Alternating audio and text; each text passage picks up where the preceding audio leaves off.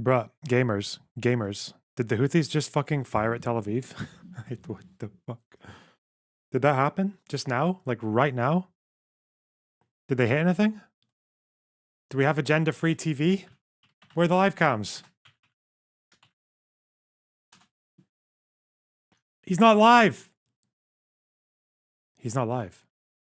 Earlier. No hit. Okay, so it's just Twitter propaganda. People on Twitter are saying they've hit and they've caused shitloads of damage. Okay. Whatever. BG3 gets you $100. Chill. One thing at a time, okay? I just want to vibe. Did you see that 60 Minutes literally released the full video? There's a 45-minute episode.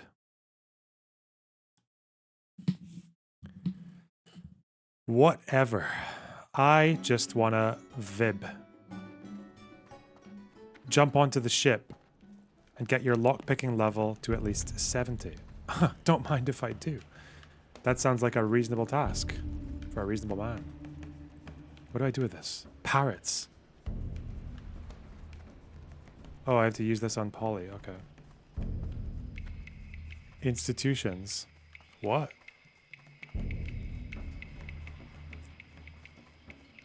Hi there. Hi there. Zoom. Whoop, whoop. It's okay. We're vibing. We're just vibing. I don't care about you guys. I don't really need most of you here.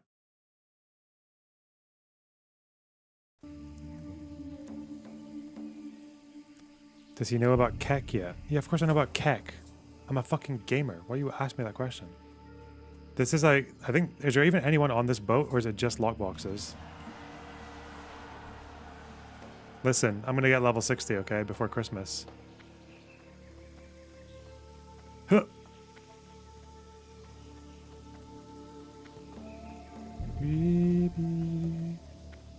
Go down to the second floor. And then there should just be a pile of boxes. Look at them! Look at this, guys. Content.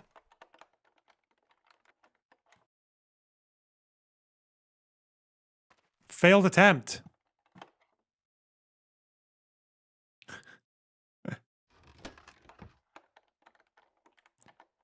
have to get my skill up to 70.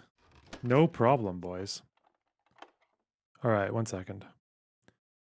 So, they released the full episode on 60 Minutes. 60 Minutes.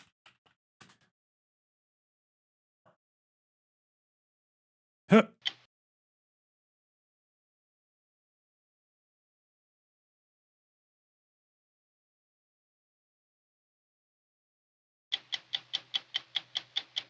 Wait. Double check. This isn't the full episode with the Mossad, is it? It is. Okay, so it's probably going to be a lot of repetition. Oh, it's just because there was other stuff in the episode. No, we've seen it all. We've seen it all. We've seen it all. It's fine. Is WoW still a relevant game? Only when things get re-released. Oh my god.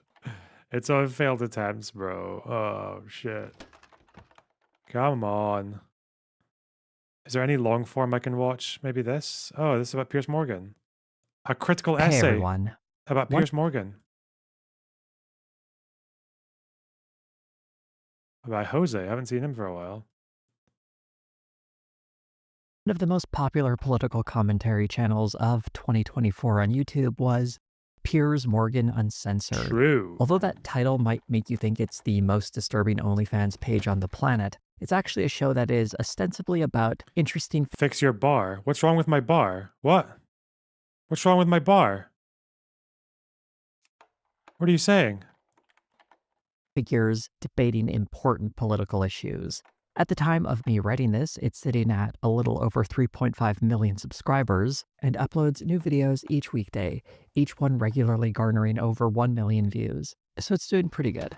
and I wanted to take a look at what this channel was like. Piers Morgan is a British broadcaster who started his career in 1988 working at the British tabloid The Sun. From there, he's been seeing himself work for a number of different outlets, such as the Daily Mirror and the Daily Mail. Here's a taste of what young Piers I'm a Morgan rat. was like back when he appeared on a TV show in the mid-90s. The whole Piers' story is just they mock him. They just humiliate him. That's it. Like, he hates liberals. And his politics is basically just him getting his own back on liberals who made him feel stupid for 4 years. Is the answer jam? Not in Only so say that many because, words. because last no. week Eddie Izzard Well, said so everybody few roared words. with laughter. I think it was hilarious. I just thought I'd say. People like him. There's a long list of scummy stuff he has allegedly done in the UK that really can't fit in this one video, but I've linked a few articles if you want to read more about how terrible he was there. Morgan started marketing himself in the United States instead, and he appeared on television programs America's Got Talent and The Apprentice, the latter of which he won. He notably was given Larry King's old time slot at CNN to launch his own show, Piers Morgan Live, but the show only lasted a few years before it was canceled due to poor ratings. In 2015, he started co-hosting Good Morning Britain Yep. on ITV, Fucking until he got clown. a little too much heat after accusing Meghan Markle of lying in her interview with Oprah Winfrey, and he left the Hey. program. From there, he would go to the newly launched Talk TV Poor Susanna Reid. The world's most neglected political prisoner. Look at her face every time he talks. Oprah Winfrey, and he left the program. From there, he would go to the newly launched Talk TV channel to start Piers Morgan Uncensored, which began airing in April of 2022. At first, its format was very similar to other cable news shows, opening with editorials by Piers Morgan and interviews with several guests. Very early on, it would start emphasizing its interviews, and How's your sleep schedule, Lunar? Listen, all I know is I'm happy.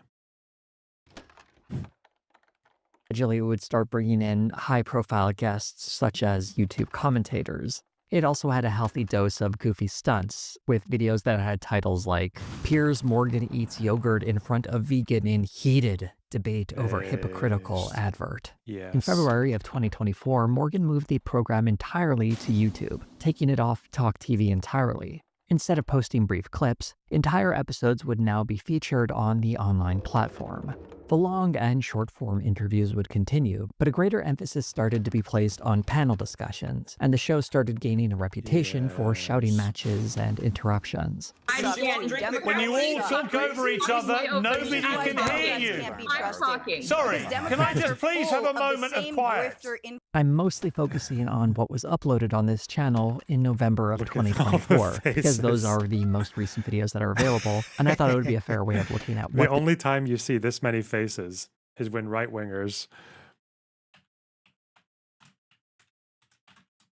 Because remember, this is not a legal term. It is just a term for Muslims. It's like when right-wingers are like talking about Muslim grooming gangs. Like, let's add to it. There we go. Hey. That look, it complements it, isn't it? It's so cute. Okay. this channel is like in the current moment. The first thing you'll see after clicking on any of these videos is a teaser of the spiciest moments of the program. The whiny liberal woman turned away so many would-be Democrat voters. That's me playing the Yes. world's smallest violin for all these crying Democrats. Yes. You deserve a tall glass of He says as his face is about to fucking implode. Okay.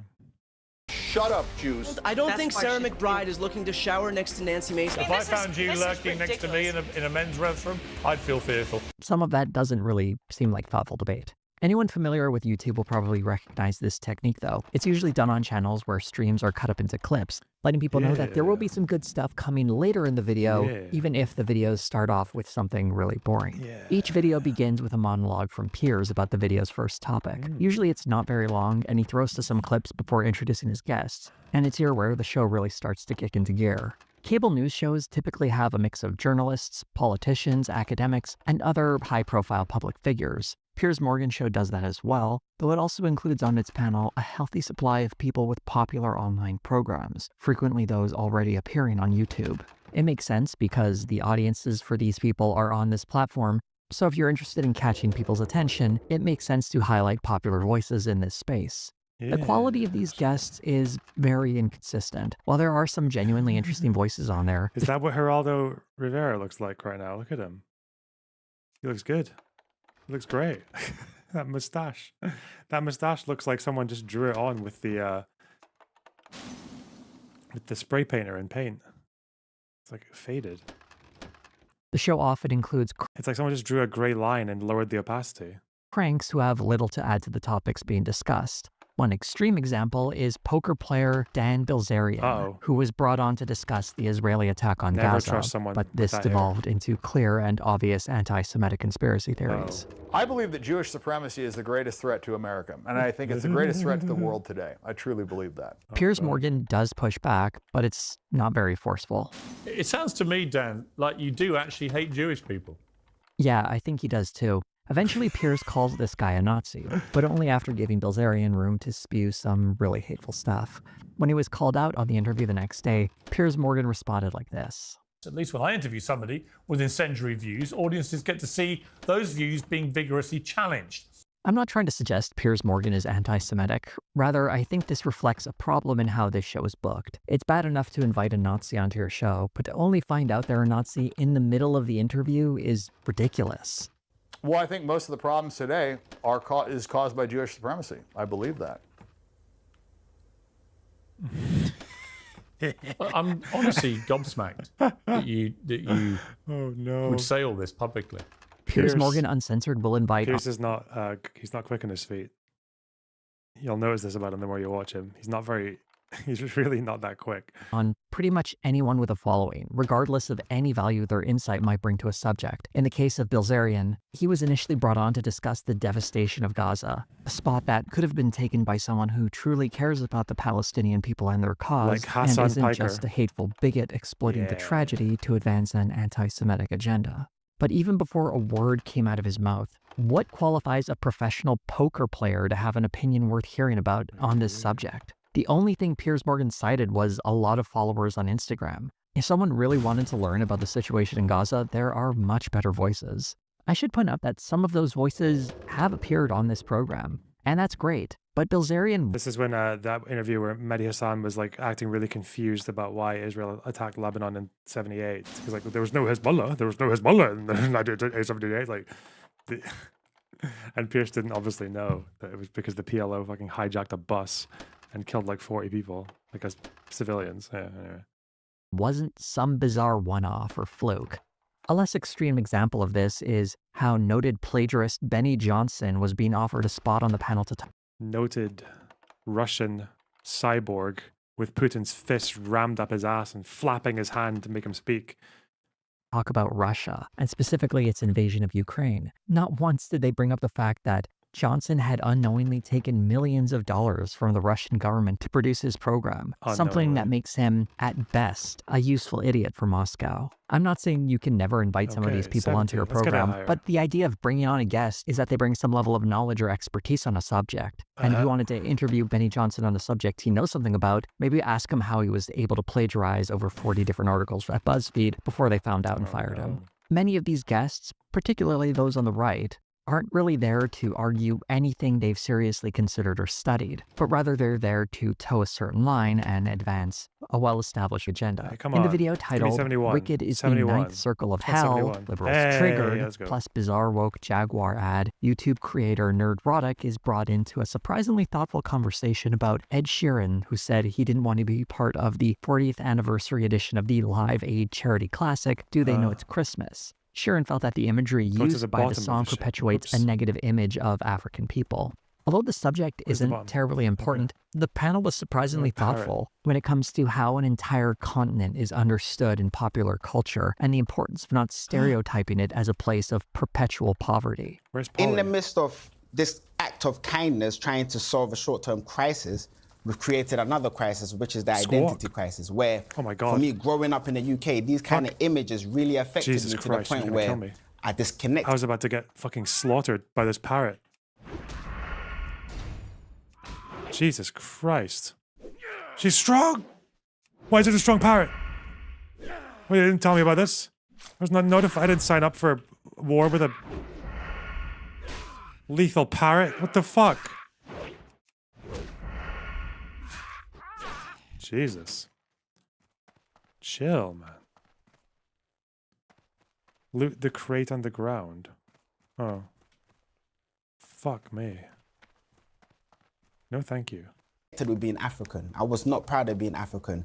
Nerdrotic's contribution is an outlier, though. Imagine this and being it's the end. Less It than could have been. stellar. I I couldn't think find the there's right a button. reasonable conclusion we could come here. We could talk about the region maybe and not, you know, because there's shithole countries. It's not exclusive to Africa. There's shithole countries around the entire world. The more obvious compromise would be to listen like to the people the United from States. Africa on how they would like their respective communities to be portrayed. But as Yeah. obnoxious as this guy is, I don't really blame him for having such a poor response. Of course he would fumble and bumble about this issue. In that very video, he said he was primarily concerned with Star Wars and Marvel movies being attacked by whatever he thinks wokeness is supposed to mean. I'd be amazed if this was an issue he even thought about before he found out it was a topic that very day. But he does have a channel with over 1 million subscribers, so Piers Morgan has invited him on to opine about Jaguar ads and 40-year-old charity songs. A Not clear every cap. guest Don't is mind an if I odious do. bigot or Fuck empty-headed off. grifter, Fuck and I'll off, highlight a Kevin few of here. the better ones later in the Kinda video, dick. but Piers Morgan Uncensored doesn't seem to have any quality control for its guest. It's more concerned with attracting attention regardless of how it gets it and what people at platforms,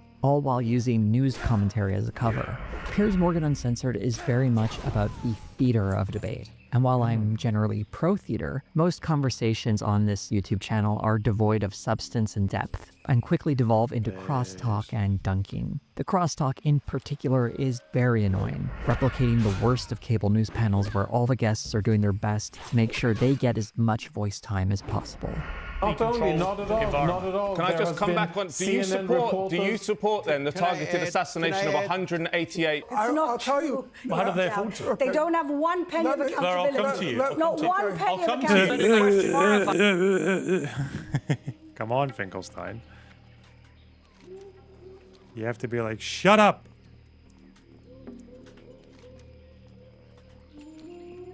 Violations. Again, You're telling me the you FAR asked the violations question. of him illegally Okay, accepting I'm foreign gonna money, say it of again. him taking First of bribes all, and having money go, he that the never- statute he of never limitations on that is what, registered- 2 Don't years? talk over each other, please. In the midst of all this noise, we sometimes get the main attraction in these debates, the dunks.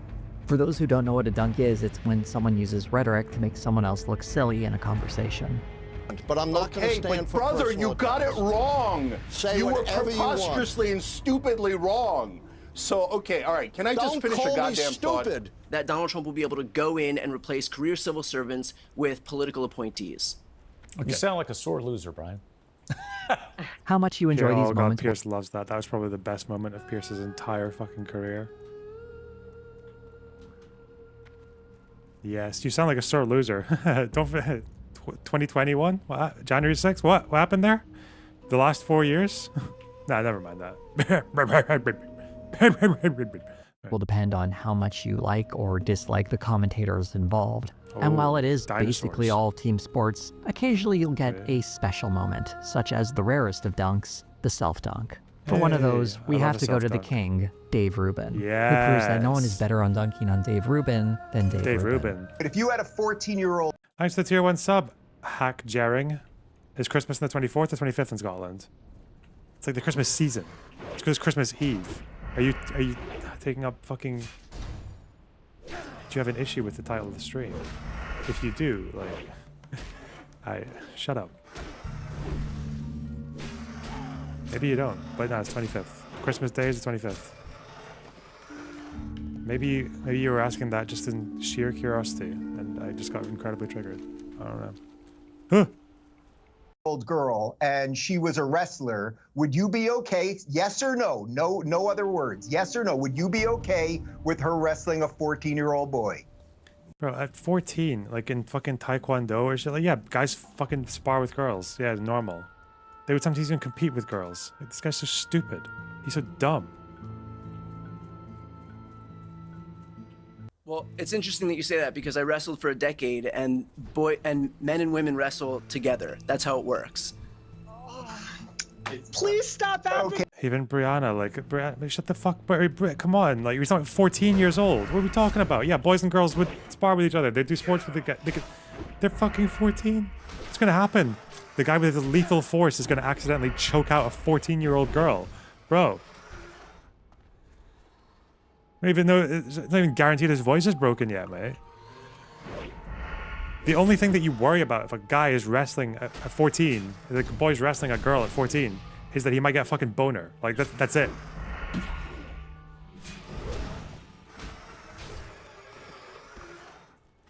Mate, no one's getting hurt, no one's dying. Fuck me. Some roided out 14-year-old goes to tackle a girl and just breaks her neck on the way down. Like, what the fuck? Why is Brianna having a problem with that? She's not... Oh, God. Okay, champ. And while all of this is good fun to watch, what exactly is the point of it? Sure, it shows Dave Rubin to be an empty vessel of a man, but Rubin has been proving that on his YouTube channel for years. This panel in particular is a collection of clippable moments that punctuate an otherwise pointless conversation, right down to the title of the video. Raptors. You're such a smug prick. True. Dave Rubin versus David Pakman, and more, which references a moment where David Pakman called out Dave Rubin for taking money from Russia. When Dave Rubin talks about well-funded this or that, his Russian money source just dried up, and he's the last person who should be talking about funding sources. These moments are... Listen, that's really below the belt, Mr. Pakman. In my defense, I just really didn't have any suspicion around a guy with a one-pager resume. A very successful, a very accomplished philanthropist who doesn't seem to exist anywhere on the internet apart from in this one pager that you gave me that's full of spelling mistakes. And to be fair, in my defense, my suspicions were aroused when he said that he was in favor of social justice. I did pursue the facts further because why would a guy who's interested in social justice talk to me? Oh, God. Right. Are why this channel is so popular. The titles, thumbnails, and little sizzle reel that opens up each video highlight them because that's what everyone is here to see. This is ostensibly designed to attract people to more substantive debates, letting them know you're going to see some really funny, messed up stuff happen, but if you stick around, a richer conversation will also be happening. Except that never happens. On the rare case a serious or substantive discussion starts, it often is stopped right in its tracks by one of the panel members interrupting someone, or everything coming to a screeching halt when someone lands a dunk. All any of this noise really does is let people cheer for their respective sides. This has long been a problem of these political debates online, as audiences have been trained to listen for these clippable moments, and participants have followed in suit. Piers Morgan Uncensored isn't unique in that sense, but it is an example of how this internet culture of messy debates has been given this sleek corporate sheen to recreate the noise of that space. In a way, it reflects how the YouTube space changes the creation of some online weirdos and twists it into this corporatized version that's designed to maximize profits by getting high-profile guests to roll in the mud, because there's big money to be made in this kind of spectacle. Something inescapable from these conversations is that they're invariably positioned to favor one side of the political spectrum, and that's very clearly the right. While this often comes from the guests who are included in the panel, much of it also comes from the topics that are chosen and how they're presented. Here's how Piers Morgan introduces a discussion on the recent cabinet picks for the incoming Trump administration. Trump is doing exactly what he said he'd do if he got elected. And he just won the presidency in an emphatic clean sweep. If that's not a mandate for him to now do what he said he'd do, then what is? And the first guest Piers Morgan goes to is comedian Vincent Oshana, who rattles off some scattered thoughts while building to the whole point of this ramble. And you know what this is, Piers? This right here, can you guys see it on the camera? That's me playing the world's smallest violin for all these crying Democrats. It's sad that, even with notes to help him, Oshana can't really say anything positive about the Trump cabinet nominations, aside from 2 of them being veterans. He does spend several minutes listing all the flaws with the previous cabinet, which is fine, but when he can't provide a positive... Why is he so fucking red? He gets it's like definitely a reaction. It's an emotional reaction because he gets redder. Is he just on coke? Like I don't know. I don't know. Coke makes you that red. Argument for his side, he reveals he's not much more than an attack dog, only really suited to shouting matches. Let's go. Which is why he's there. The merits of the choices matter less than criticizing the previous administration and dunking on the left. And that dunk line O'Shauna had at the end is what makes him a favorite for this program.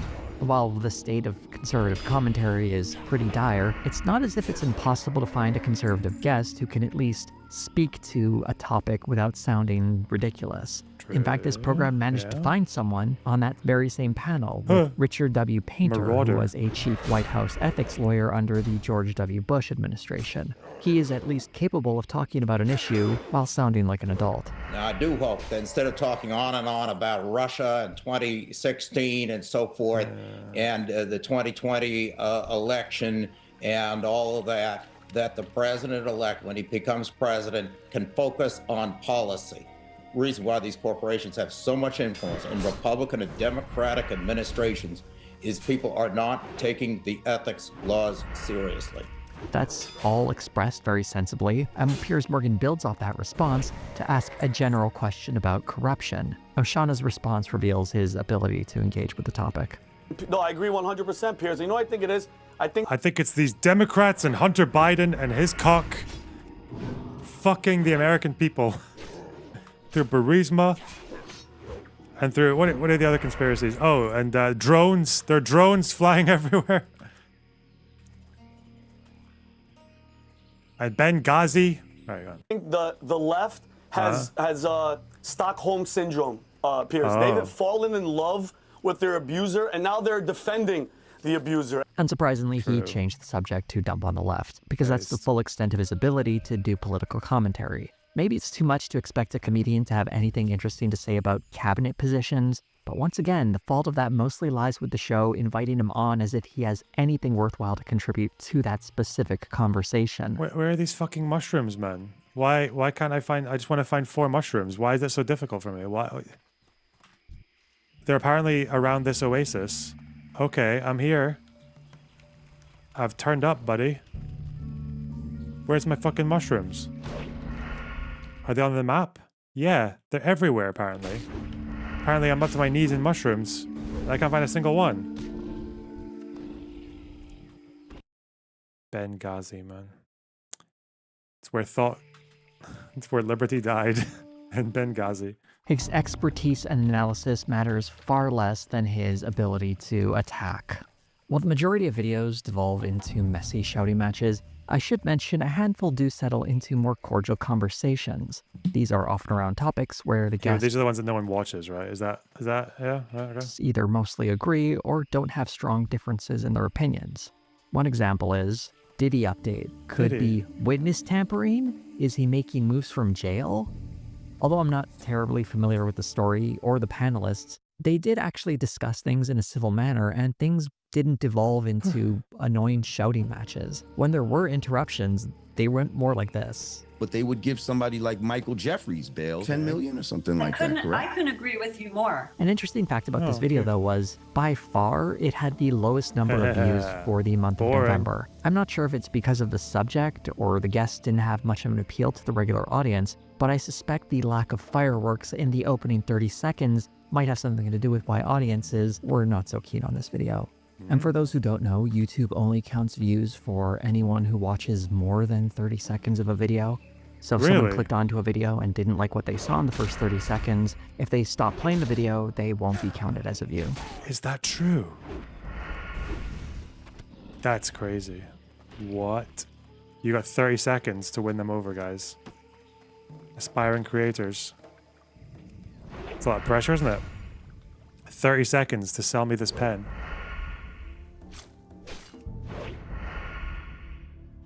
Fucking what? Do you need 75 mining for a fucking tin vein? I didn't know. I've been neglecting.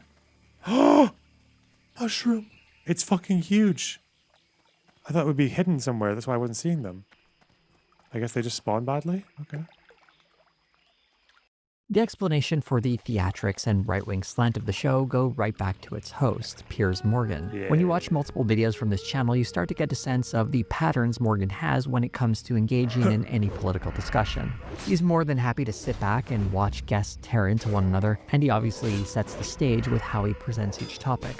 But even more important is how he's constantly emphasizing certain topics in each episode. For example, and I can't stress this enough, the man is obsessed with trans athletes in sports. I've constantly said this is something most people Yes, he really is. feel fired up about, which is this thing of trans athletes in women's sport and so on, and getting into women's spaces and so on. Transgender athletes in women's sport and the very damaging impact that is having. Yep. I really think they underestimated how the majority of Americans feel about that kind of thing. They also were supporting things like transgender athletes being allowed to compete in women's sport. As a reminder, since It's funny that his favorite example for this bullshit is Iman Khalif, someone who's not fucking trans. It's just a woman who he's convinced is a man, probably just because he doesn't like the look of her. He doesn't like the cut of her jib. That's it. Like, none of the evidence has been presented to us. It's been like quotes from people saying, yeah, someone said this. No verification though, sorry, can't confirm, sorry. And Pierce is just like, oh, well, it's been decided. We always need one whenever this topic comes up. The issue of trans athletes in sports is a moral panic cooked up by the right. Not only is it not a major issue on the left, it's also the latest in a long line of fear-mongering campaigns against trans people, a campaign the right has been waging for many years. Not only is this a non-issue that affects a tiny percentage of people, it's also not, as Piers Morgan repeatedly stated in these videos, infringing on the rights of cisgendered women. Last I checked, they were still very much allowed to play sports. And they still seem to be doing pretty well, as the supposed dominance of trans athletes has yet to manifest. Not that Piers Morgan would know that, as he repeatedly cites this stat that 900 medals have been awarded to trans athletes. This came from a United Nations report, though not in quite the way he imagines it. Piers Morgan first brought up this stat when speaking to David Pakman in an October video where he called it a survey. An astonishing survey has just come out today by the United Nations that reveals that female athletes have lost 900 medals to transgender rivals competing against them in women's sporting categories. This is a UN report. The report isn't a survey like Piers Morgan first presented it. The section on medals is a few sentences sourced from an anti-trans advocacy group and doesn't represent research from the UN. Specifically, this stat comes from a website called shewon.org. There's a giant table that counts the number of medals that have supposedly been won. Apparently it's gone up since that UN report, but you'll notice there's... Pierce was like, I think this was when he said it's from this footnote. I think Pakman said it's from a footnote that leads to an anti-trans site, and Pierce was like, it's not a footnote, it's on page 5. Oh, God. That was so disgusting, man. I've never... It really gave me a bit of an insight into how Piers Morgan's brain operates. It's not a footnote, it's page 5. Oh, mushroom. Where'd it go? The fucking turtle. Okay, and my mushroom.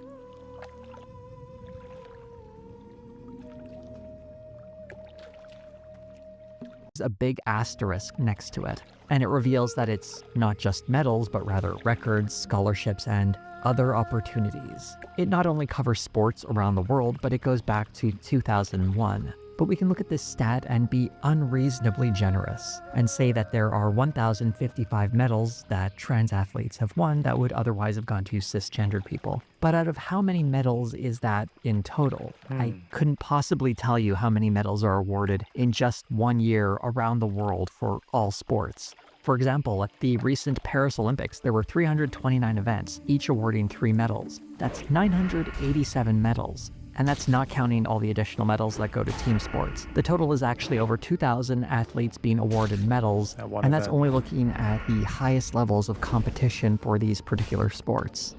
Many of these sports have competitions throughout the year in a number of different countries.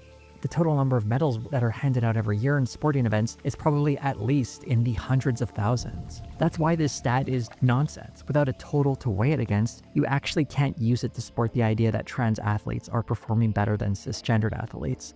Also, looking at this list more closely, you start to notice some weird patterns, like so many of these incidents are for disc golf. Over 200, in fact. With all this talk about how trans athletes are dominating sports and endangering cisgendered women, I didn't think 1/5 of that danger was coming from the disc golf scene. The fuck is Many disc of golf? these supposed medals are also being counted more than once. If a trans athlete finishes first in a minor golf tournament, the second, third, and fourth place athletes will all be counted. This is an example of how one trans athlete winning anything is counted 3 times in this list, which is another way in which this total is deeply suspect. But none of these details, of course, matter to Piers Morgan. After Pacman confronted him on this stat, we got a rare fact check on the show where Morgan's team pulls up the UN report.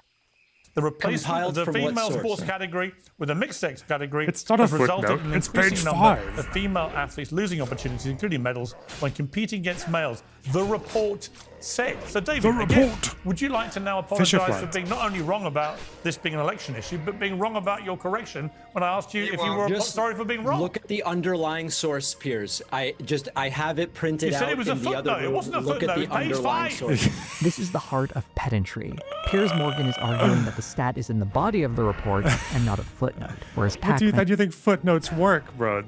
Yeah, it's the citation is in the. You say the thing in the body of the text, and then the source is in the footnote. He's taking umbrage with the source. You fucking moron. Okay. Holy fuck. Pierce. His brain. And is arguing that the stat is sourced through a footnote page and not 5. evidenced by the report Mushroom. itself, and therefore shouldn't be credited to the UN. This isn't a fact check, this is a waste of time. Also, this report wasn't conducted by the United Nations, but rather a special rapporteur for the... Yep, special rapporteurs.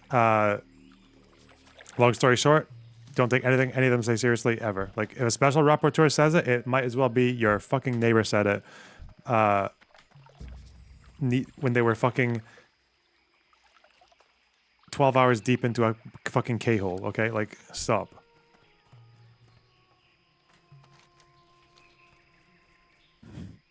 Being a special rapporteur for anything in the UN apparently just means nothing. Just means they've picked any fucking nutter to just say things randomly. The UN, that is, an independent expert who is providing advice to the United Nations. This individual is Reem Al-Salem, a well-known anti-trans activist. And how she became a special rapporteur for the UN is outside the scope of this humble little video. Another talking point that Piers Morgan loves to bring up is that he thinks trans rights were one of the issues that cost the Democrats the 2024 election in the US.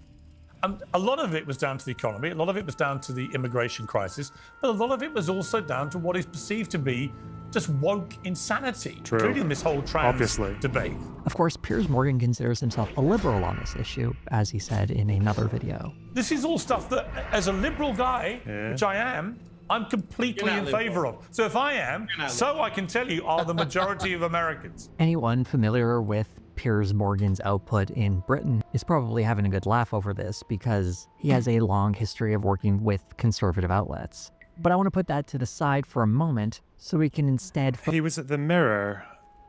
It's hard to tell because Pierce isn't really like, doesn't have an ideology, really. He just kind of...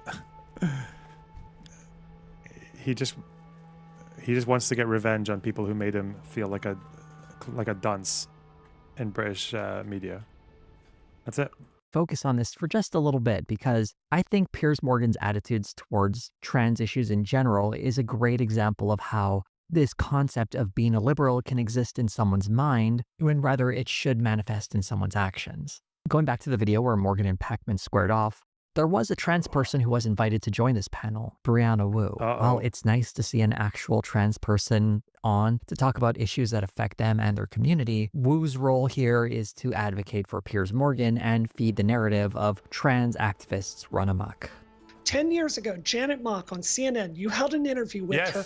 We were not talking about trans stuff back then. Everyone in the community was thrilled about it. What did she do? She went on your program, she lectured you, she was beyond rude. She told you she was not interested in your opinion on anything. She just shut you down. I said that she was born a boy and then transitioned to be a trans woman. She said that that was transphobic and tried to basically destroy me. And right there was the start of this nonsense. For those too young to remember this moment, Wu is completely mischaracterizing this moment in history. First of all, there were 2 interviews. The first of which was incredibly cordial, and both Piers Morgan and Janet Mock were very kind to one another in it. I'm seeing a bit of Janet and a bit of Beyonce, especially with the hair. Oh, I live for Beyonce. No. And the dress, because this is very like the dress Beyonce wore when I interviewed her. Not that I can remember every second of that day.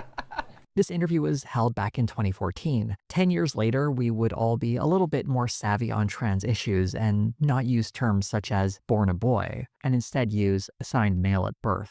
There was also one point in the interview when Morgan asked, how would you feel if you found out the woman you were dating was formerly a man when Mock had never identified as a man? You meet a man and you fall in love with this man, but there's something you have to tell him.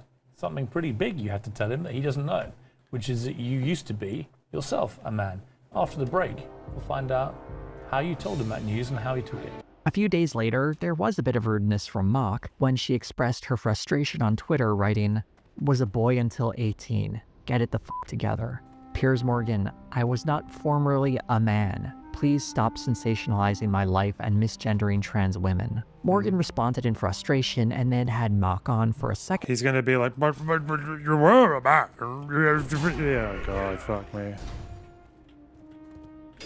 In time for a more contentious interview, one where Mock was pretty darn polite while Morgan was far more confrontational.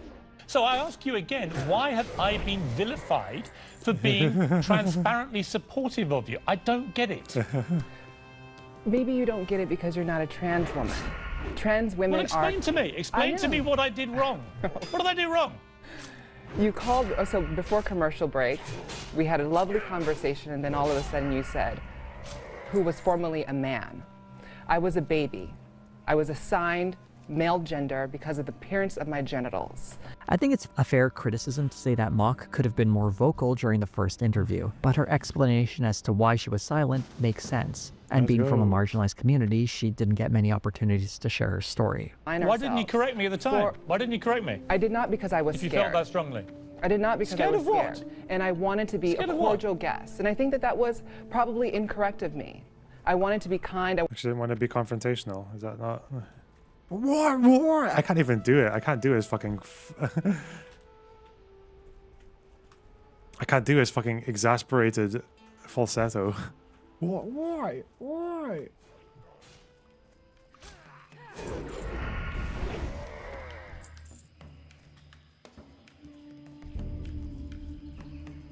Why?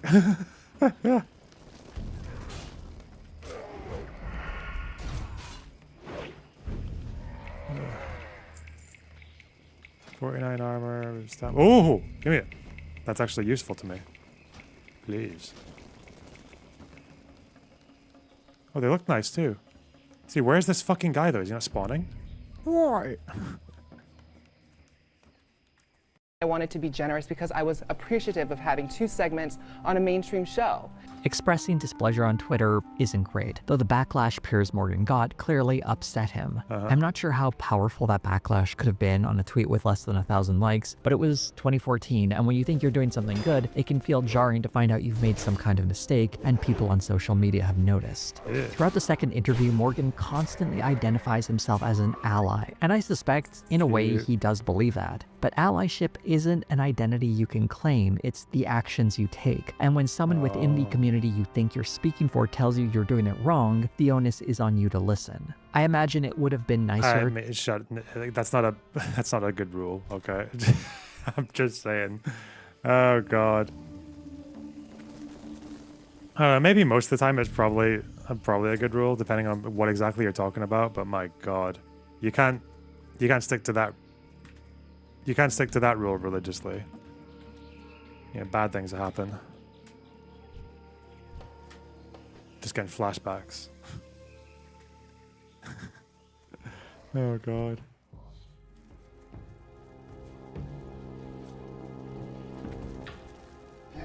All right.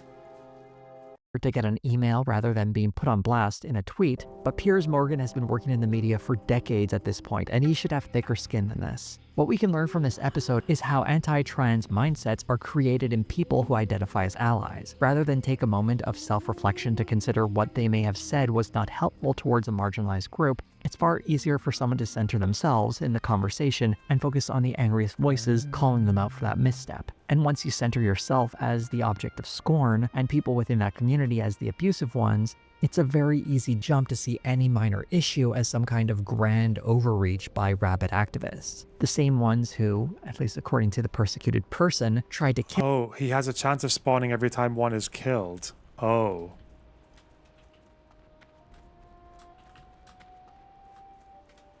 Yeah. You can't just stand there. But then you risk someone else grabbing him.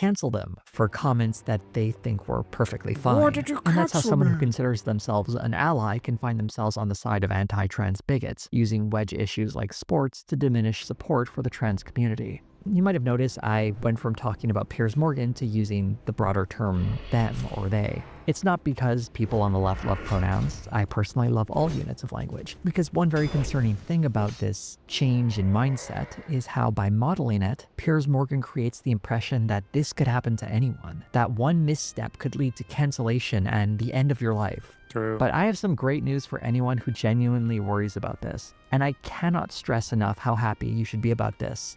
You are not Piers Morgan. You won't be held to that same standard, and the odds of someone writing a mean tweet about you after you accidentally use the wrong term in a conversation is incredibly small. Most trans people don't have the time or interest to put someone on blast for minor slip-ups like that. Even if someone did put you on blast, it's likely they don't have enough of a platform to destroy your life. And let's be real, Piers Morgan's life was not destroyed or damaged in any considerable way. Yes, his CNN show was eventually canceled, but it's not because he was rude to a trans guest. It was because he had bad ratings. And now he's got a popular YouTube channel. Instead of being a professional in the media space and accepting the criticism, even if it's not ideally presented, and simply moving on, Piers Morgan has decided to accept it as some kind This quest is fucking bullshit. What the fuck am I doing here? How long have I waited for this dick? First of all, is sawing around picking mushrooms, and now it's getting this bozo to appear. What the fuck? What am I doing with my life? The fuck? Come on. Why are they taking so long to spawn?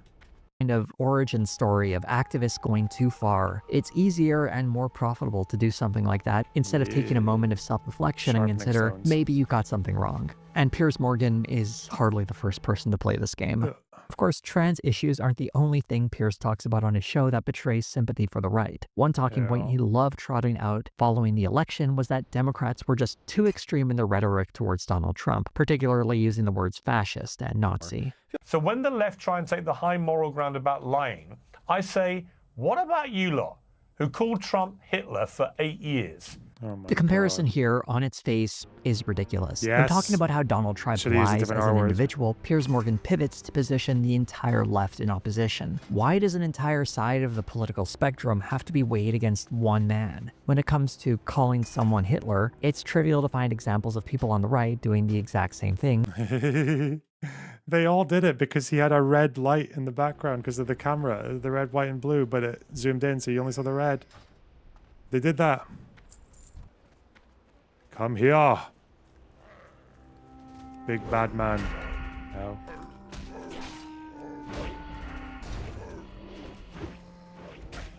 Wow.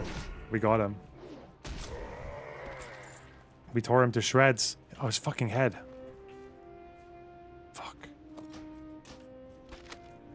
What? Fucking clam. No. Come here. Scroll of stamina. Okay. I don't have this though. This is not part of the quest. Okay. Okay.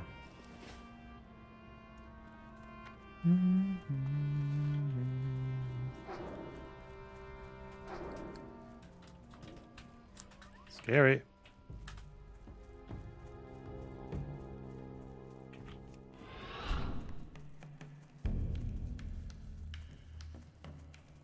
Raptors. to Joe Biden and Barack Obama. And yes, people on the left certainly said the same about George W. Bush. But Piers Morgan apparently believes this is a new thing, and one the entire left now has to answer for. It's especially silly when he gets upset over the use of the term fascist, which Donald Trump has used to describe the left in his speeches. And she's calling them all fascists and Nazis, okay? But she's a fascist, okay? She's a fascist. Morgan would argue that it's better to ignore what Trump says, as we should judge him on his actions. And he does this brilliantly, by the way, with the left. Brilliantly. He sucks you in. Because he just shoots them a hip and he says stuff that crosses his mind or whatever. And rather than pick him off on stuff he actually does, you all go completely nuts every time he opens his mouth and says something a bit crazy. I hope the double standard here is clear. Democrats are judged on the rhetoric of anyone on the left, but Donald Trump is never held accountable for any of his rhetoric. As for the generous use of the term fascist, it's something Morgan has no problem when he does it himself. The left would constantly say Trump's a fascist, whilst themselves behaving very like fascists. You know, the purest personification of fascism is where a group of people tell another Cancel you on group of Twitter. people, if you don't dress how we tell you to, speak how we tell you to, laugh at things that we think are acceptable, you know, have heroes that we have approved, read books that we have approved. Fascism is not a fucking clique. That's not what fascism is, you fucking retard. Oh my god, I hate him so much. Ugh. Who's telling you how to dress, Piers Morgan? You're wearing a fucking poppy, right? What? Like, a poppy and a suit jacket. Etc., etc. That is actually what fascism is. It's where you try through your own narrow prism of your worldview, try and dictate that to everybody. Wait, I love how you said read what you want to read. Oh god, like who again? else, Sorry, on wait. pain of Who fucking bans books again, bro? In the United States? Who did that? Who did it?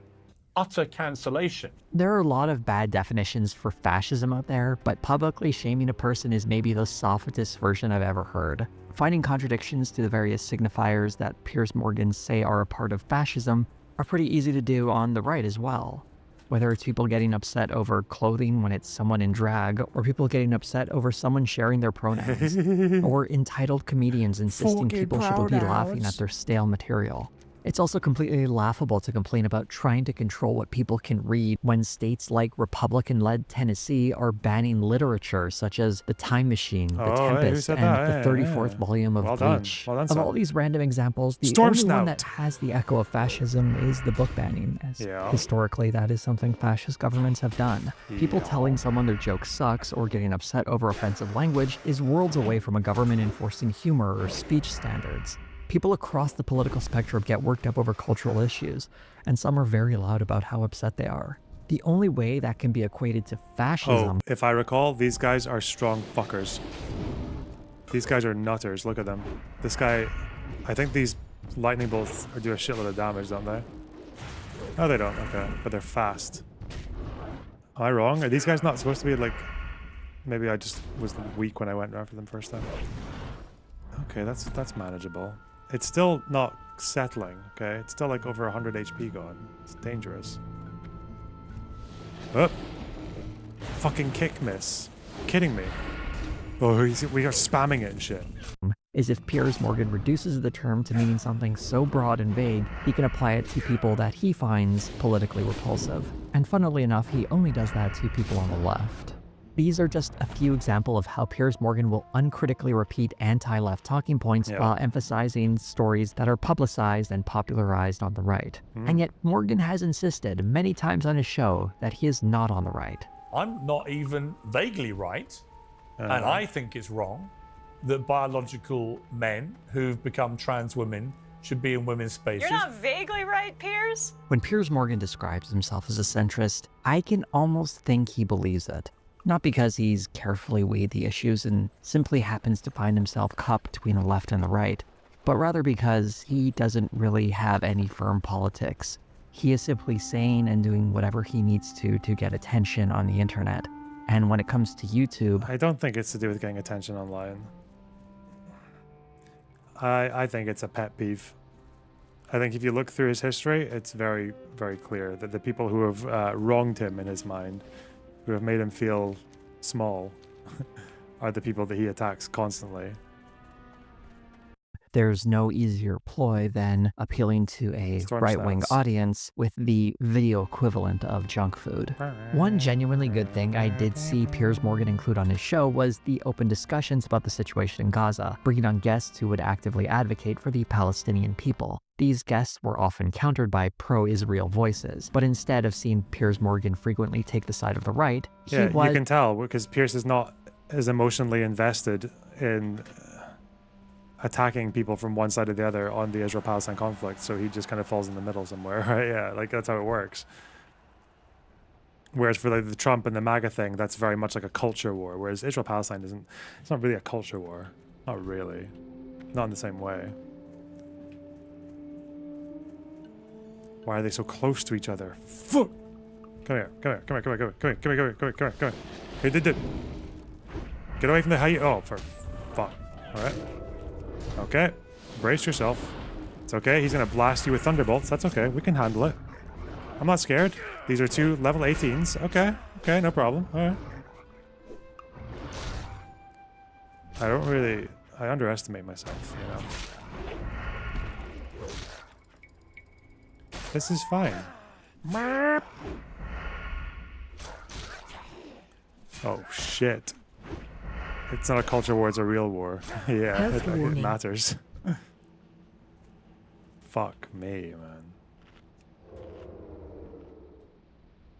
is a bit more even-handed, offering challenges to both. Again, we come back to the media being banned from going in there. If you don't let the media in, then I'm afraid as a journalist, I'm like, what are they hiding? My question was, where should the Gazan civilians go to be safe? The Gazan civilians today have an opportunity after Hamas No, that's not my that has question. subjugated them No, you can't. to rebuild their Fine, society. that wasn't my question. My question is, where can they currently go to be safe? To the safe spaces that Israel has assigned, where Where? Israel is not attacking. Where? Well, it depends where. That being said, his record on the conflict is a lot less flattering, and when he brings on someone like Mehdi Hassan, it becomes very apparent how squeamish Morgan is when it comes to harsher criticisms of Israel. It's complicated. No, it's not complicated, actually. Israel is the occupier under international law. Israel is the one killing the vast also a majority liberal of democracy. civilians.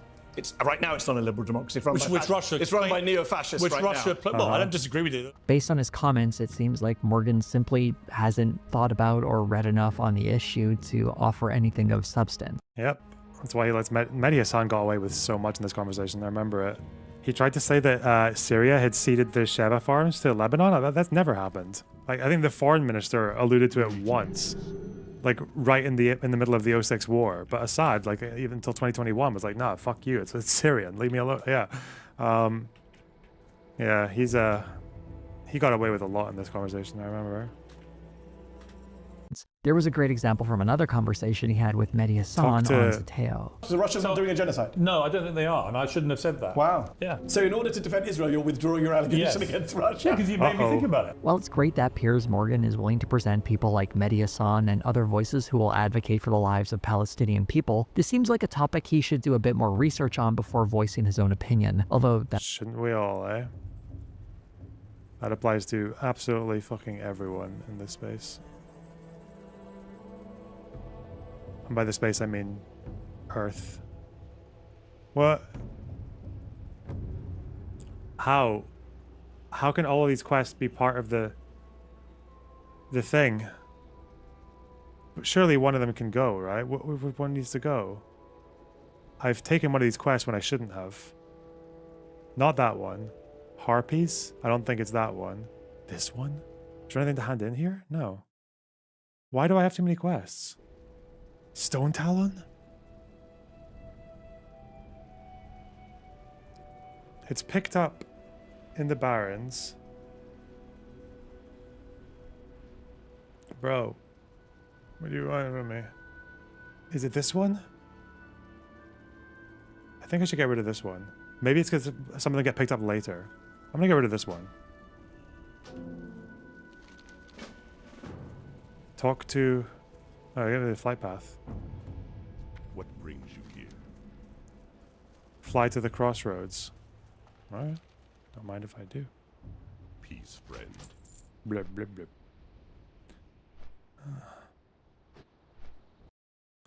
Okay. that's kind of par for the course with a lot of what he seems to talk about. I've been pretty harsh on Piers Morgan Uncensored as a program, but one section that wasn't completely useless were the one-on-one interviews. I've already highlighted a few examples of it at its worst, such as platforming a Nazi, and I've shown some positive examples, such as speaking with Mehdi Hasan. But unlike the panel discussions, the longer interviews are far more likely to result in something interesting being said. For example, a former advisor to Kamala Harris, Mike Nellis, was brought on to address the idea that men are being alienated by Hollywood and that one Gillette ad from 5 years ago that talked about toxic masculinity. Oh my God, Nellis facts. decided to sidestep the issue and talk about something real instead. They want to tell everybody that if they're not the type of manliness that they like, type of manliness that you see on the right, that you're not a real man. And I'm sick of that crap. Here's the truth. White men in America are 4 times more likely to commit suicide than any other group of people in the United States. I didn't hear either party talk about that. Things fall apart when Nellis is brought onto the panel and the conversation decays rapidly. But for a few minutes, there was an interview where something interesting was being said, and the absurd narrative of men being let down by advertisements got some real pushback. The interview was contentious, but that's completely fine. Going on a show like this, you should expect to have your positions challenged. However, interviews with right-wing guests seem to include fewer of those challenges, even when someone says something completely ridiculous. For example, Glenn Beck said this about Donald Trump in an interview. He could be a Lincoln, a transformational president as much as a Lincoln, restoring the republic. Piers Morgan. Did someone really DM me to say that I'm an IDF sim? Oh no. Winds guide you. Peace, friend.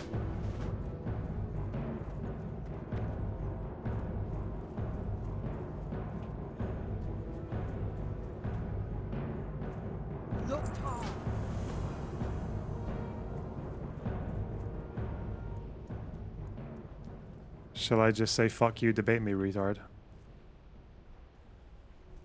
Sug. For the Horde.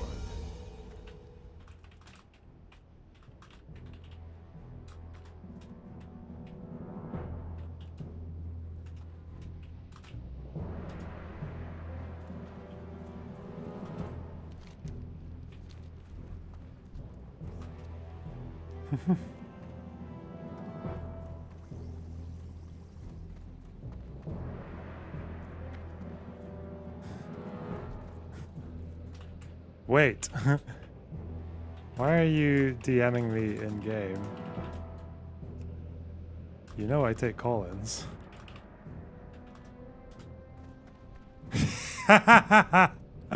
They put me on ignore. They put me on the fucking loser. Jesus Christ.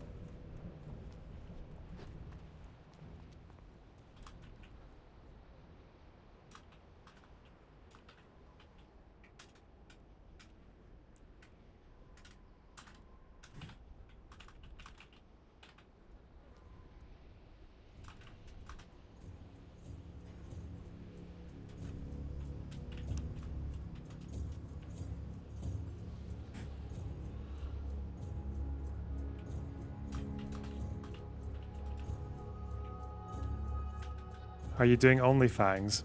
Maybe. I don't know. I just want to... Wait, delete any Sunscale feathers. Okay.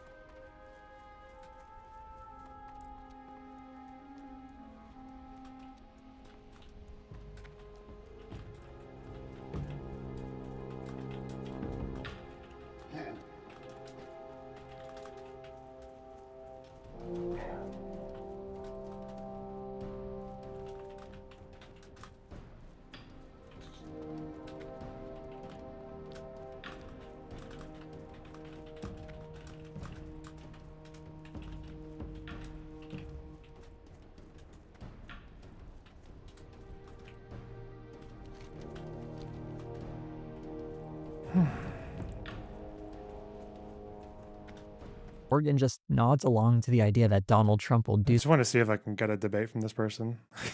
something on par with ending slavery. I suppose deporting 20 million people would have a large-scale impact, but destroying lives and families like that seems more like the opposite of ending a monstrous institution like slavery. Even though the actual ideas expressed here are ridiculous, and Piers Morgan doesn't offer any meaningful pushback to right-wing claptrap, I do appreciate this interview because it provides a clear example of what someone like Glenn Beck thinks. A clip like that speaks for itself, so there is a kind of value to these interviews as well. These interviews also sometimes lead to us understanding Piers Morgan a little bit more when we get moments like this one. Why didn't he behave like a fascist for 4 years when he had the chance? And the truth is he didn't. You know, January 6th was awful, and I wrote that at the time. What's this? And said it at the time. Rend? But other than that... Wait, do you have to be in the Barrens to get Rend or the Crossroads? Have I just lost it?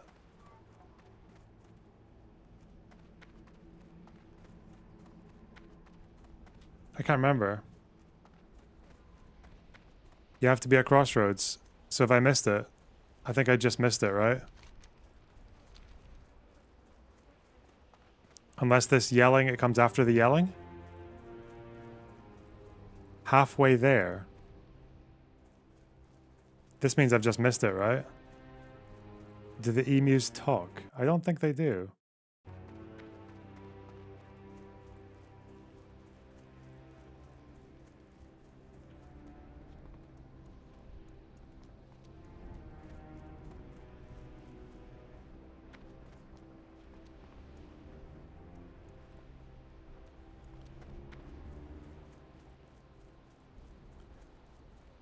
I think I've lost the buff, right? I didn't get it. Okay. Whatever. Not important. I'm gonna survive. Alright. Where you could construct an argument for this. Why'd this person stop replying?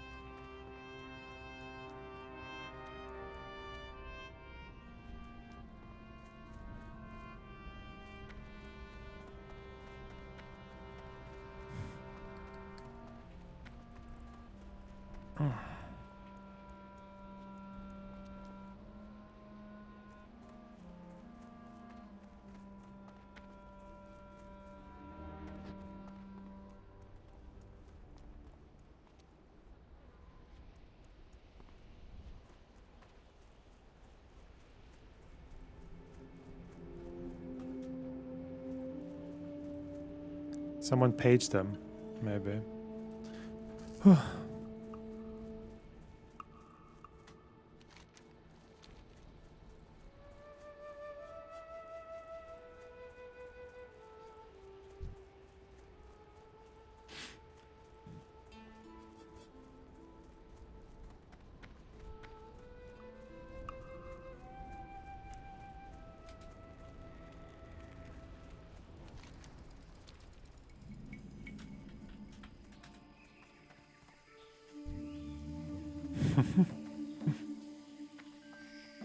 Oh, what's this? What is it? Hezrul. Whoa. Wrangler. Wrangle this, bugger.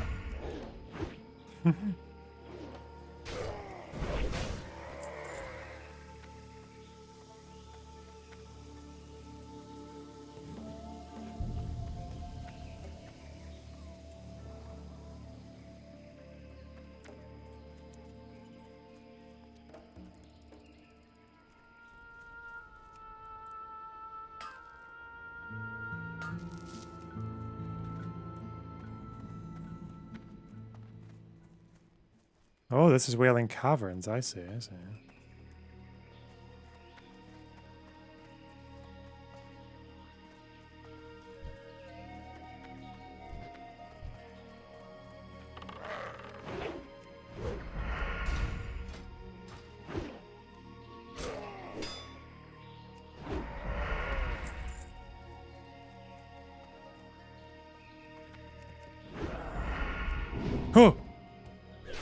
This was the kind of thing you would see in a sort of a banana republic.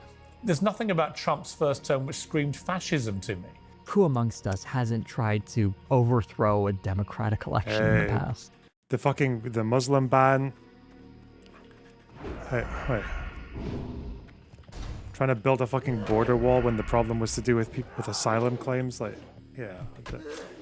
Talking about threatening to criminalize people who burn the American flag.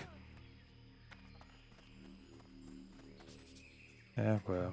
But moments like this, I hope, make it crystal clear what side of the aisle Piers Morgan is currently servicing, and how standards aren't really upheld for one side while being overly enforced on the other. There's something interesting that happens with the occasional guest on these videos. At the tail end of one video, the streamer Destiny was brought on for a few minutes following the November election. What was ostensibly about his reaction to the Trump victory was almost certainly just an excuse to ask this question. Did you cry? Clean sweep. He won the popular vote as well as the Electoral College. Did you cry? This isn't the only time Piers Morgan has done something like this. For example, he brought on Roger Stone for this moment. I just wanted to end on a bit of personal business, Roger, because when I tweeted that Kamala Harris wasn't up to winning the presidency, you responded to me on X and you said, Piers now trying to suck Trump's dick after betraying him previously, a truly talentless dirtbag. Damn. I just wondered whether, now the dust has settled, you wanted to maybe rethink your view there, Roger.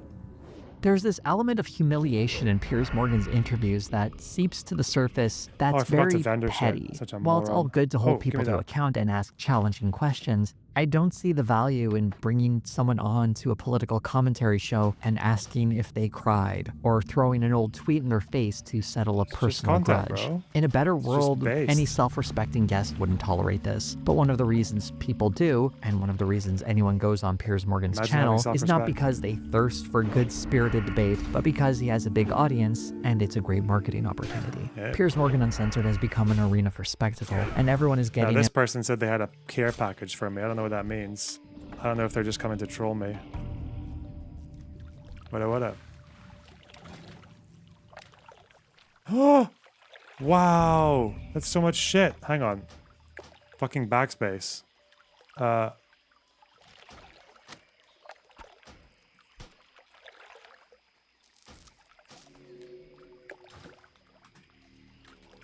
Thank you. Wow. What a kind stranger. Kind stranger. Our ancestors be praised.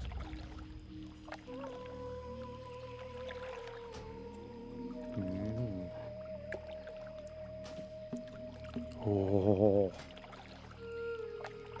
Wow. Health potions. All the fucking memes. Huge. I haven't really needed these healing potions, have I? Okay. I have to kill these snapjaws. Can you put a good word for me and get me unbanned from Destiny's chat? Probably not. Okay, fuck. Huh.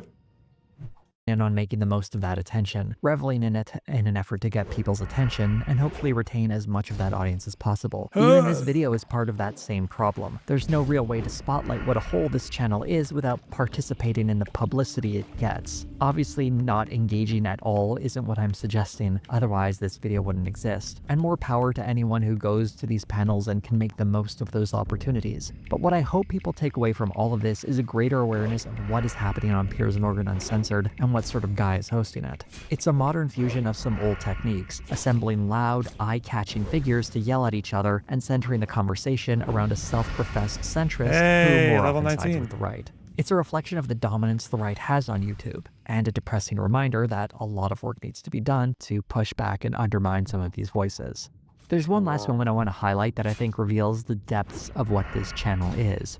As some added context, Emma Vigeland of The Majority Report is addressing Piers Morgan's fixation on the imagined threat of trans athletes, and she suggests that he tackle more important issues, like victims of sexual assault. Piers Morgan's response really sums up this entire cynical enterprise. I'll take your advice on what segments we should be doing. We are the fastest growing YouTube channel in the world. We're probably getting it about right. So long as he can keep growing his channel, demonizing trans people or pushing some other bogus right-wing narrative, he's going to keep doing just that. And I think it's very helpful when his guests call him out to his face. One thing you'll notice in this video is I didn't spend too much time talking about the various guests that Piers Morgan had on. Okay, listen, I just want to play video games. Okay, that was a good video though. This person's fast. This person died today, now they're level 10.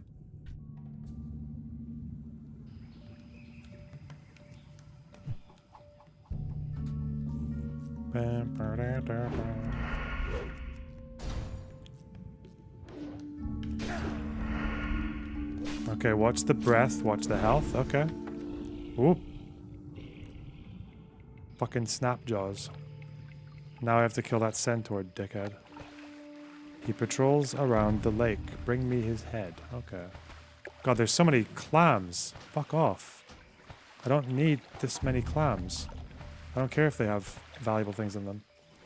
Breath! It's fine. Undead have long-lasting breath. Stormer. The swiftness potions will save your life before healing does. True. Oh, the key. The booty key. That means I can go to the place.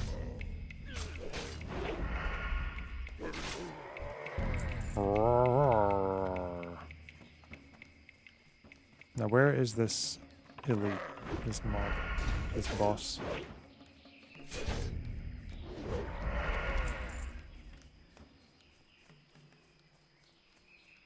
Remember when undead could stay underwater forever? Was that like in the beta or the alpha? I don't remember. No, I don't remember that. Did we talk about Matt Gaetz? Nope. I'm not doing I'm not doing politics. I'm a gamer, okay? I just play video games.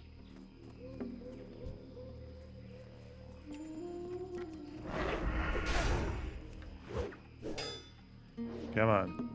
Die. Fucker.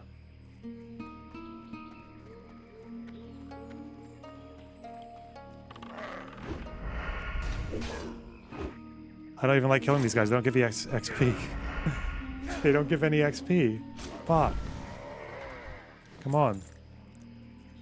Show me the money.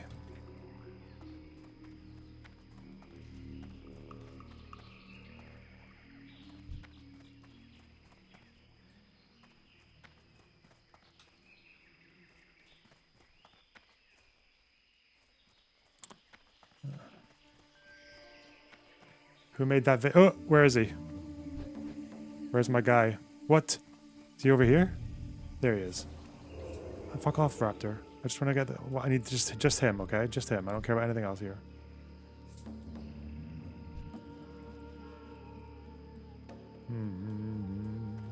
Come on. Come on.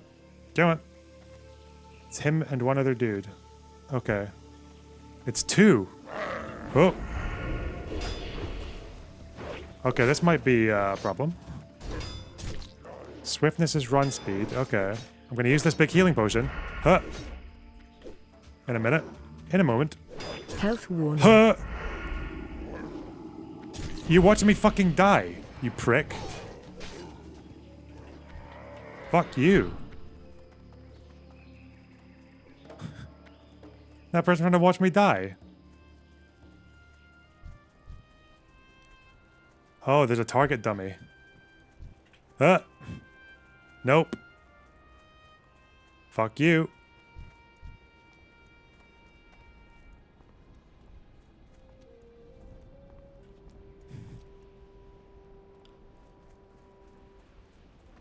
Yeah, there's a guy called Jose. He wanted an invite. He can invite me. Listen, that was way too disorganized, okay? I'm not dealing with that nonsense. No, no, no, no, no. Just give me the... Oh, fuck me. Give me head. Give me head. And then we go. Okay. Yeah, I know healing and swiftness shares a cooldown. Yes, thank you.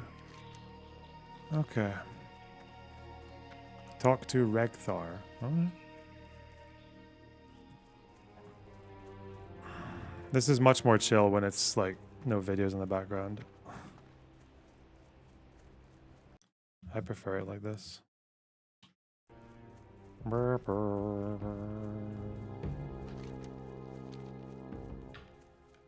Ooh.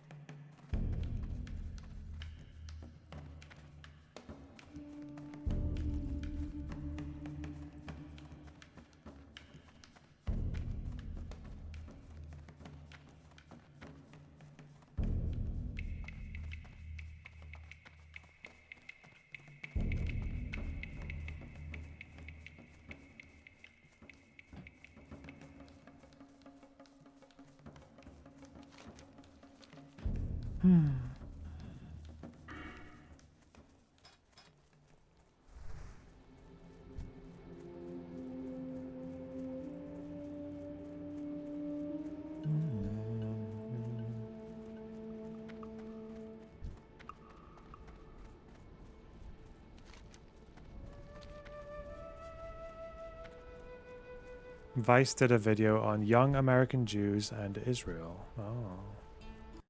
That's the kind of thing I'd have to watch on Twitch.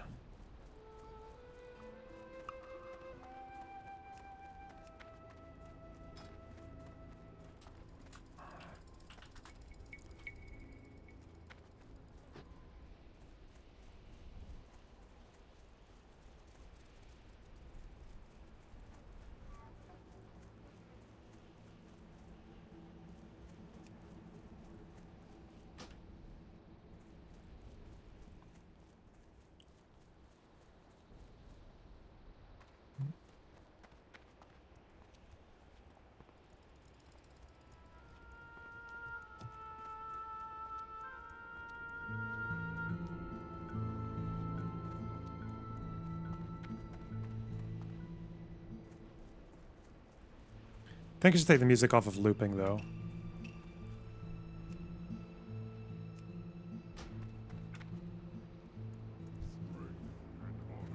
And the gaps are nice, too. Blood and thunder. Ooh, a ring. A hoop. Give me a hoop. Next group is hard. Next quest is hard, and grouping up is recommended. Huh. Huh. Should I do it? A strong elite. Guarded by at least 2 mobs.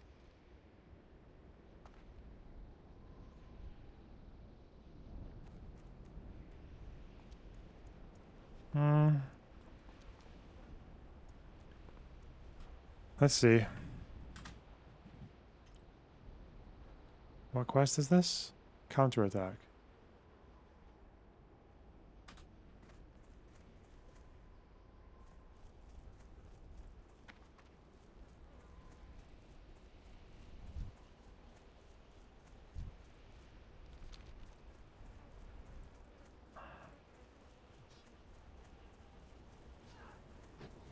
Someone needs a group for fucking Hezrul.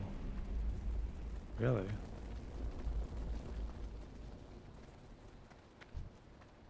Well, wait. Wait, is this him here? God, that's a big crowd. Where is the guy?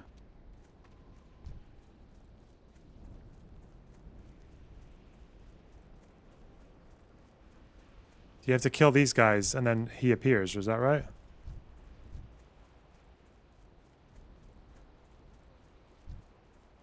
Is that it? If I had a bigger community, okay, we could get a huge... Moreau, thanks for the $5. Show the camera your nails. What, for $5? What a waste of money. God, no way. No, I will not show the camera my nails.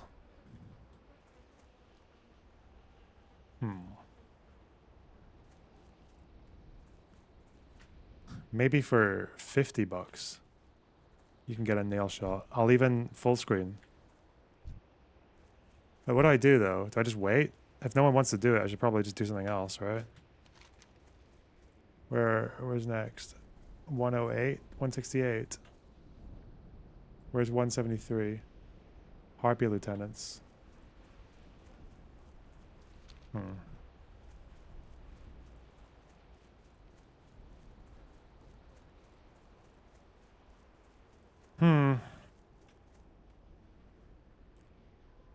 Chill behind the orc guards. You're in the spawn area. Whoa.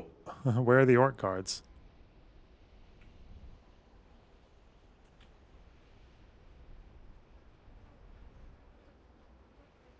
I'm not just going to hang around for this if no one's here. Okay. Yeah, fuck this. I don't need to do this right now. I will skip and go on to the harpies.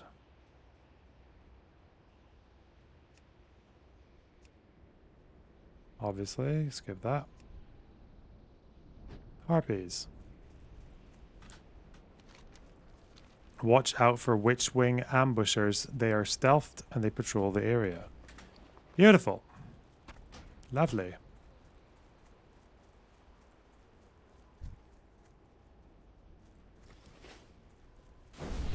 Thank you.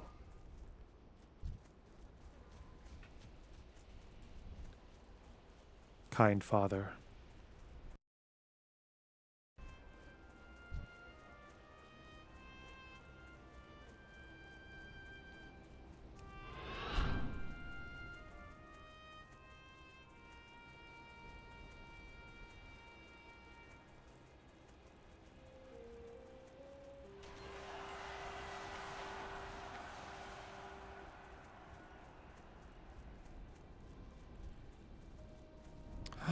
It's my guy.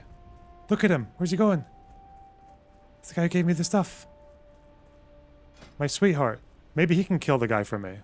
Is he watching? Did you play WoW back in the day? Of course I did.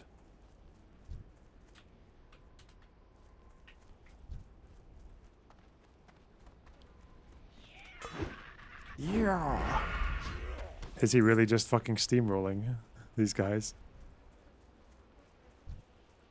What's he doing?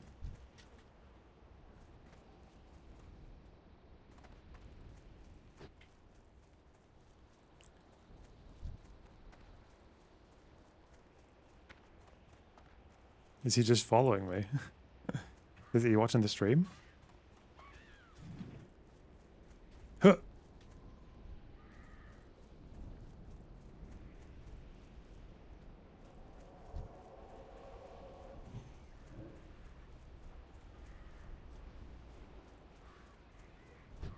Oh, Slayer. Bodyguard you.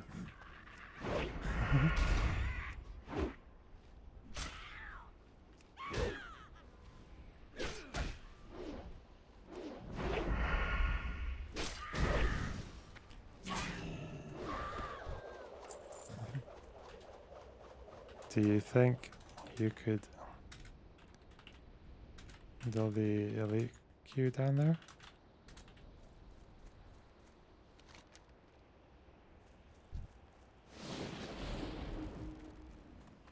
Okay, you go there. There after this. Big friend.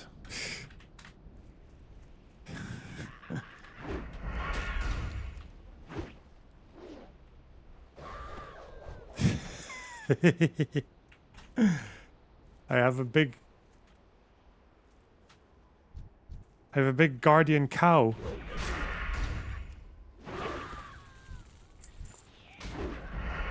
Look at him. He's not even at my... Okay, so if he does most of the damage, I don't get the XP.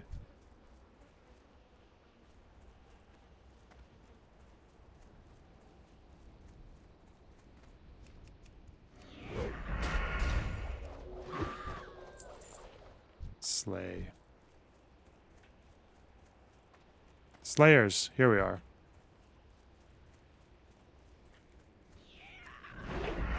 Yeah. Come, brave warrior.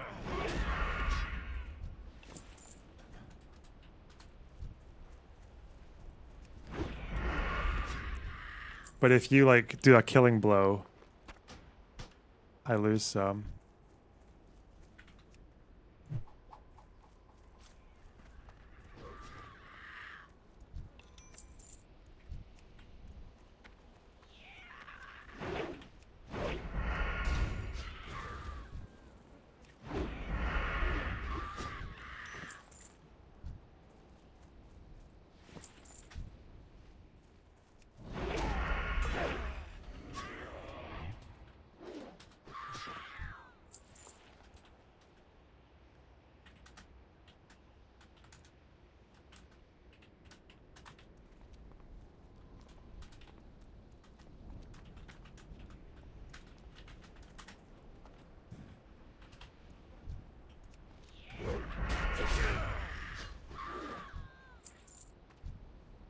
I think if he lands the killing blow.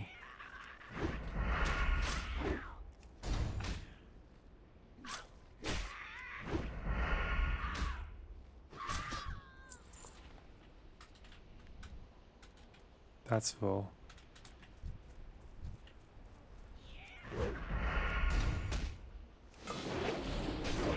It's like if I get half of the HP.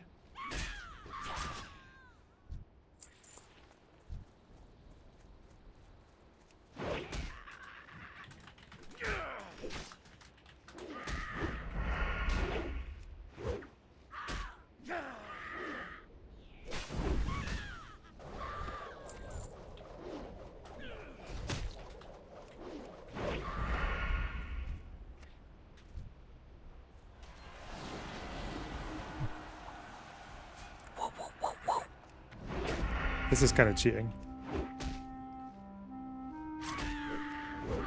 Go! Smash, brave warrior! Oh, what's he doing?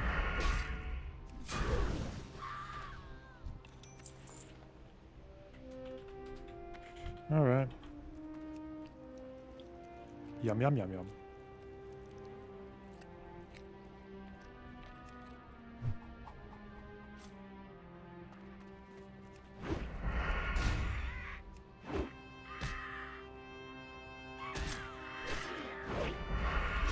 Smash. Big guardian.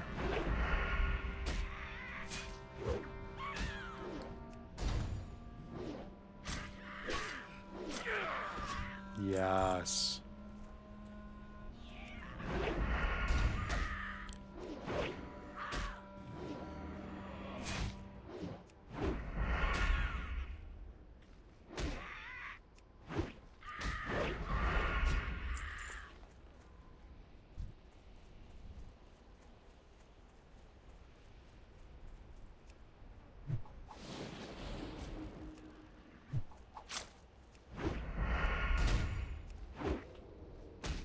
Oh.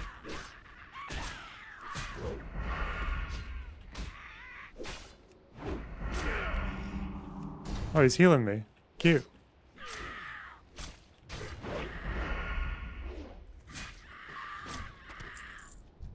Oh, he's a shaman. I thought he was a warrior. Do shamans have that whirlwind thing? I didn't know they had that. Oh, maybe that's like a... Okay, I got it. Damn. Torn to shreds.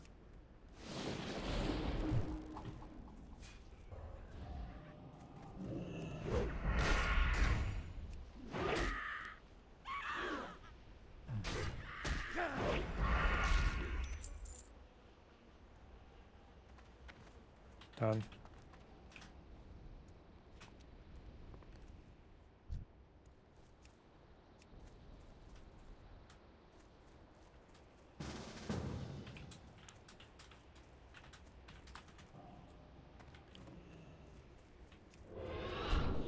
Ugh!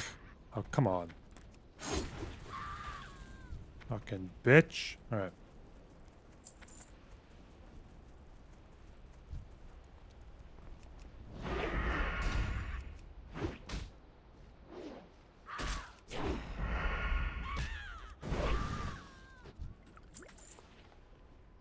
Was that healing potion? Yes! You joining a guild or making one? Taking calls? Nah, not today. Not tonight. Tonight we just vibe.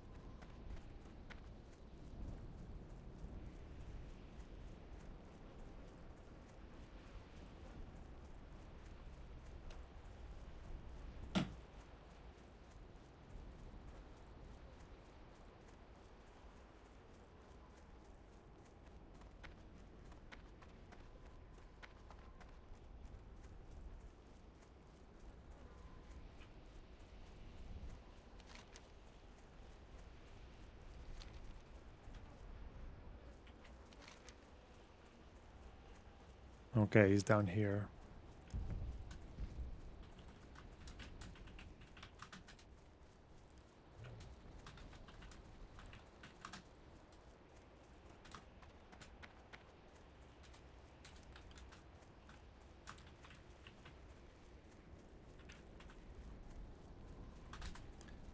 What are your thoughts on the Luigi case? Don't care. Don't know anything about fucking American healthcare.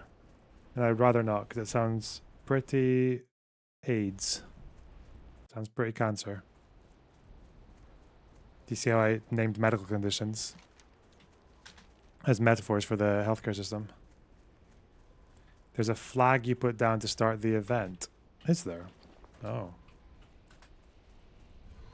Whoop. Where's my do I have a flag? Where the fuck is the flag? Lens. Where's the flag?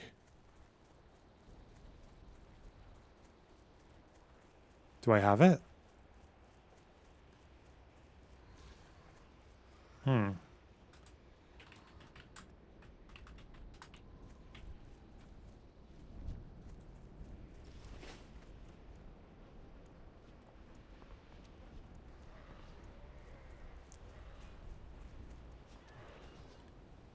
Hold off until he spawns. Oh.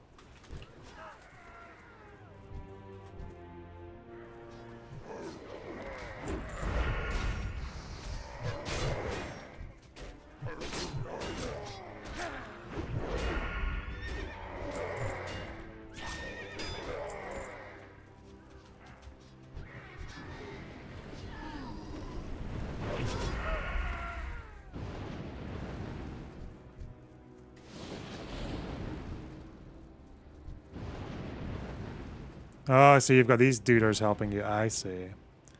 Listen, let me sharpen my blades. You'll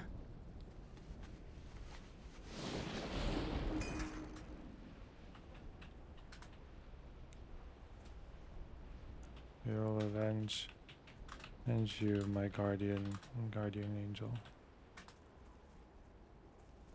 Time to die.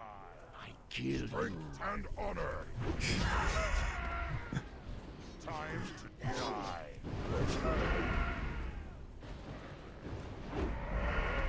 Oh, there he is. Huh. Hey, jump.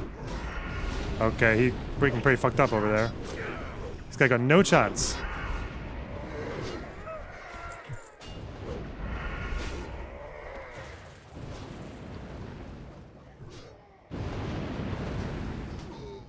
Huh.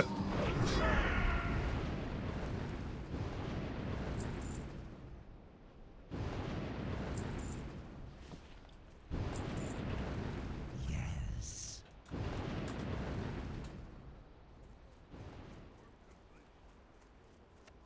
He dead, bro. No chance.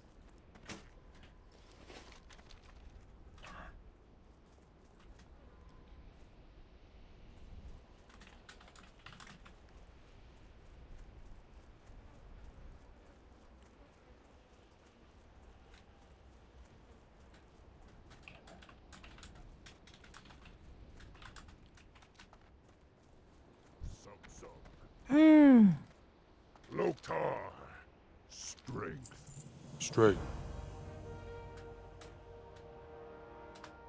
Okay. Strength.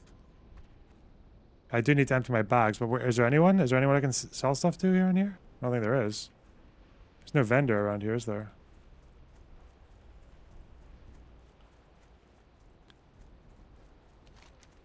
Ooh, maybe there will be over here, though. Well, I shouldn't really run through this battlefield, should I?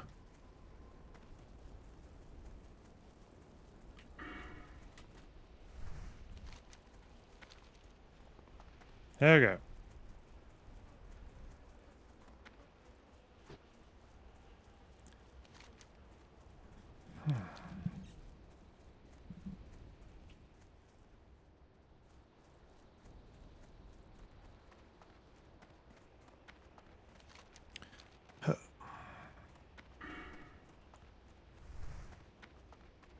Crossroads is the closest vendor. Is there not one here, though? What's this area?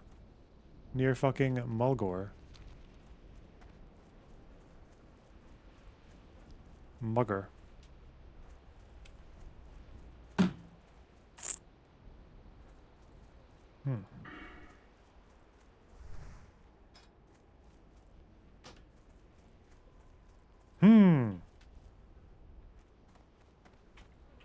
Oh, I'll take that.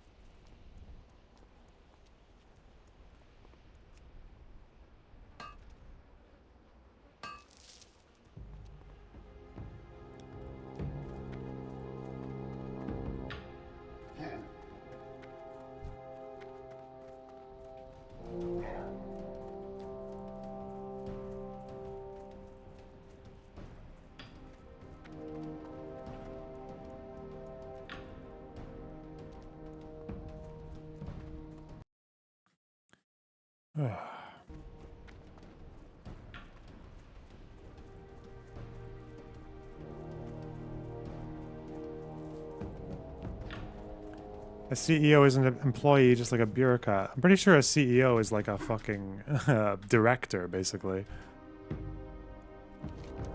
I think they take pretty important decisions. The E means executive, no?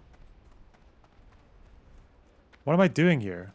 Am I going into Stone Talon at 19? No way. That's speedrun for sure. Ho! Oh, I'm gonna have to buy the upgrade for this when I get to level 20. Die, dino, fuck. Fuck you!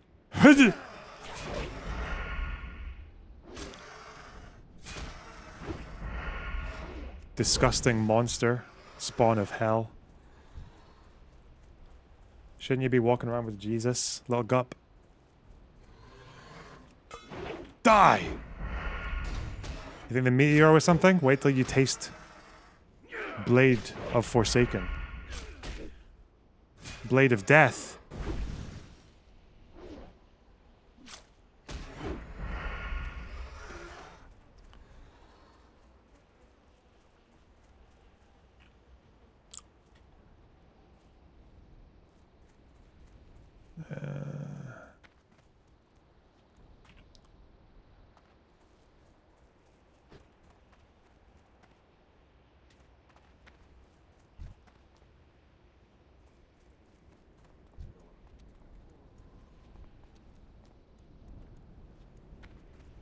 What can I do?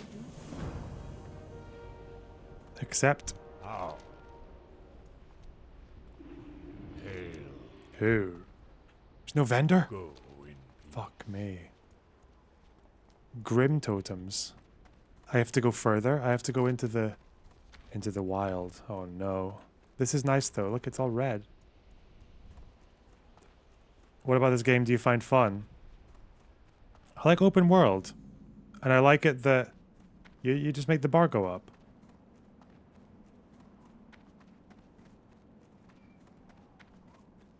You know, it's just nice. It's just constantly nice little dopamine, little rewarding. You get to see the new scenery. You get to go to the next bit, to the next bit, to the next bit. It's just like, yeah, like there's a whole progression.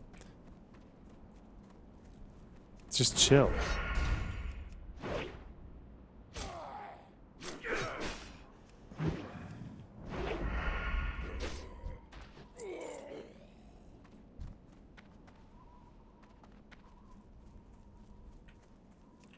Look, just killing ruffians, you know? We don't like... Look, he's got 2 axes. What do you think he's doing? He's chopping down trees. We don't like that. I'm just protecting the squirrels. I'm protecting the squirrel from this ruffian.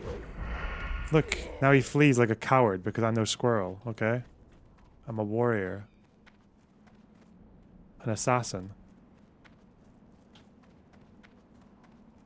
How far are we from doing raid bosses? Quite a long way. We are a long ways away from doing raid bosses. Ooh. Circle of ruffians. Pick them out one at a time.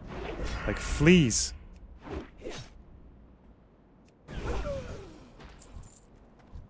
Fleas on the fur of life.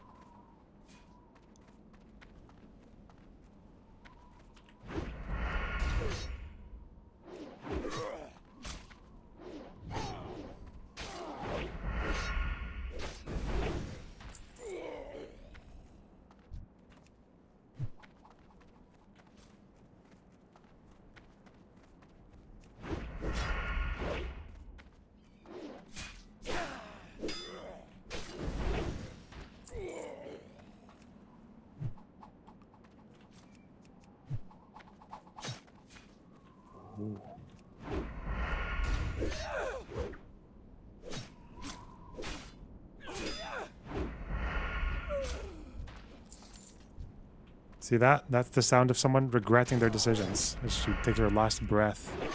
Sorcerer. Fucking sorcerer. Where are the ruffians? Where are the ruffians? I just killed a whole bunch of mercenaries. Where are the fucking... Okay. Oh, there. Okay, we got them. We got 3, 4. 4 ruffians. Taking them all at once. No.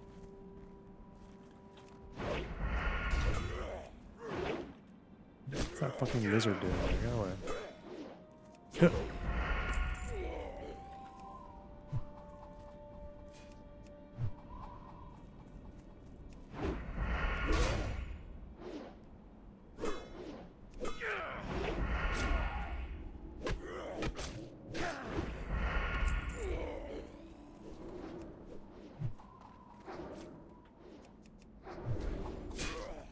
Ooh.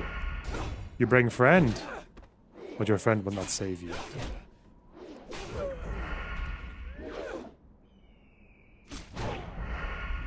God, that's a strong hammer. Fucking brute.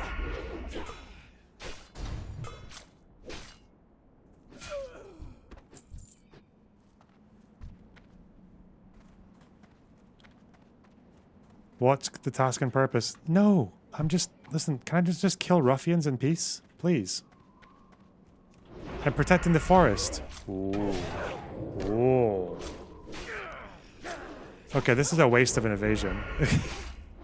Oh no.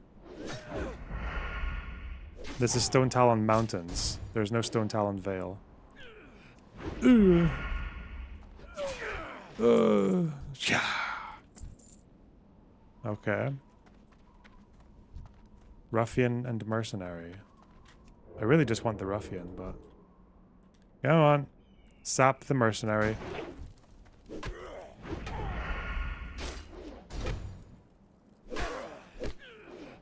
Man, if I get caught in a crowd here, this will be horrible. Don't flee, don't flee, don't flee, don't you fucking flee. Ha! Ho! Huh. Fuck. Die. Okay, ruffian, come here. Hopefully that person stays sapped for a really long time. No scallywags. There's definitely a few scallywags kicking around. Hello.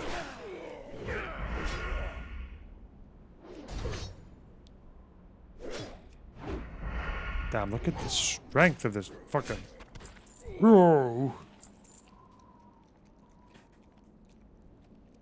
Are there any goons around? You don't even want to know how many goons there are over here. They're for our next quest. After I kill the ruffians and the mercenaries, then I have to do the plonkers and the gooners. And then that's not even to mention stage 3, which is to kill the wanker. There's only one of them, though. Thank God.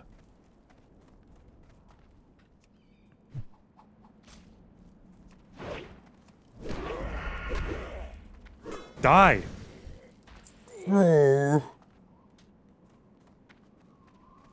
What's over here?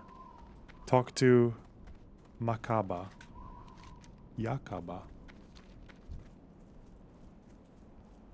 Mercenary. Running with the wrong crowd. This is what you get. Wait, maybe she has an incredibly powerful item.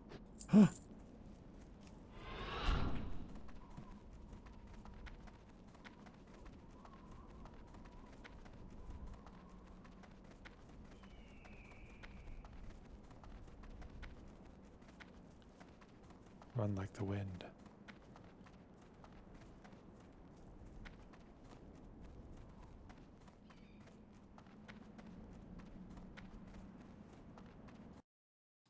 Do a troll accent like the people on LSF. Is that not just like being racist if I do a troll accent? Pretty sure that would just be like being racist. You thought you could fool me.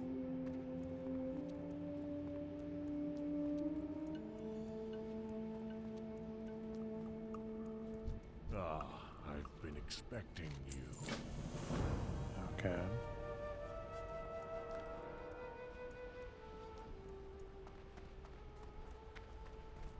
Now I have to kill brutes. 6 brutes. Okay. Maybe. Onward.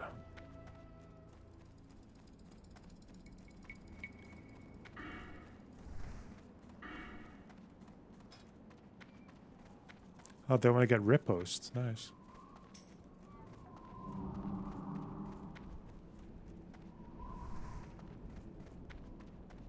Bumps into 2 Tauren racists and then Anakin's a village. Nice one. True.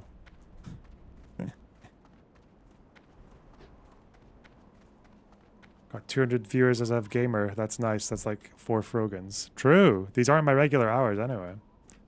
So that's decent. Would you ever debate an actual Kahanist? Yeah, of course. Fight to the death.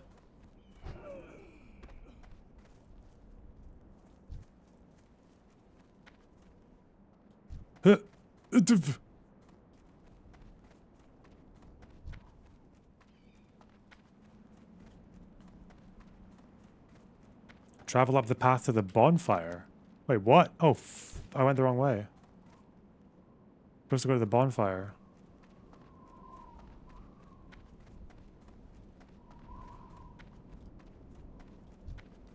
Yeah, well. Take out another ruffian on the way. You are an animal, and I will slaughter you like an animal. Huh.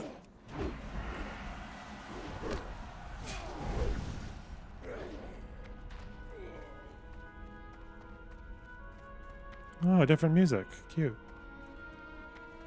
Is that copper? Okay. I should probably do some smelting soon.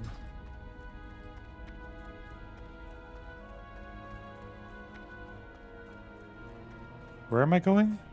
Up there. That's like up a hill, though. Oh, I have to go up and round. Okay. Okay. Whew.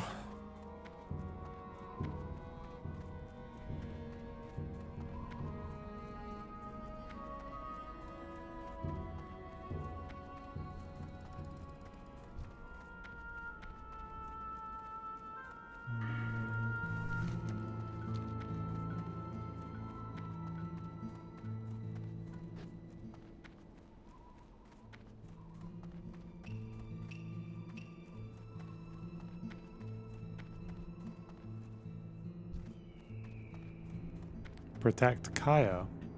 Okay. Traveler.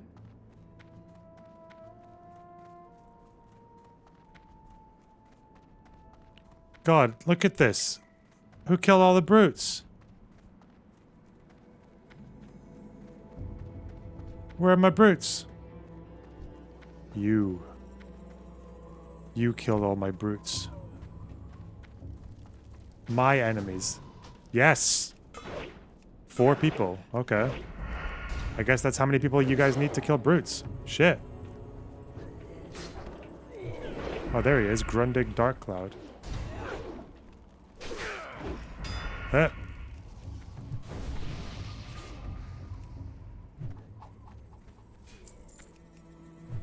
Well, that was easy.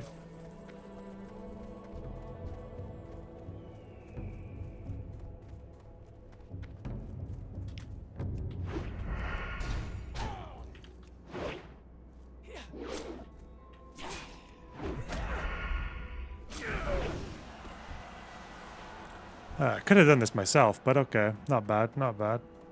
Not terrible.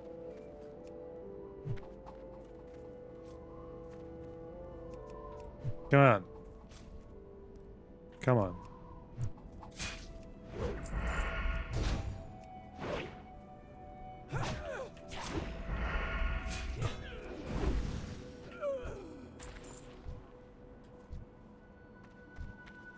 Brute!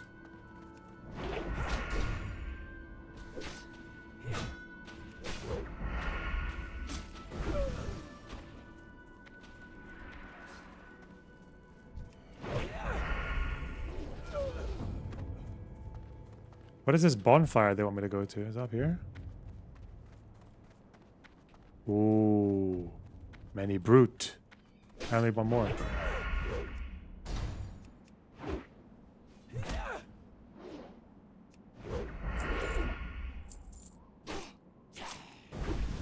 Get some bag upgrades. I probably should. Now do the escort quest. Okay. I should probably kill some more brutes while we wait.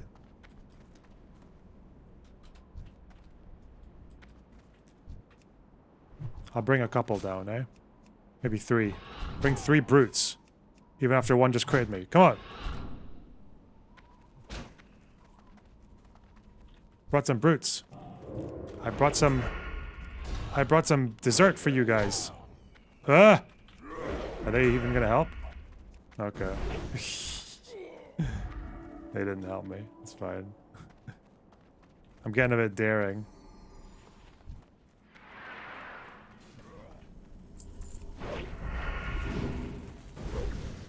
Whoops. Whoa!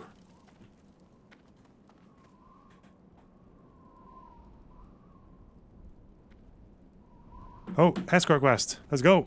Yes.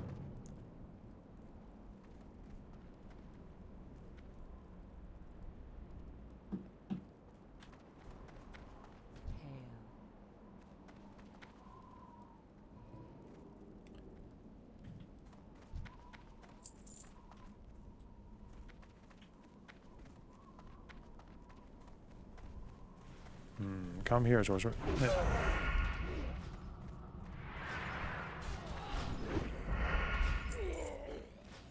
Mace.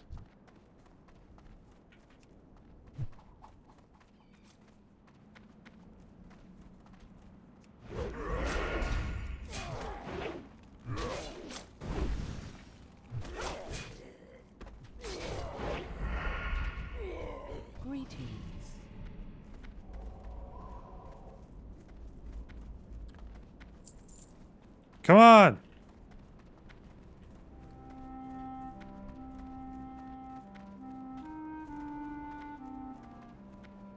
Oh, we should walk. Yes. These guys are goons! Look, I've got goons with me.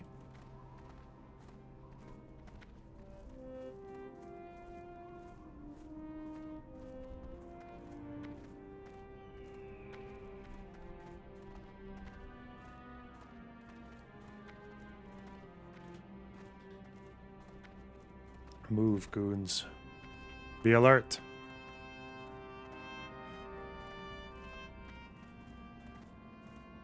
Is he walking into me?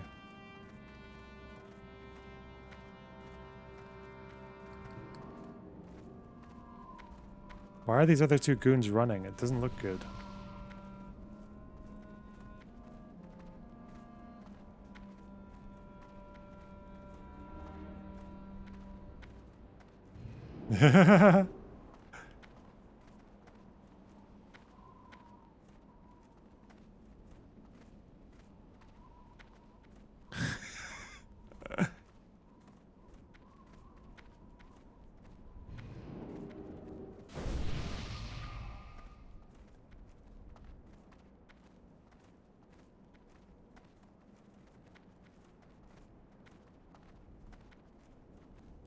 Is there any fucking mobs?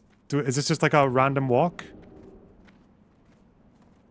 The Grim Totems will spawn when you reach the bonfire. Oh, there. I don't know if I see any... Is it down there? That's the end spot. We're a little bit faster than she is.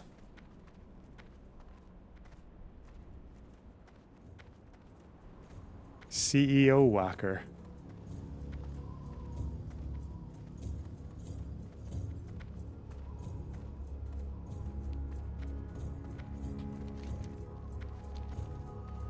Dum, dum, dum. Oh, there's the bonfire. Be ready. It's quiet. Too quiet.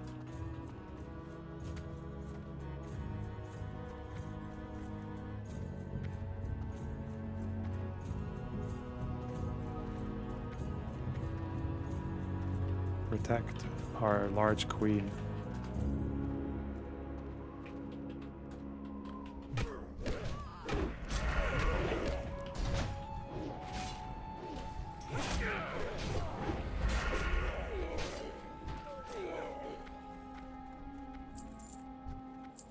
How may I aid you?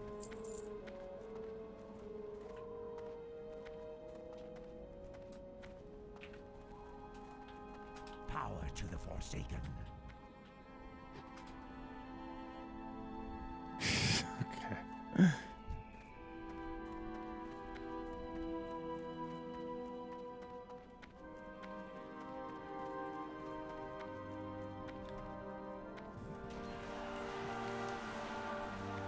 Talk to Zenzilla. Don't mind if I do. This music is so cute.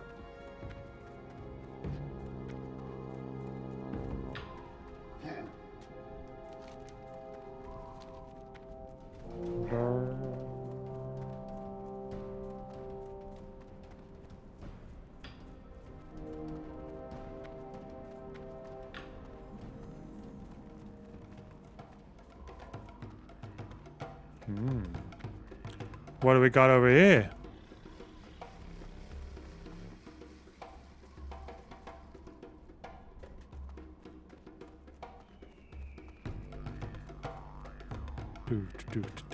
What level are you? 19.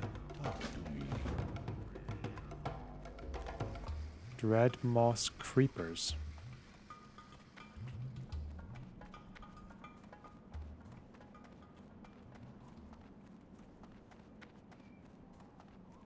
I have to kill creepers. Okay, it's my specialty. Dead mine soon. Oh yeah. Okay, there's an innkeeper after this. That's good.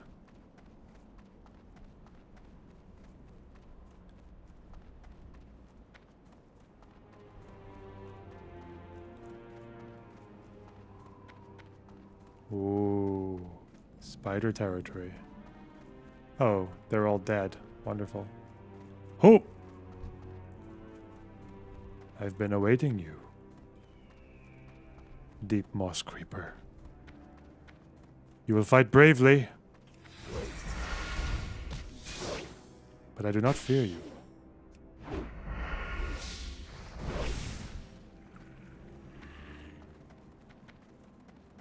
Save any small venom sacks. What do you want me to do with your sacks, bro? Okay.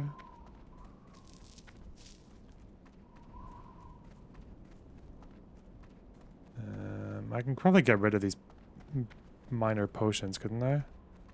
Because what's 70 health going to do for me when I've got 600?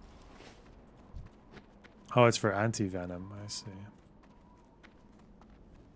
Whatever. I don't care. Not necessary. I've got healing potions. Fire.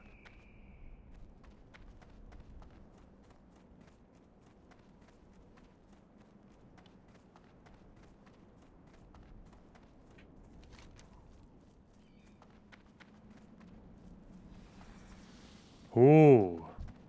Creeper. Die. Don't need that.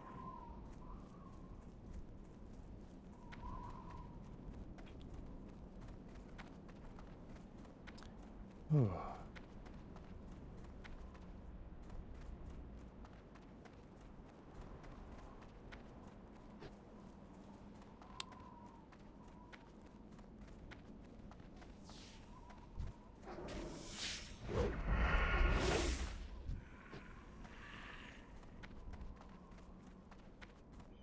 we do the wanted poster?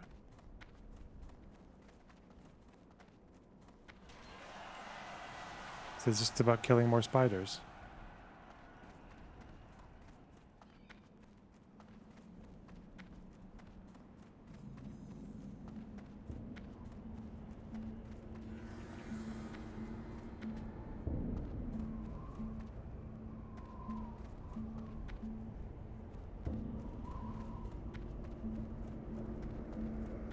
Ooh.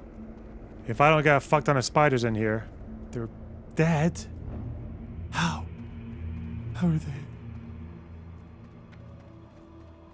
What? What's happened? This person has just slaughtered them all. All of our booty. Come here. Hey! Fuck you. That's mine. That's mine, isn't it? Oh my god.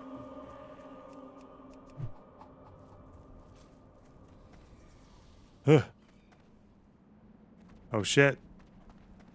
I might have to take 2 spideys at once without help. Okay. Fuck it. Fuck off. Kick doesn't work on Venom Spit. Fuck you. Stop spitting at me. Dick.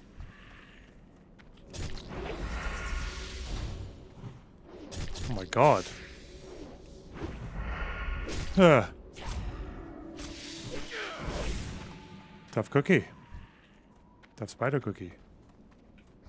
Yeah, okay, that's better. Okay. Oh. Thanks. Why didn't I get that quest? Where are the goddamn creepers?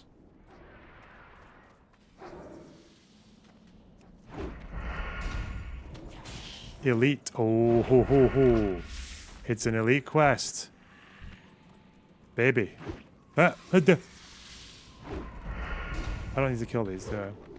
It's only venom spitters. Okay. What's the... Oh, eggs. Fuck, there are eggs. Fuck. I forgot about the eggs.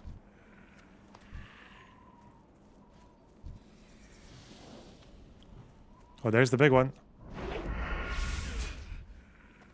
Eggs.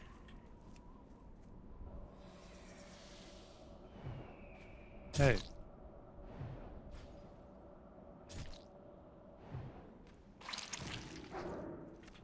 Okay, make room for that.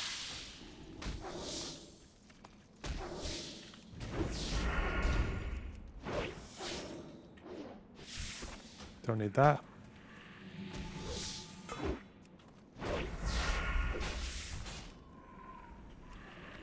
Oh shit. Oh no, not a matriarch. Oh god, she's fucking sturdy.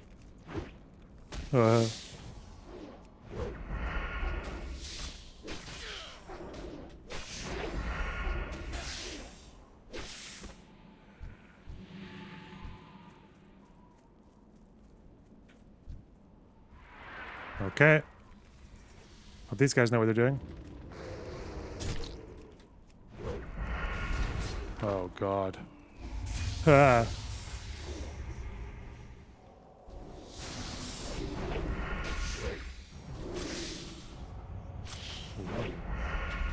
Nothing at all. No prob.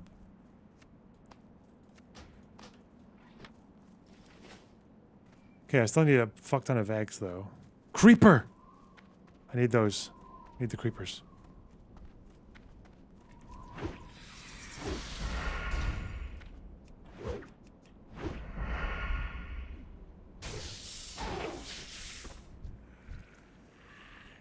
Oh shit. We got trouble.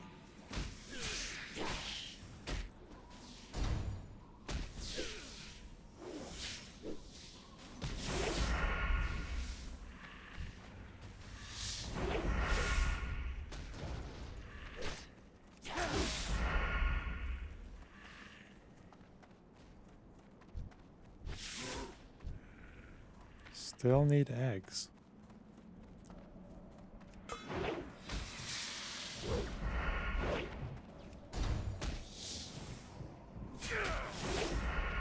Did that spider just parry my attack? Bro, you're a spider.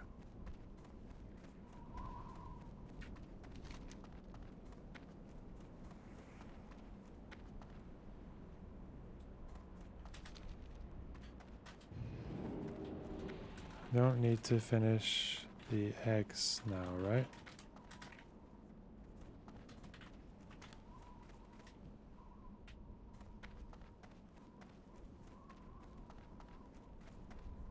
Right.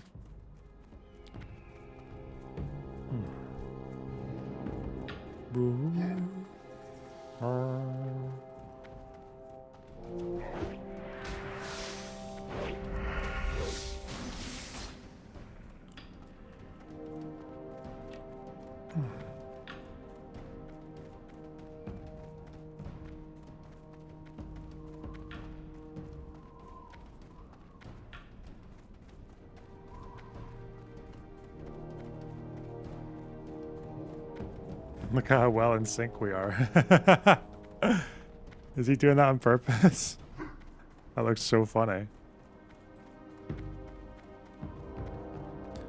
Ooh.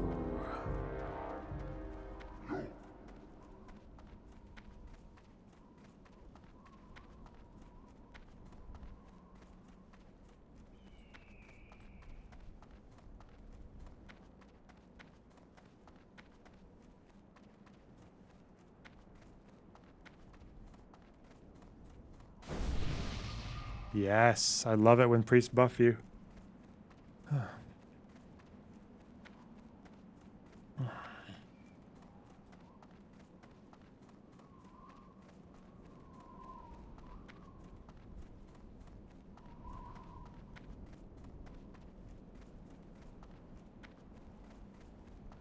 Gobble, gobble, gobble.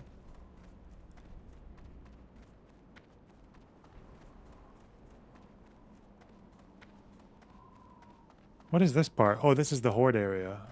I only ever did this as Alliance. I didn't know about this place. Sunrock Retreat. Cute.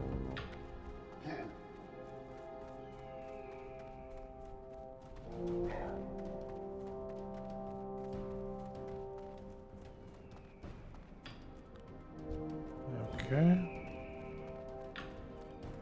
Little spider quest.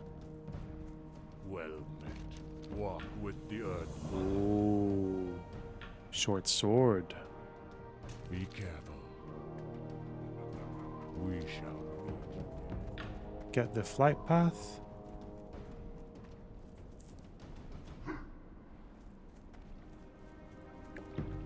Oh, fuck. The fucking Ziz quest. Wait, I pick it up in Barrens, right? I can just go back, get it there. Where's the quest? Oh, that's the one I dropped.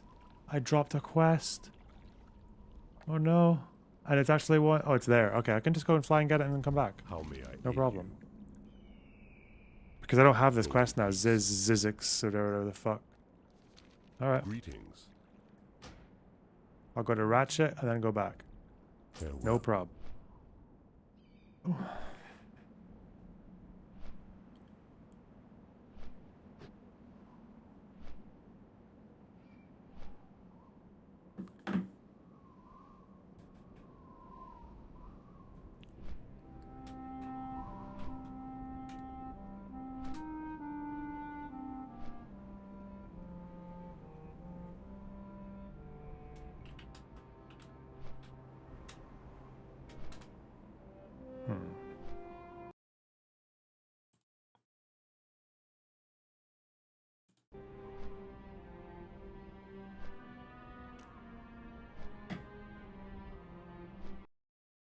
Isn't it strange that Hasbara and Hasbro sound so similar?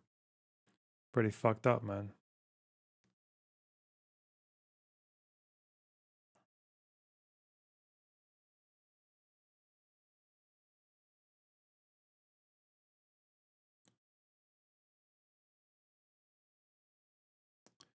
Ooh.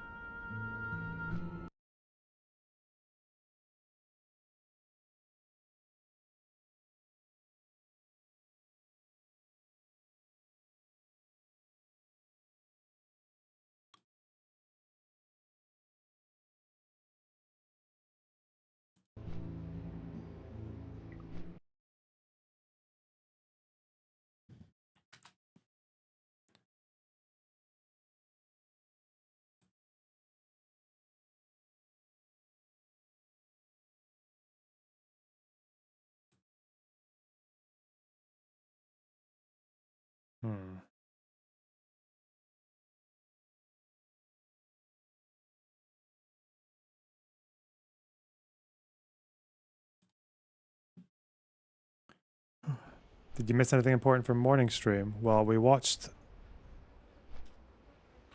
Oh, Wailing Cavern.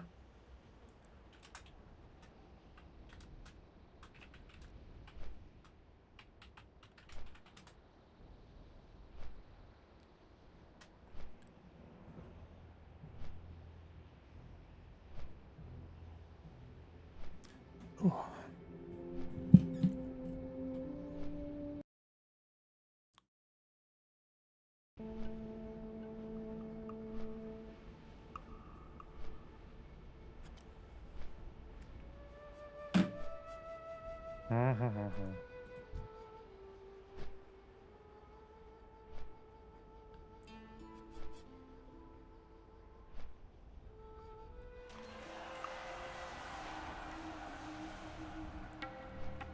It's not even, when you get to like level 20, you're not like a third of the way there. I think level 40 is halfway there. I think that's how it works mathematically. I don't even know if that's necessarily true. Only hooves. Wow, what a name. Okay, where is this guy with the quest? Here, that's it. I just need to do this, and I need to go back. Yo, have a good one.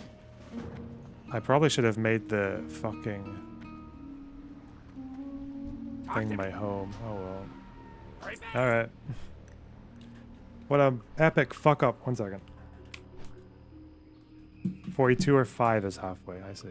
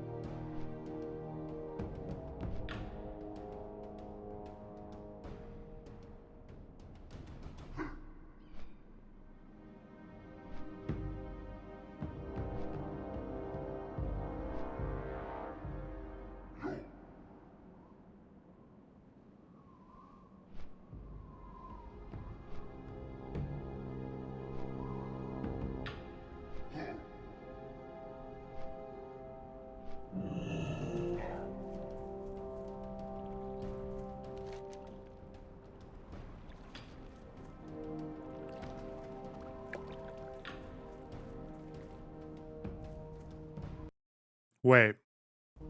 Was I supposed to make this in my home?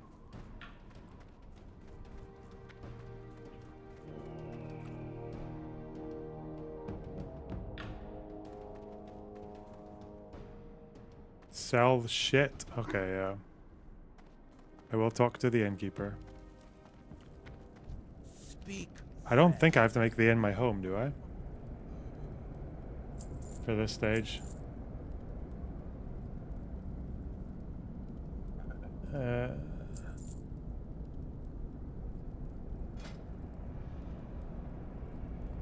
8.7. Ah, the scimitar's used up.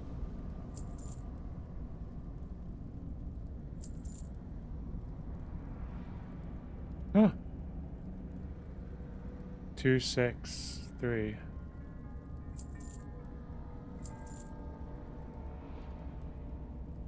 There's not really where did that go off?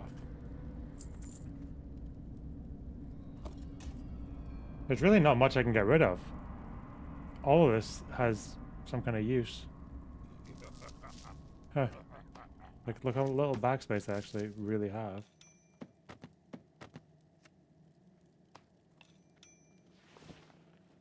Did they say to make the inn my home?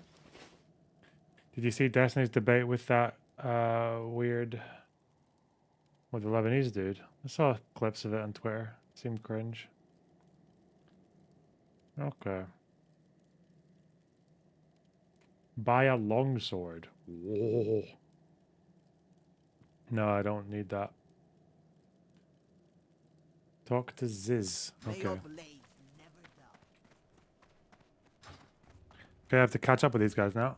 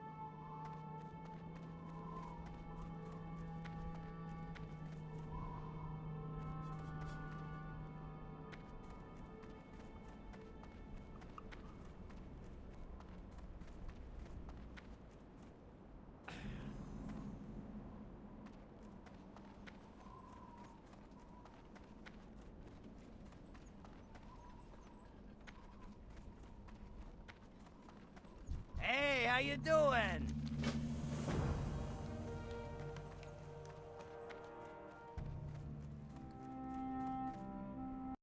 Loot the spider eggs near the trees. What? Oh, they're all around down here. Why is it sending me up there? Interesting. Sure, bro. Bruh.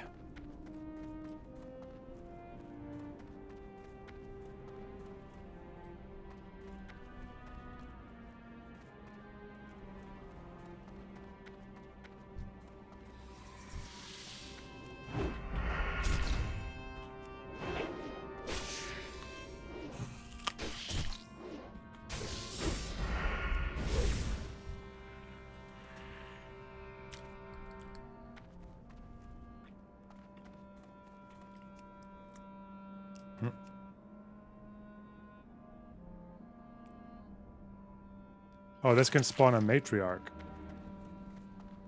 Or nothing. Cool. Ooh. Venture Co, guys. Oh no. Logger. Krogger. A Pogger. Wait, he's level 19. That's dangerous. That's incredibly dangerous. Ugh. Die.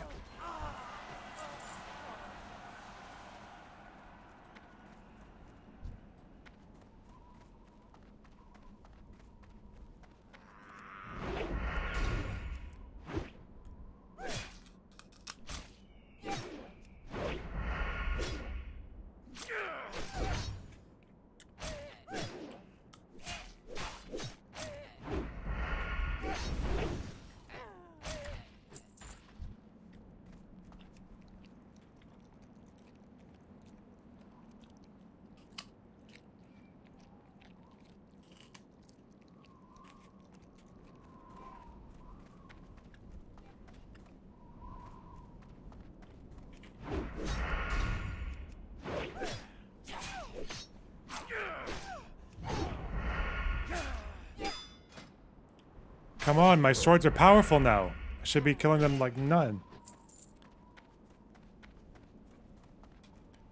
Do I really need a longsword from this dipshit? What? Time is money, friend. Longsword? Where's the fucking longsword? Oh. 12.2? Yeah, I should probably get this. This is probably valuable. But... And I can't use it, though, until I'm level 21. Sure, bro. Okay. Get me my longsword, ho.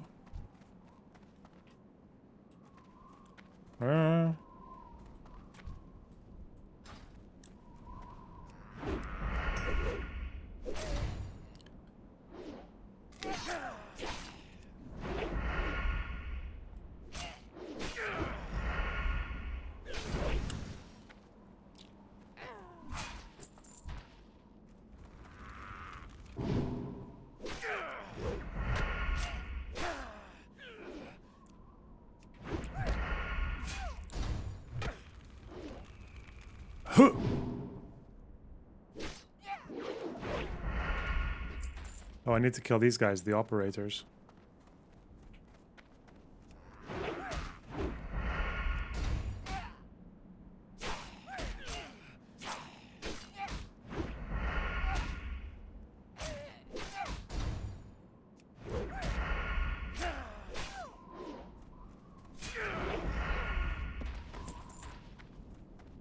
Oh, I can get my lockpicking up. Let's go.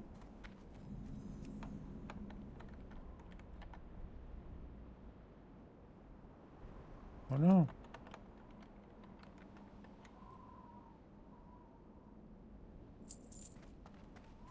Okay, now I can go here, but there's a chance I might spawn a fucking matriarch. And she's gonna fuck me up. Hello? Come here. Web shit. Oh shit. They trap you. Okay, the web spinners. Don't fuck with the web spinners. Look what they do. I'd have no escape from that. Come on, come on, come on, come on, come on. Don't come. Don't come. Don't come. Don't come. Okay. It's okay, I can take a hatch then.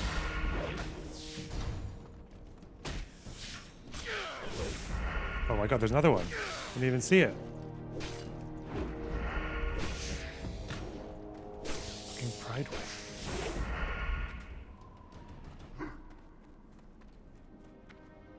There were Nazis who held a march after the attack on the market. That's pretty fucked up, man. Yeah, Germany's got a problem. I don't know what it is. There's no moral center in Europe, okay? There is, however, a very strange country that just can't stop being weird about race. Come on, come on, come on, come on. Ah, yeah. Come on. Come on, little baby. There's only one or two this time.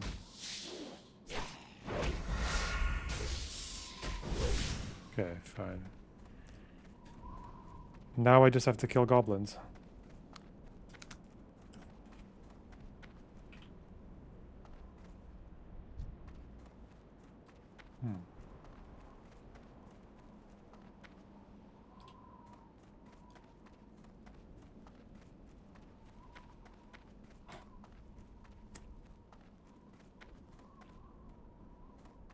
Why are they...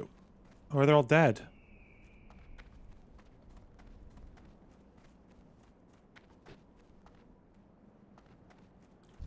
Whoa, that guy's in trouble.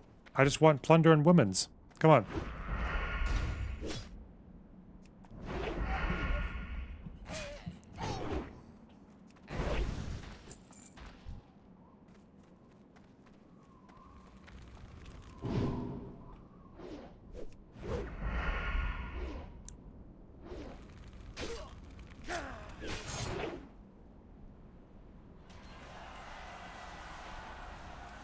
Woo.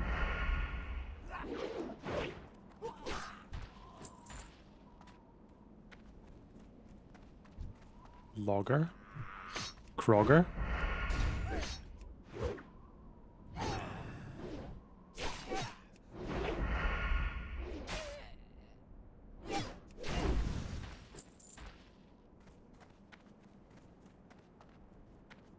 There's an egg. Okay.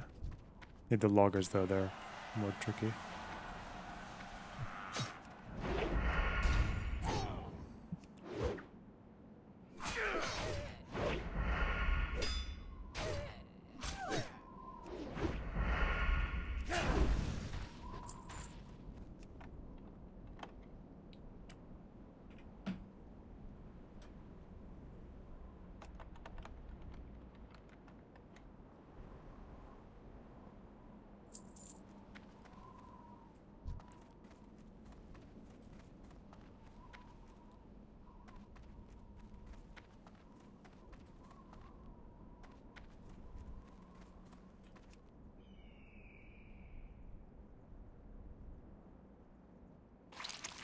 Ho!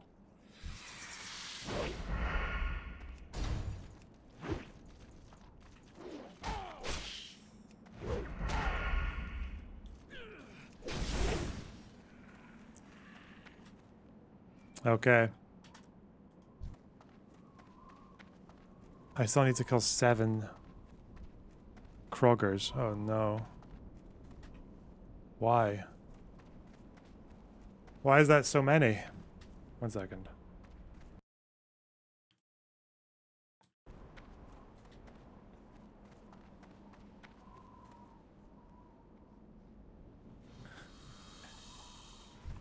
Is this Chud Logic shitting on bread tubers? Oh no. Why not?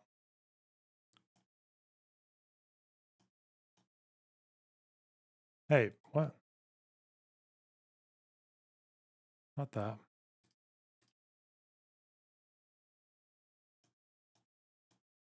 You could put a slop video essay out and go, well, you see, there's this problem in society. Capitalism. And it's because of capitalism. Yes. Like, yes!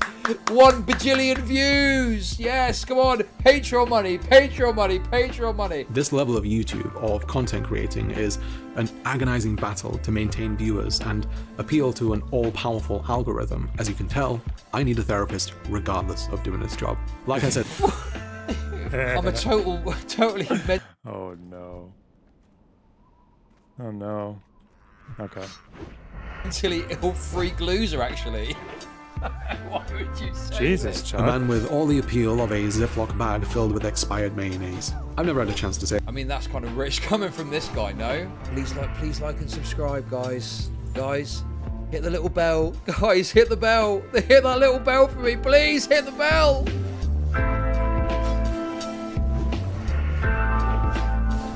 Guys, long and the short of it is as follows, okay? Really simple stuff. We got this guy here, Solari. We've covered him a couple of times now.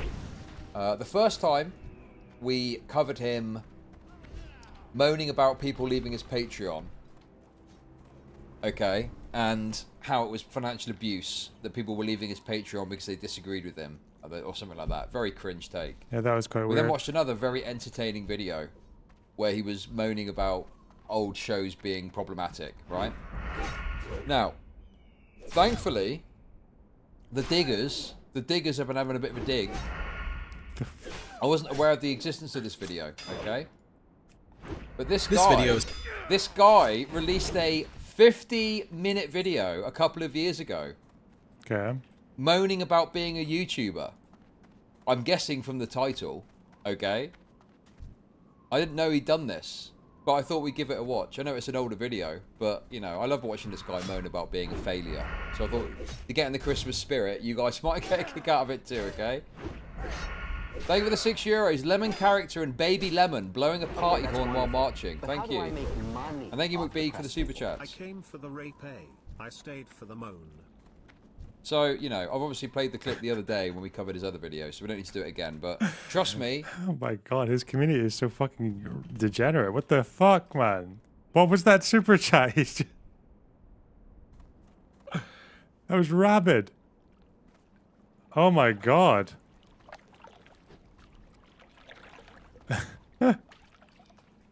Fuck me.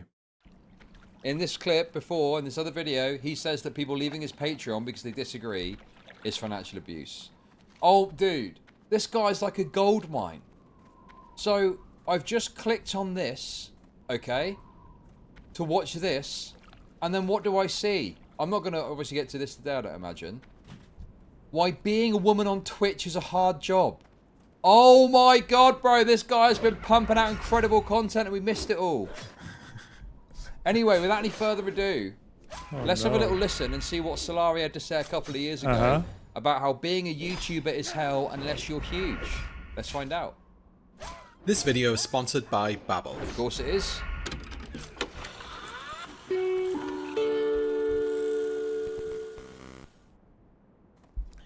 August 7th, 2021, 9:55 AM. The moment my channel reached 100,000 subscribers. Hey. The moment I thought would never come, but it happened. And I remember watching that number tick over the magic threshold as clear as day. I was there with my wife. She congratulated me and said that we should celebrate. A few days later, I got verified. Well, you ain't celebrating now, are you, motherfucker? You got a failing channel. Holy shit. The reality is, obviously, it's nice to get your tick. It's nice to get your button and stuff like that. Okay? I have my Maybe it's button. sour grapes because, you know. Where's your button, Chad? I don't see any button. I'm looking at my button. Look at my button. Hey, look at that button. I will get myself killed in this video game to show my button. Okay. Where's your button, Chad? When you predominantly live stream, apparently it's difficult to grow subscribers in the same way. I'm stuck in the doldrums at 45,000 subs. Maybe it's sour grapes. But the reality of it is, overall subscriber count is not... It's a kind of a reasonable metric to some degree. But what really matters is your engagement. That's true. Streaming and uploading even every 4 or 5 days will get you more engagement and more money and everything on a 30k subs live stream channel than you'll get from a 100k subs video essay channel. Unless your video essay channel is uploading like maybe like once a week, I guess. Oh shit. Fuck you. Fuck. Oh my god, why the kick miss? Oh, I'm in trouble. It's okay. Okay, just firewall me again, yeah. Okay, I can't do anything about this. Okay, okay. Fucking potion. Fine. No big deal. Okay. Gouge. Fuck that. That kick miss was horrible. I was just getting long ranged by 2 guys at once. Absolutely DP'd. Health warning. Not a health warning. Last thing I need right now is a health warning. Hey. We good.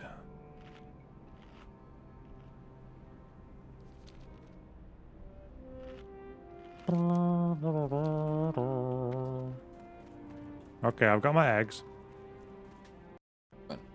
How many live viewers you get, how many views you get on your videos, etc. That's what really matters. That's your bread and butter, right? Yep. Because you could have 20 million subscribers, but if none of them watch your video, what does it matter? You're not making anything off of that, you know? It's, the subscriber thing is predominantly an ego aspect. It's about the ego, you know? So, yeah. How many views you getting? Okay, that's it wonderful. Fluctuates. But how do I make money off depressed people? Trump's coming for you. Shut. He gonna get you. Merry Christmas, Christmas tree, THX for all the laughs. Thank you for the $10. We had like over 1 million views just on this channel last month. That's And really in the good. last 28 days, I think we've dropped off a bit. We've got like 900,000 views or something. That's the daily uploads for you. Damn, I need to get some daily uploads. I think this month, in the last 28 days, I'm on like 700k. But I think that also includes like live stream views. So for VODs, it's probably like maybe like 300 or something. Because it's like most of my viewers are there for the live streams. Which is kind of funny.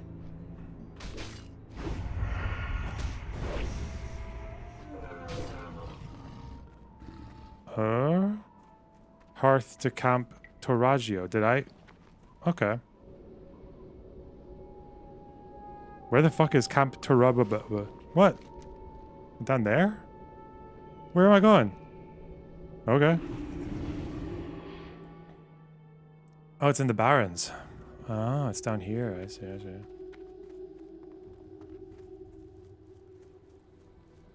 Okay, let's vendor shit. Let's go. Get rid of all the nonsense. Bro, none of this is nonsense. I need all of this. I need every single item here. Don't need that. Wool? Don't need that. Whoa, I do need my longsword. Oh. Don't need the egg. Okay. Be careful. Be careful. What brings you here?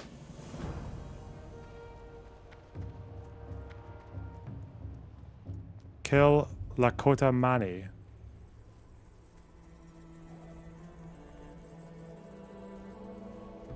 And loot him for the Hoover's hoof. Okay.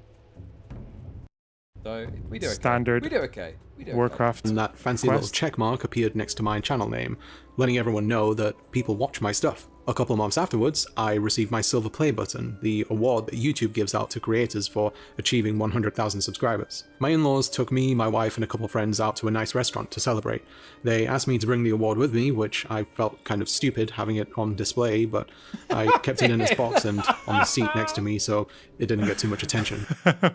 What? You could say no. That's... What?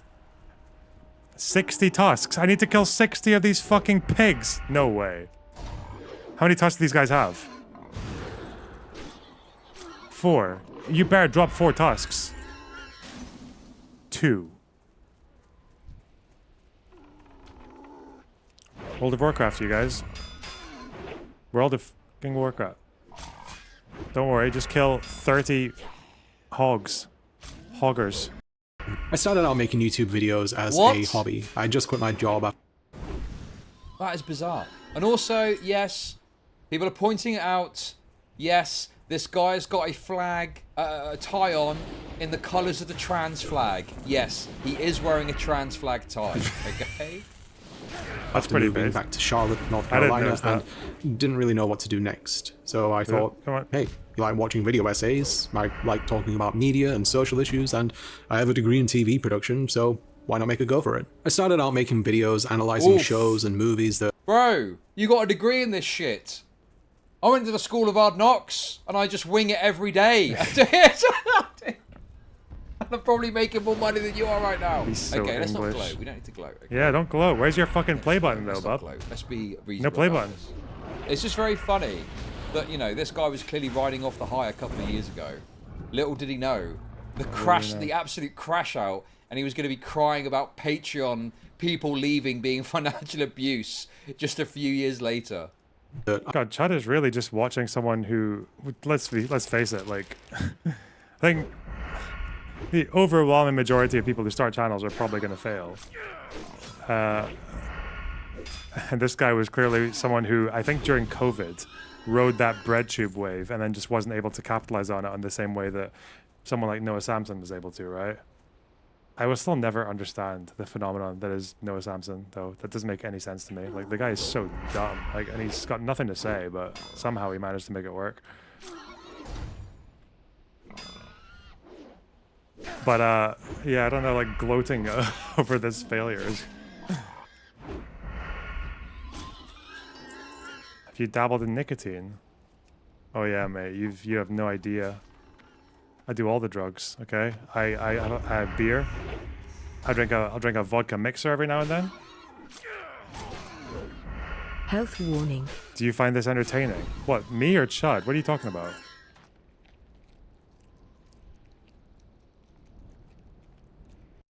I thought were worth talking about, and I had a lot of fun doing it. My good friend Karashu, who works in the VFX industry, even lended me a hand in making some amazing graphics to add to the production value. Wait, what? Thank you for the super chats. Bro, this guy, I handed to him on a golden platter. He's got a degree in this stuff, which to be fair, he probably worked for. Okay, he's got a mate that does fucking this shit for him too. Fucking Holy this shit. Fuck, dude. Incredible. Incredible. How'd you fuck it up so badly with all these things going for you? Something which I could never thank him enough for. I was pretty green back then, and I hadn't worked on my voice yet. I tended to sound like an audible sleeping pill, but I learned as I went along and had a lot of fun doing so. My views were garbage. I barely get 100 views on each videos, and on the rare... Okay. I got some bad news, bro. Okay, I don't know what it is. Maybe it's your multiple depressive episodes, but it gets a lot bad. It gets really bad later on, mate. Okay, it gets worse again. That's all I can tell you. Occasion I'd get like 1,000 or so, but it was what it was. I even managed to get my first copyright strike when I made a video defending the last 2 episodes of Neon Genesis Evangelion, and despite only having 141 views and abiding by fair use laws, Studio Khara felt it was necessary to manually take it down. That means that someone at the studio saw the video and felt that it was going a bit too far. I look back on those days fondly because I could... I mean, that does sound a bit much, but like, yeah, I mean, anime channels are like... I don't know, they just seem to be very on top of that sort of thing, you know? Remember when you tried to be friendly with Noah after the Vosh stuff happened? I remember he DM'd me and was like, listen, I just want to know, like, was the video really that bad? And I was like, yeah, kind of. I can tell you why if you want. Like, you want my notes. Because I took notes. And he was like, yeah, sure. But then that was where it ended. It's the last time I ever spoke to him.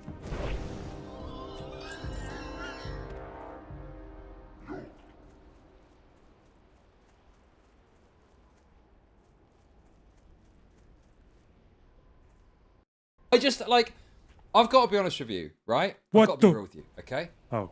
Like, suck it up. I don't know, bro. Like, people have got to deal with this. This is what you deal with when you talk about these materials. You deal with this sort of thing, right? Like, I get it sucks, but it's not a personal thing. It's not like like, this is just anime studios viciously protecting their copyright, which is, I believe, just what they do as a matter of course, you know?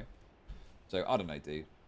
Like, I get it sucks, and it's easy for me to say that. I don't have to rely on, you know, like, movie material. Do viewers just watch content creators because they're cute? Yeah? I think if you're a socialist, the problem with most socialists is they're either old or weird. So seeing, like, a normal person who lifts doing socialism, for a lot of young men, probably, is probably quite an appealing aesthetic, I'd imagine. Like, reinforcing. Oh, this is I have to fight this guy! What the fuck? He's at level 22! How high am I supposed to be right now? Am I supposed to be, like, a higher level than I am? Is that what they're expecting of me?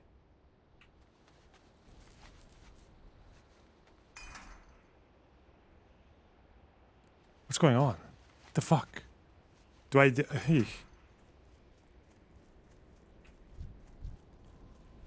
Lakota Mani.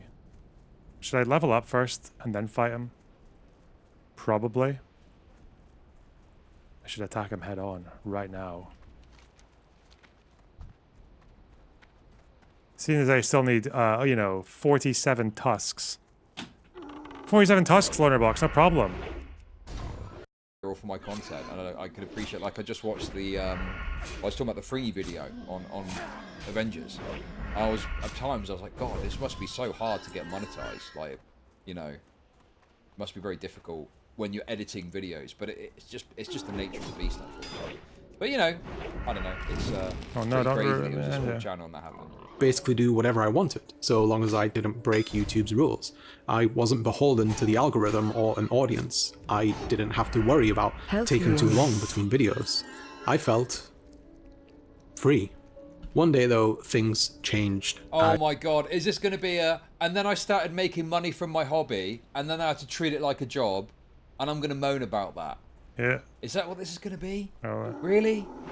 I woke up one morning and saw hundreds of notifications on my phone for comments on a video that I made called Talent Belongs to the Beautiful, where I look at how people find it hard to perceive ugly people as talented because of media conditioning. Turns out that the algorithm all of a sudden decided to bless me with views, and throughout Wait, hang on a sec. Man, you know, like, how many videos did I... 1, 2, 3...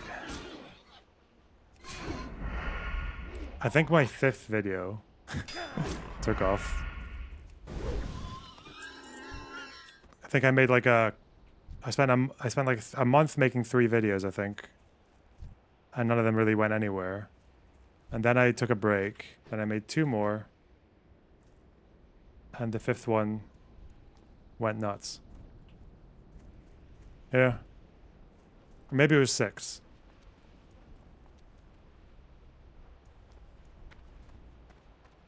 Yeah. So I think I got fairly lucky. Huh. I wonder if any of those original viewers still watch me. Probably not.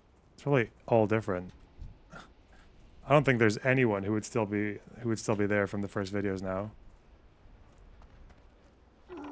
It still makes me wonder. I guarantee if I went back to the video essay channel, I think the next video I do might only get like 20,000 views. That's what I'd be expecting. I wouldn't expect much more than that, given how things have gone. Fuck! But that's okay, you know, you have to restart when you make moves like that. I don't need this key. This key is useless. Okay. I literally don't have any room in my bags to... Bro. I have to get rid of the copper ore as well. Maybe it'll be like 50 gajillion. Who knows? What am I supposed to do about my lack of tusk, though?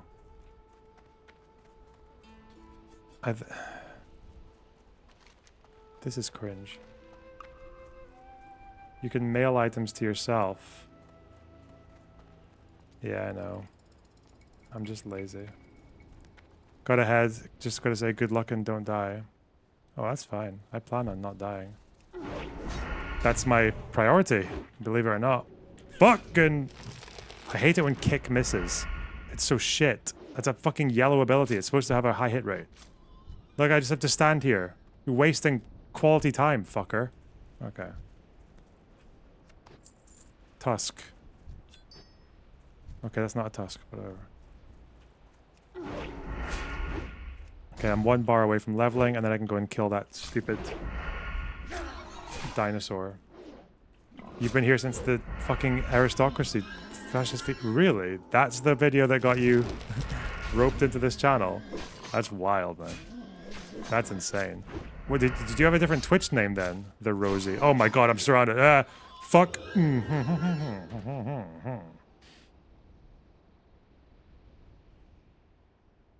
Okay.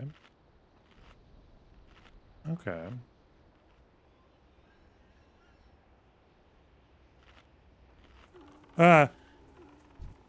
Oh shit. I pulled a second hunter. What the fuck is that spell? Die. Fuck you. Okay. Come on then. Come on. Come on. Oh shit. No, it's just as well. He disengaged because that was I've been around since Lauren Southern boat drama. Oh, because Vosh watched it. Ah. Huh. That's quite wacky then. That people are still around from all these kind of different things.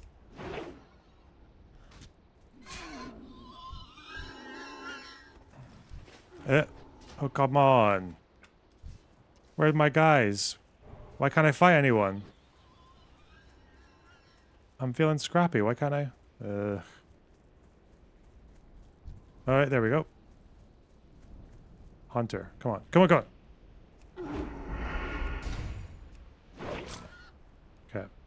Hold on. It's not just media Save the blood conditioning, shards. Oh, right? okay. That feels like a reductive Fine. leftoid retard take, right? If you're looking at an ugly fucker, okay, you're looking at some ugly bin. You're going to be like, whoa, it's going to be a bit gross to look at, isn't it? How did this mentally deficient blob think the ending of the Evangelion anime was good? Why is this person shooting me from He a... apologized for it and said they didn't have enough money to make Thornweaver, I need that one. Now there's like 8 movies trying to fix it. Thank you for the $20. $20? Where's my $20? Fuck him. Where I look at how I don't know about anime, so I can't really say anything about it. people find it hard to perceive ugly people as talented because... Now, first of all, right, feel a bit, you know, this is Susan Boyle. This is one of our great beauties of our nation. This is actually an 8 out of 10 in the UK. Would you believe it? All right? So, you know, think on. Yeah, I know gouge kind of...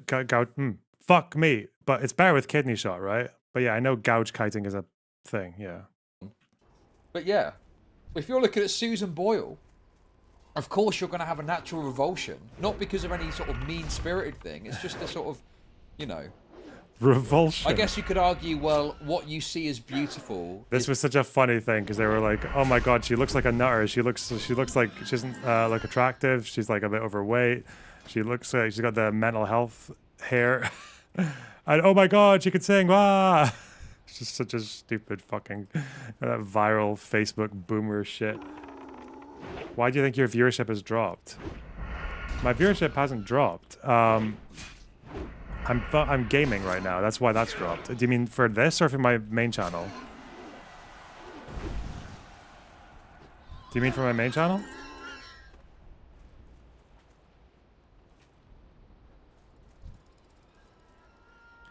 Yeah, around the time that I made that Hassan is wrong about Ukraine video, from then onwards, I realized that this marriage between myself and BreadTube is not going to last. That's probably why.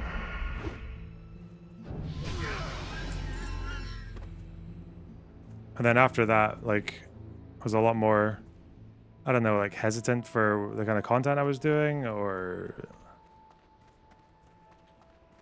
Yeah, no, there's a lot of reasons. I just saw that and I was like, yeah, this is I kind of want to do like my entire approach to making content.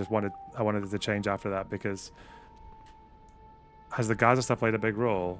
No, this was happening before Gaza. Gaza will have played a role in the future, yeah. Like if I make a video now, viewership will be way lower because of the Gaza stuff, yeah. That will have definitely ripped apart, like ripped away a few thousand people. Like people might not unsub because that's like, you know, most people don't do that. But definitely I think people will be less interested, yeah. And that's fine, because they've made their choice, and you can't save all of them.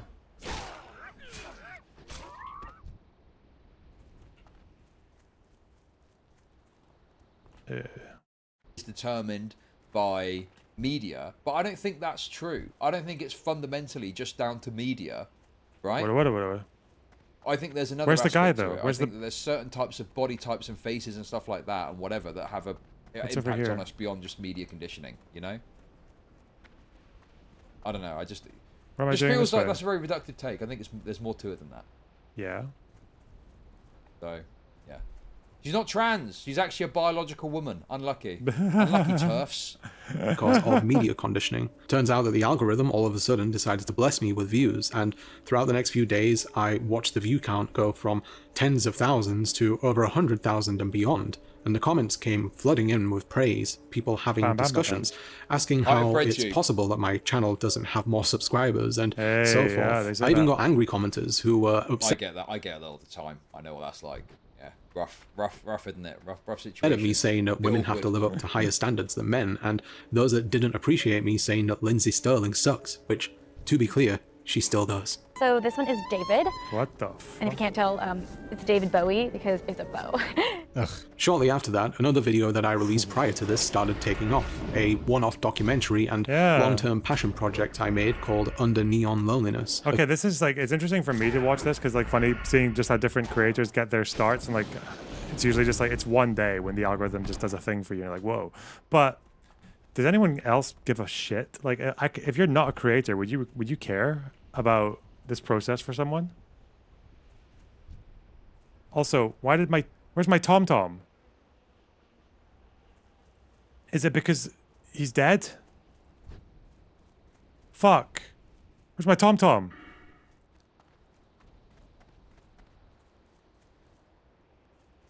Where do I go?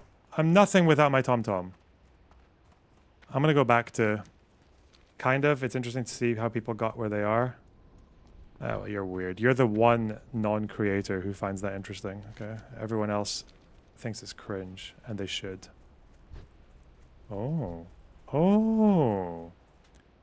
Wait, I've already killed water seekers. Is there a quest that makes me do it again? Okay. A video about the loneliness epidemic in Japan, which has been caused by the clash of Japanese culture and late-stage capitalism. I spent over 6 months... Yes. Bro, this is like... We've been at late-stage capitalism for like 100 years now, bro. Get the fuck out. Stop. One day it's all going to collapse and someone's going to be like, I told you it was late-stage capitalism. Shut the fuck up. Does anyone know, actually? Is it not true that... Who was the first person that said late capitalism? When was that? Because I swear to God, why do I think it... Am I wrong? Did it not come from like pre-Soviet time? I don't know. Did late stage capitalism, did that not come from like the Soviet, like pre-Soviet era? When people mentioned that? Did Lenin call it late capitalism? There's no fucking way. No. I wanted to say Lenin, but I was like, no, what? Late stage capitalism. Marx? I don't think Marx said late. It might have been the Frankfurt School.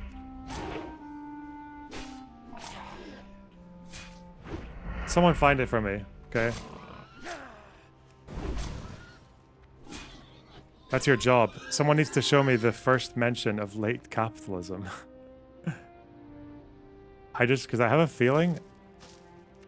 it's a very, old phrase.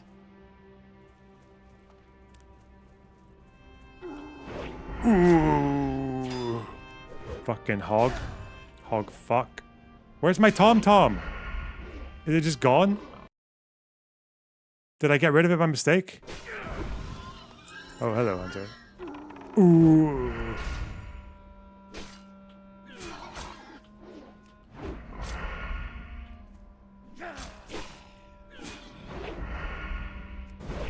(1902). It's a mistranslation there. It was German. Peak bread tube. This is what it was at. It's like absolute pinnacle. You could put out a video essay about any old slop. You could put a slop video essay out and go... Is it really Werner Sombart 1902? He said did he call it late capitalism or late stage capitalism? Lonerbox, I'm trying to figure out how to apply modes to music and chord progressions, but I'm having trouble. Okay, you want to learn Dorian? Okay, listen. What instrument you playing, Goat?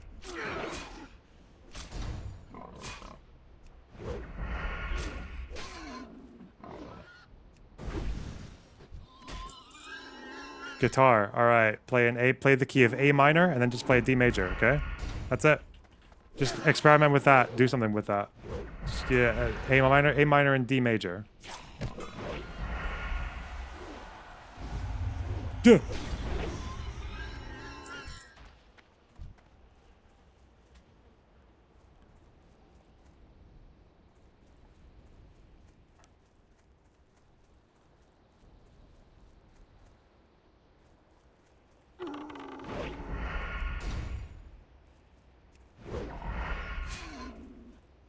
Fucking hog. Oh, they've all logged out.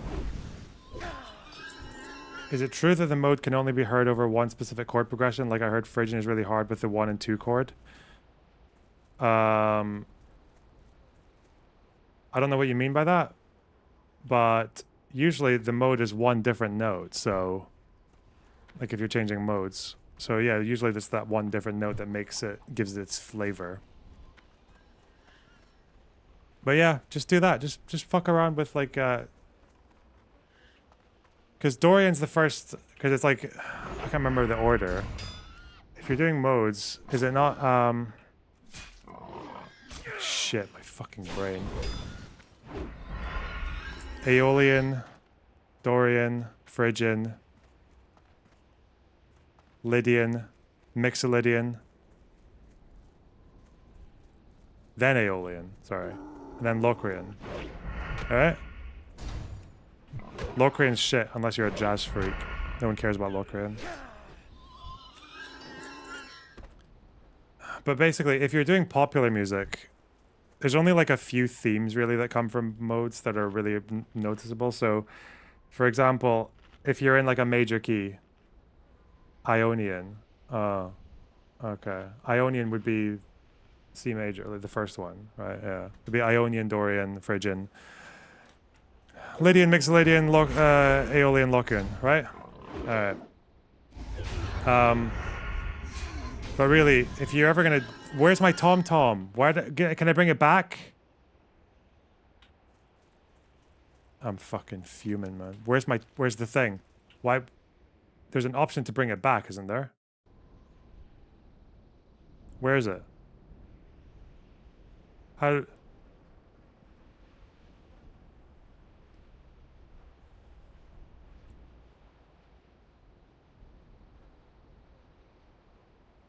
Where's the little arrow that tells me where to go?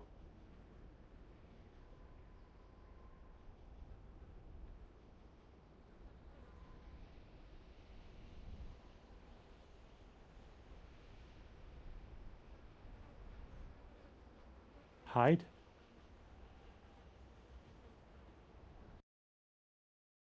Should I try logging out and then coming back in? You'd think it would appear at some point, right? I'm way far away from where I'm supposed to be. Alright, I'll go to the road. Cringe. Someone said you only really hear Phrygian if it was the E minor and F major. Yeah. Because that's where the change is, yeah. Like if you're in E minor, the thing that makes you hear Dorian is the F.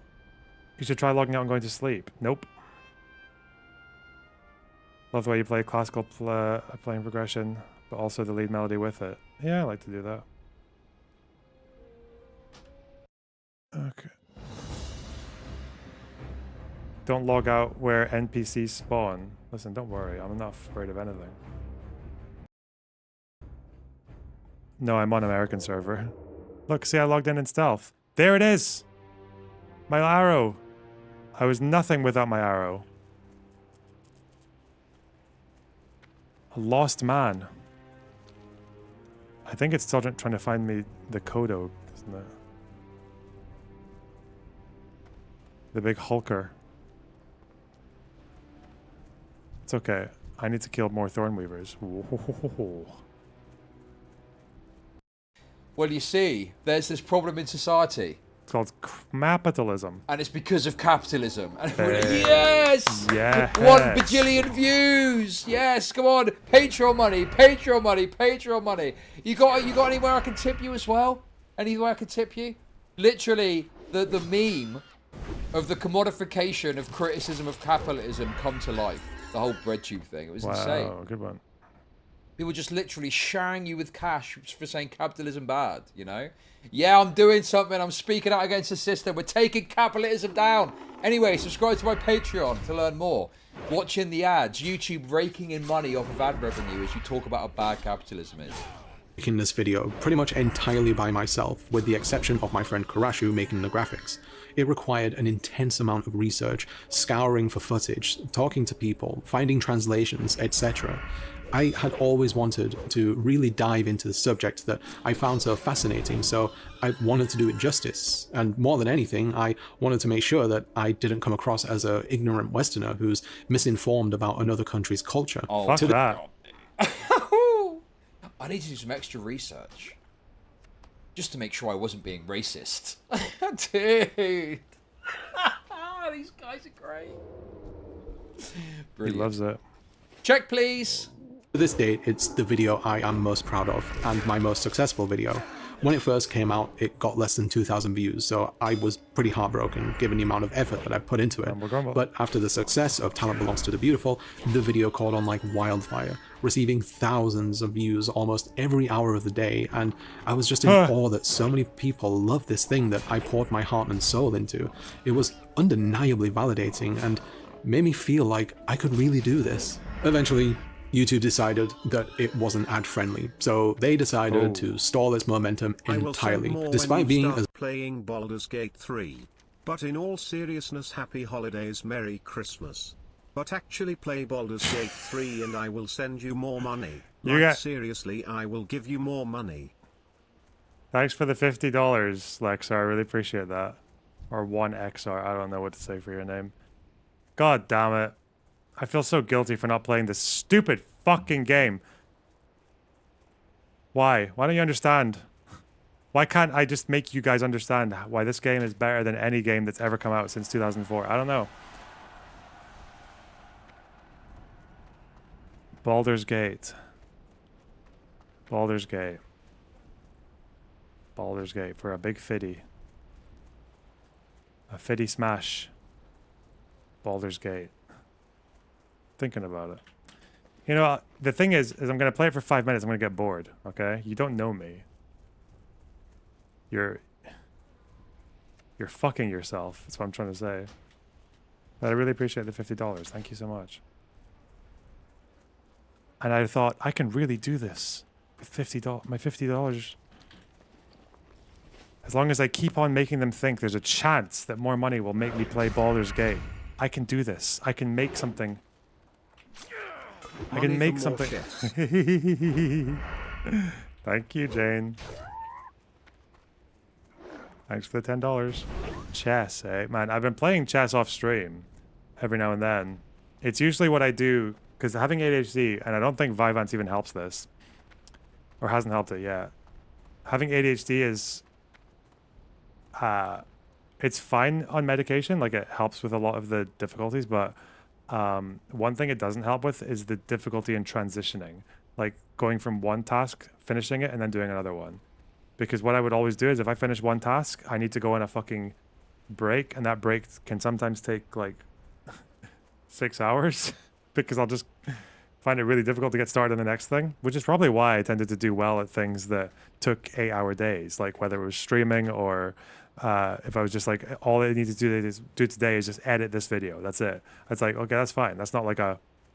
Whereas when it's like, oh, spend half an hour doing this, and then an hour doing this, and half an hour doing that, so it's like, that makes life really difficult, yeah.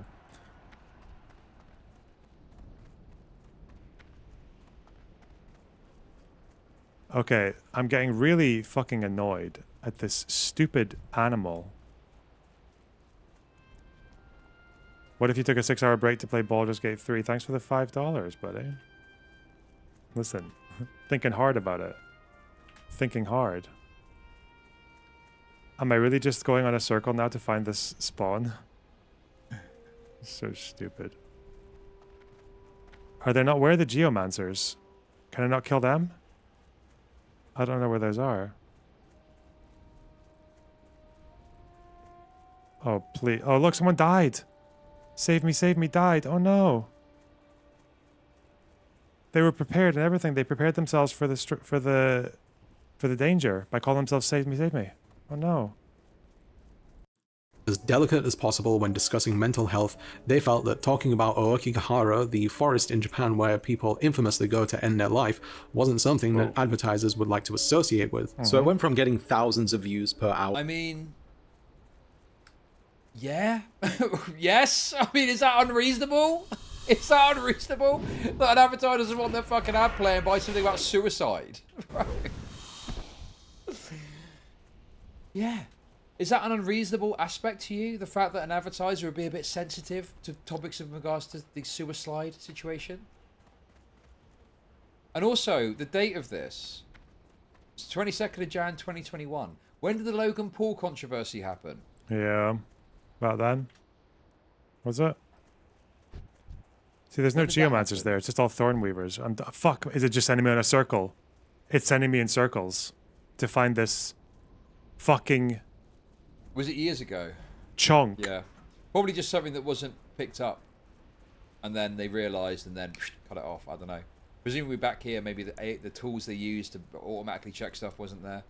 But yeah. Where are the fucking geomancers? So no, that didn't have an impact. Okay, they're up there. Okay. Should I just go and do that? Anyway, in any Why? case, you know, yeah, it sucks. You got to eat shit because advertisers are fucking pussies sometimes. But that's just the way YouTube works. It's just the way of the game, to just bro. Tens of views per hour, just like that. It was on its way to becoming my first video that would reach over 1 million views, and maybe it will one day, but I'm not going to hold my breath. Also, another YouTube channel, Paolo from Tokyo. If you're a video essayist and you want to get more views on your videos, just make more videos. Because if you're a video essayist and you don't put out that much content, like, if someone watches your channel, they'll start binge watching you, right? And they'll watch through everything. Sometimes that happens on live streams. You know, I've had people being like, I found you.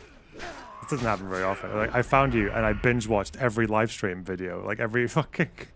I'm like, whoa. Every live stream segment. Oh, shit. That's insane. But for video essays, it's much easier because, like, I think I've got way less than 30 hours, I think, worth of video essay content. And some of it's honestly, like, people would just skip over it because it's, like, shitty topics. So yeah, if you want more people to watch your older videos, then make newer ones. Tokyo found that I used footage from his videos in mine. I made sure they were fair use, no clips longer than 7 seconds, no audio used, completely transformative, but despite that, it didn't matter. I tried to appeal it, but they said no. I tried again, another no. I asked YouTube, and they wouldn't intervene. And they said that my only option at this point would be litigation. But like most small creators... Those are rare elites. They're rares? They just look like regular elites. I'm not fucking with them though. I can't do it. Creators, I can't afford to enter a legal battle with a channel with millions of subscribers. So from there on out, any revenue that I would earn from that video that I made would go straight to Paolo, despite using less than 1 minute of his footage throughout a video that's nearly an hour long. To be fair, this guy got fucked over, man. That's bad luck. That is pretty bad luck. Oh my fucking god. Why? Why am I wasting my time trying to find this stupid fucking creature? I should just go and do the geomancers. Okay. Some of which included graphics that I made, so technically... Yeah, that sucks. I can relate to that. I can relate. I get where you're coming from. I get where you're coming from, mate. Okay, I understand. They're the Baron's police is what they are. I'm not just going to hate on this guy because he's a loser. But, like, yeah, I mean, it sucks. I think the thing that I just find a bit annoying about it is, like, you know... I don't know. This is fine. Talk about this is fine. I don't have a problem with this. It genuinely sucks. It genuinely sucks that happened. Okay? That's all I've got to say on that. He was copyright claiming imagery that I created. However, despite all the... It's just the problem is you can never have your whole fucking well-being based on the success of one video. You know, you just have to keep on... You just got to keep on chugging. The show must go on. Little bug. That this newfound attention made this all feel real, and what was once a hobby created out of boredom and a lack of direction became an opportunity for a legitimate career where I could talk. Oh god, dude, I feel it coming. I feel it coming. Oh no. When you have to do something to earn income, it's harder and more annoying or something. Do you know what I mean? It's like, yeah, of course, it's obvious. It's obvious. Obvious that's the case. Like, if you want to keep it a hobby, keep it a hobby. He fought with courage. It's a great benefit. It's a great privilege to be able to do this for a living. And it's like, well, the downside of that is you've got to put effort in. Like, the downside, I mean, it's not really a downside, it's just the reality Should I get the Ren buff? You need to handle it differently when it's your predominant form of income. Talk about things that I find genuinely interesting, work for myself, not have to work for a boss I hate, or have to drive out to a workplace every morning and waste hours of my life at a job only doing it for a paycheck. I had always wanted to do something like this, and now it was becoming real. The views kept coming in with each new video, the subscriber count grew, I started getting supporters on Patreon, and sponsors were interested in me. I even got people asking for merch, which, if I'm perfectly honest, I have no idea what the hell that would be, and it's probably never going to happen. I still Learn find about it hard to stickers. believe that I reached this point. It feels nothing short of a miracle. Over time, I've learned that this level of YouTube, or of content creating, is an agonizing battle to maintain viewers and appeal to an all-powerful algorithm. I mean, okay. I liked where that was going. No, it's this not sounds him. very Fuck. gay though. Oh, it's a big struggle. I'm struggling, so bro. Where's the guy? Where's the fucking guy? Obviously, streaming is a different kettle of fish. I get it. Okay. Obviously, there's lots of Bro. aspects of doing this. Doing it I need to go and get my edited buff. piece I'm gonna get the Baron's buff. But it's I'm gonna like- get the Ren buff. Okay, let's go. Just a bit Let's go. whiny. Let's go. It's a bit fucking whiny. I don't like the fact it's so whiny. Jesus. Yeah, a bit whiny. A thing which no one truly understands. It requires guessing what a robot wants, which in turn but it's is all the way guessing over what there. I people can't. want. Okay, I can It fly there. almost Can sounds I? like the plot from Can I make some it? horrible 4 dystopian minutes. sci-fi Yeah, easy. novel, but Easy. it's very, very real. And trying to figure out I just From a need a break. dystopian sci-fi novel. Huh? Is it? Black Mirror. It's just It's Black Mirror. based on my views on. I don't know. I don't really do the algo shit, but like. Is it? You Where, know, it's just about. I don't know knowing where I'm your going. Trade, isn't it? It's down That's here. The point, isn't it? Where's the you flight know path? your trade. You know what works. You get a flavor for it. You get an idea for it as you learn and develop, and then you go from there. He's trying to overcomplicate it to it being some sci-fi dystopia. Wait, how do I? Like, it's How do? fucking- How do I? How do I hide the? How do I hide the icons on my map? I don't know if this is the flight path or if it's down here. I don't know. Where's the flight path? I'm not gonna get the thing. Wait, I could go up here. I could just run. I've got 3 minutes. Does it take 3 minutes to get all the way up there? I'm not gonna get it.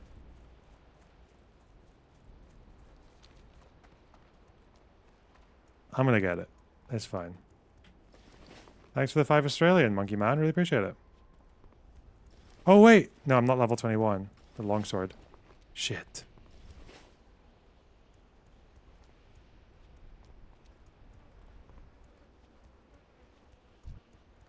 Oh, no. 3 minutes till Rend. It's fine. I'll make it. I've got sprint in 4 minutes. Shall I use a swiftness potion to get there? Does it even guarantee I'll make it?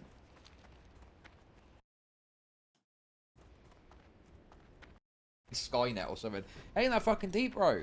You know, you live and learn. You try some stuff. You try this. You try that. You find out what works, and you keep going. And then there's changes. You adapt to Don't the die. changes. You, Don't die, you know, brave move soldier. with the time, so the times move you. And You're you're fine. golden. what it wants dominates almost every waking hour of content creators such as myself, and many others on a similar level. I've begun to feel very insecure in my work, my emotional state, and in my financial future. Oh! Solariac, whatever your fucking gay name is, okay? I'm from the future. I need to tell you. It don't get much better, bro. Okay? If anything, it gets a lot worse. Alright? I'm from the future. Why does Chad hate this person so much? I'm just watching this poor guy get bullied by fucking Chad Logic. Like, what the fuck? Bro, this guy's gonna come to your house and fucking stab you to death. Like, come on. Jeez. Lost Kodo. Where you going? Where you going, pup? Little pug. Solari! You're going to be moaning about people being financially abusing you for ending their Patreon support, Solari. Okay? Just put the fries in the bag, bro. Go and pick up some fucking application forms for your local McDonald's. YouTube simply does not pay out enough unless you fill your videos with ads. Sponsors can often be stingy, and it can be hard to convince people to part ways with their hard-earned cash just to support a smaller creator. There's a constant fear of videos being copyright claimed or being demonetized for content that isn't ad-friendly, something which YouTube refuse to properly define or Okay, I'm gonna make even it. tell you what the issue is when your video is flagged. Wait, what? This is from 2022. Huh? What is this dude on about? Bro, you can literally... Back in 2022, this was the case as well. It literally lists out... It's fucking a no-brainer.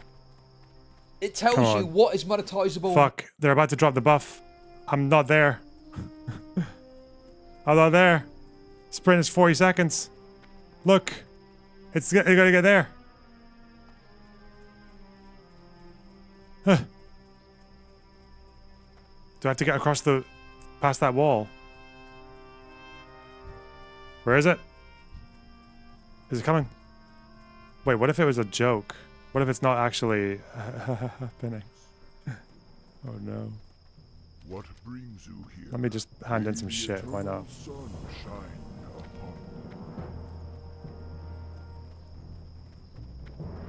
What do you need? Down. Ooh, agility cape. Okay, let's go. Fuck me. Yeah, they're waiting for it. Okay, it's coming. It's happening. It's real.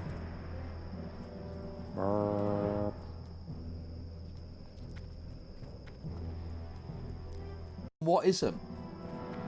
When you submit the video, you just put in there what is included. Oh, there it is. I've not done it for ages because DK does all of that shit, right?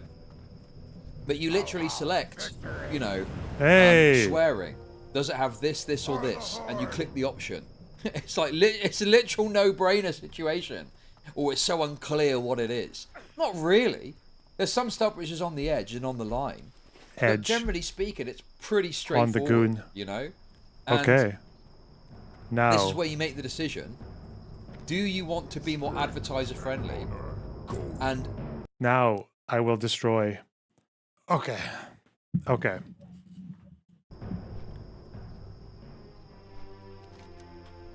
Now I will destroy that defenseless animal.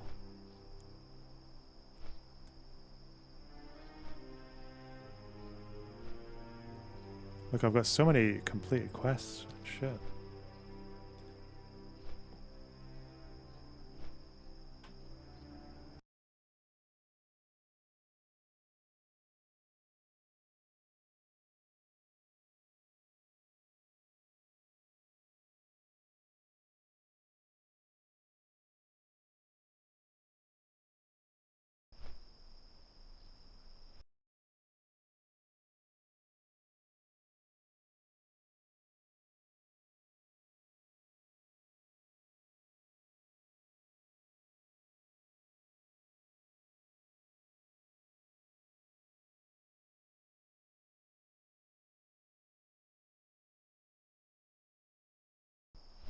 Yeah.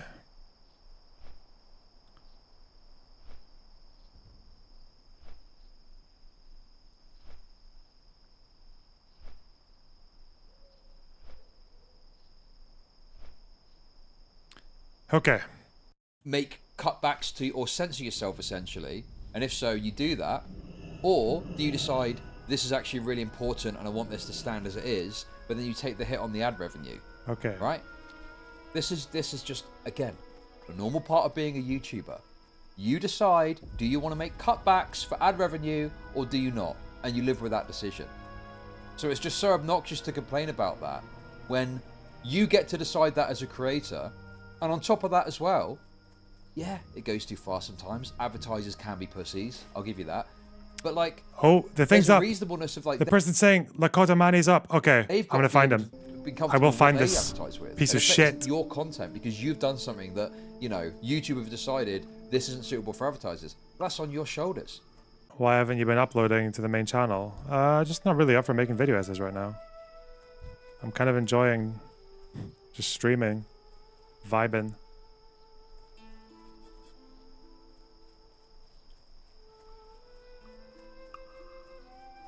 Come on. Where though? Where is it? It's gonna be dead by the time I arrive there, isn't it? Obviously.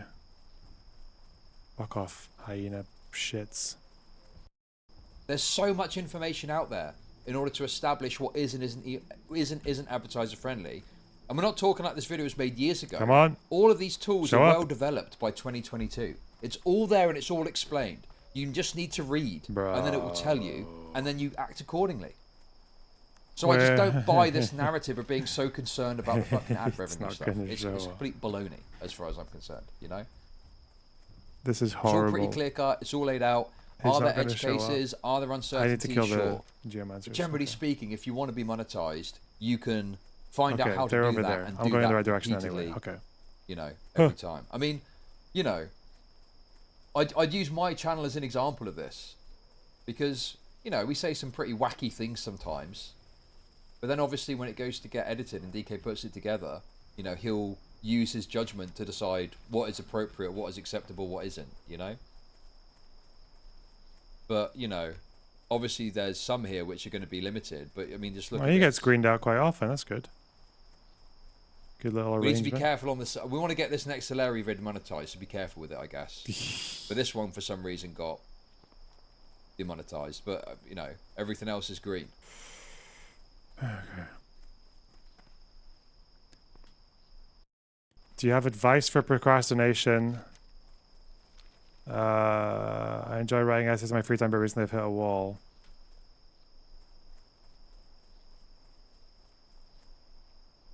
You know what? I've dealt with procrastination like for most of my life, and I don't even know what good advice is for it. I don't know.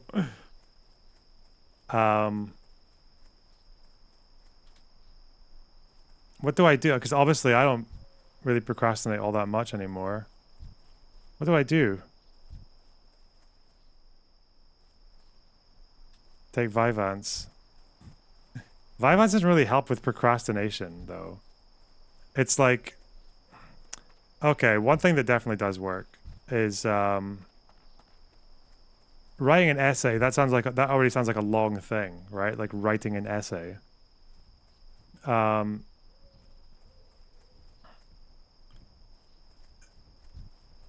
If I had to write an essay, I wouldn't sit down and write an essay. I would think, write a sentence. Not even a paragraph, just a fucking sentence, yeah? It doesn't even need to be the first sentence of it, because what I normally do when I'm like writing video essays is I'll think of like a good one-liner or like a quip, or maybe a paragraph will be running in my head, and I'll just write that down. And then I'll maybe like start building up, and then maybe something else that's in a completely different part of it, I'll do that there. It's usually because I think in terms of like arguments or like conversationally. And then once you've done that, you've already started, and then you're like, okay, do I take a break now, or do I just like keep going? Yeah.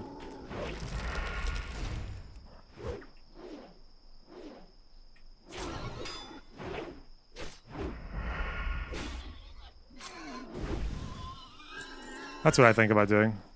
That seems to be the most effective technique that I've had.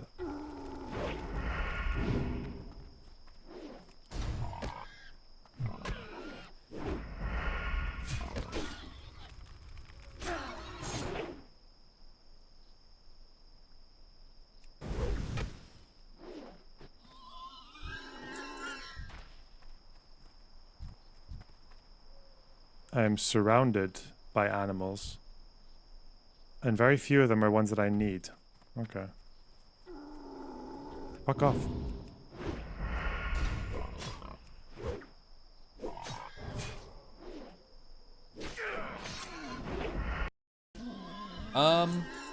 Sometimes it does, sometimes it doesn't. I don't know why it doesn't sometimes.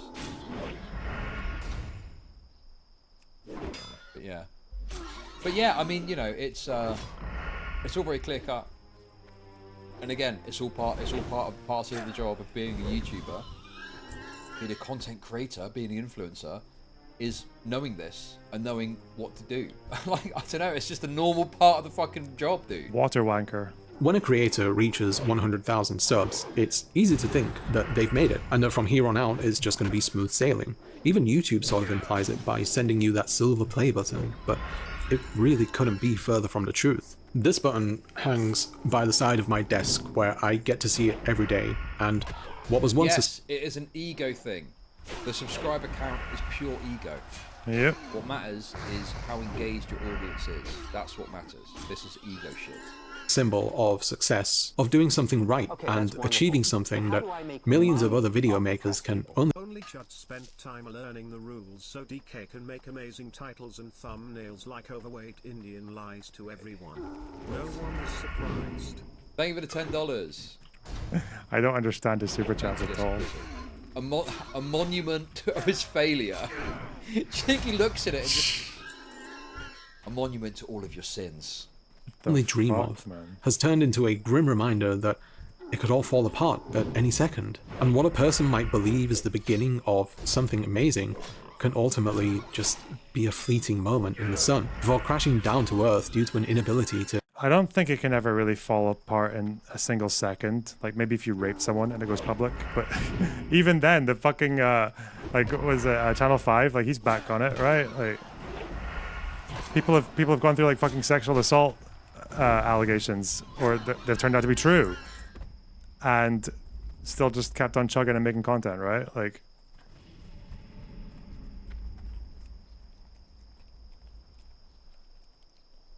I don't know. Even if you have a channel that like you're capable of getting 1,000 viewers in a video, I think even that, surely you'd be able to make something of that, like build up on it if you were clever with the algorithm and everything like that. But yeah, it would obviously, like if you were used to getting 100K views a video, and then over time it just kept reducing until you're only getting 1K views a video, it would be really demoralizing trying to build that up again. But like people have done it, right? You would just have to change something. You'd have to alter what you're doing. Dr. Disrespect? I don't know. Did he do that? But I think that's one difficult thing for people is like they kind of they ride a wave, whether it's like BreadTube or whatever else, and then once that wave is gone, they don't really know what to do after that. So that's when you actually have to start adapting and being able to ingratiate yourself in different environments. I sometimes worry about that. I worry that like when people stop caring about the Middle East, which they obviously will one day, I'm like, what do I talk about next, you know? Am I going to be like, hey guys, you want to talk about Keir Starmer, the Labour Party, Brit poll? You'll never believe what they said in the House of Commons. Like, fuck that. Or I just become a niche creator. I just accept that I can just stick to my passion projects and just know that they'll never be as popular as they were until another fucking war happens, which is quite a sad way to think about it. Or a weird way. Water Seeker. To cater to the unknown. This job has... It's not the unknown! Stop calling it the unknown! It's not the unknown! This is complete cope, dude! If you are savvy and sharp and follow trends and look at what's going on, right? It is known. It's a known entity. It being unknown is a you problem. It's a skill issue. This narrative about the algorithm gods is such bullshit cope, and I'm sick of hearing it from people. Wow. Right? It's nowhere close to He's that. fed up. He's at his wit's end. Yeah, it's like that's such a good way of putting it. Algo mysticism, you know? It's like back to neopronouns. The algorithm. Oh, we don't know what to do. We're going to do a human sacrifice to try and placate it, and hopefully my video might get an extra 10% click-through rate. Bro, it's not that deep, okay? You don't need to fucking have this mystical angle of it. Just understand what trends are, understand some bits and pieces, and you'll be okay. I don't know. You know? Like if you're like a BreadTube guy, it's pretty straightforward. Right, what's the political... It's yeah, like, this guy should have spent the last year just talking about Palestine.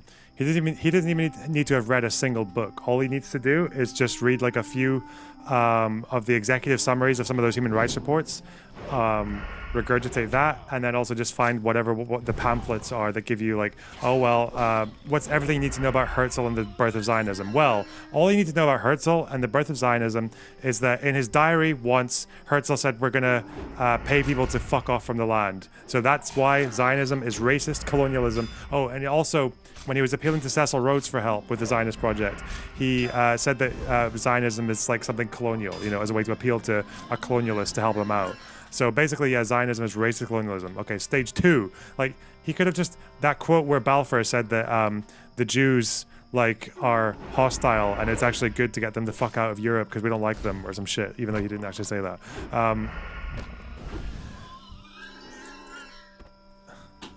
He could have just done that, you know? Why didn't I do that? I'd be based.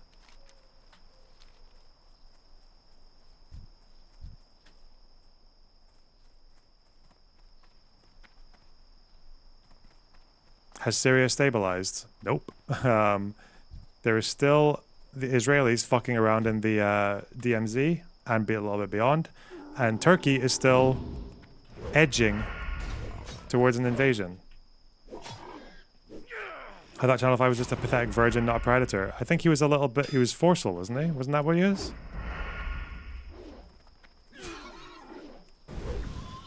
I don't know if it was like predator, but yeah, he was, okay, in a sentence, because I don't remember the details, but I'm pretty sure he violated boundaries. Is that not what happened? Is that not a summary? Whatever. Why can't you people just be normal? You're up late. Yeah, I know. And I'm probably going to wake up early as well. So let them set up their institutions. Yes, let them set up their institutions. It's a man without his... Hang on. Okay, I can do this. I can go here, and then if I don't see it, I just go up and there are geomancers up there. Okay.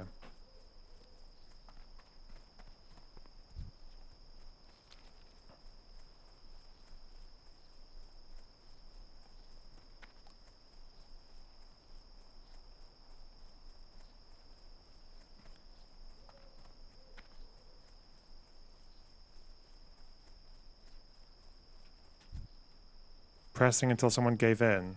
Yeah, that was that kind of shit, yeah. He was like...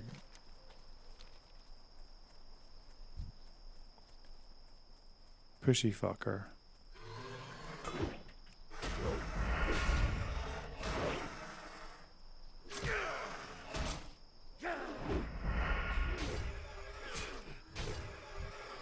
Coercive creepiness. Gotcha. How is modding the Reddit going, Hangnails? Are you feeling comfortable with it? Are people abiding by your new standards?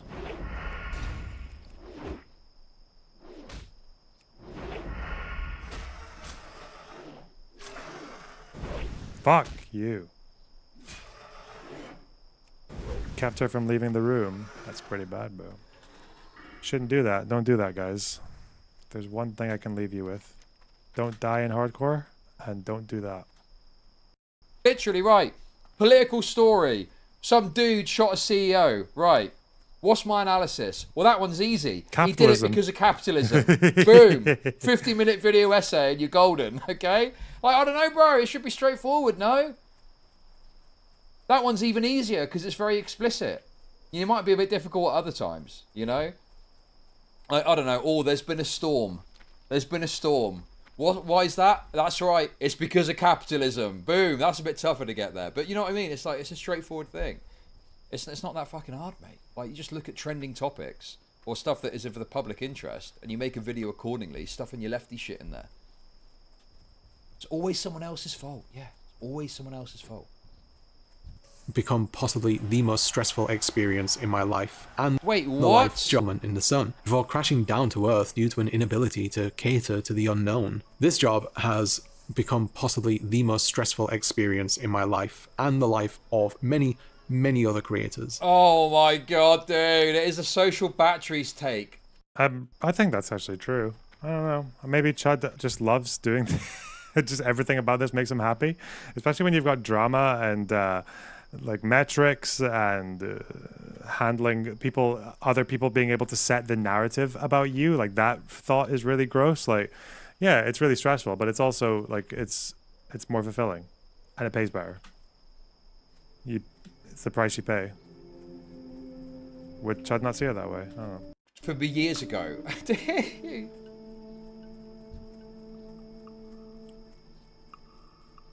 I do not believe that these people, this is the most stressful thing. You'd have to have the most coddled fucking life going if this is the most stressful thing that you've done. You know? Like, yeah, obviously.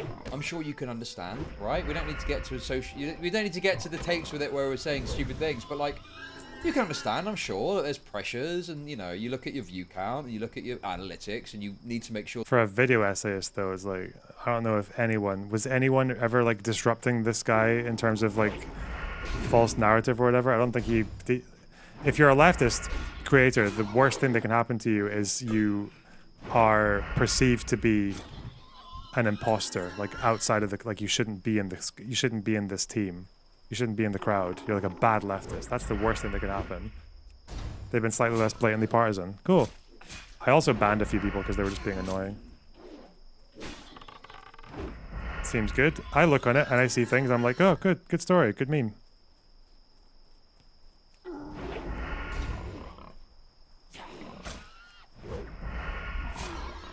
All the money's coming in. Yeah, I've talked about it myself. You know, where like, it clicks over to the next month because you don't have a guaranteed income. You know, you were like, oh, hopefully this month's gonna go well, and fortunately, for a while now, it's gone well every single month. We hope and pray that continues.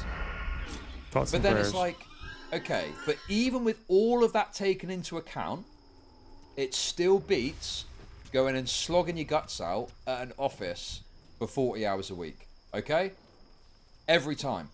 There aren't many jobs that I can think of that nature that I would rather do than this. You know? And I get it's different. I get I'm doing a live stream, okay?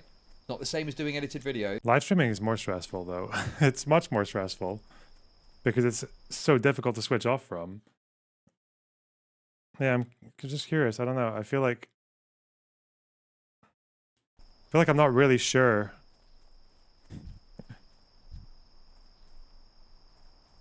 What will you eat if you sleep through Christmas Eve? I'm not going to sleep through Christmas Eve. Listen. Where did you get in the Syria research? I finished a pretty decent timeline. The wiki articles on Syria, on the Civil War especially, are very detailed. They're very, very detailed. I think I might want to read that Zalen guy's book, but honestly, I don't know. I was still... I think in around September, I was flirting with the idea of doing a whole history of Hezbollah video. And now...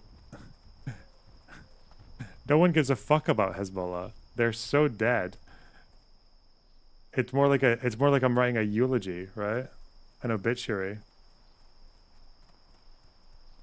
Some of the articles miss important details. What Zalen book? Oh, the book about HTS. It's like less than 100 pages. Where? I just want to kill this fucking Kodo, man. Why is he so elusive? I should have just killed him when he was there. Even though he was 3 levels above me and might have destroyed me. He might still, actually. He might still kill me. I don't know.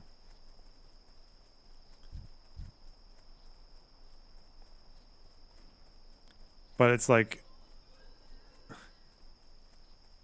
what time is it? US time. This is Pacific time. 9 p.m. Oh, no shit then. You could have gouge kited him. No, because my gouges would miss. You can't gouge kite when you're leveling in Classic. It's not reliable. Where is this fuck? He's not here either, is he? He's not. 8 p.m. Pacific. It's not. It's like Midwest time. I don't know what the fuck.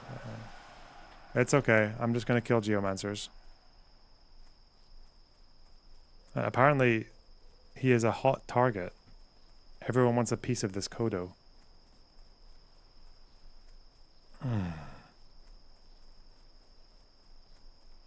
Skip this step if you can't find him. Oh. You know what? That's good advice. Think I might take you up on that one, big man.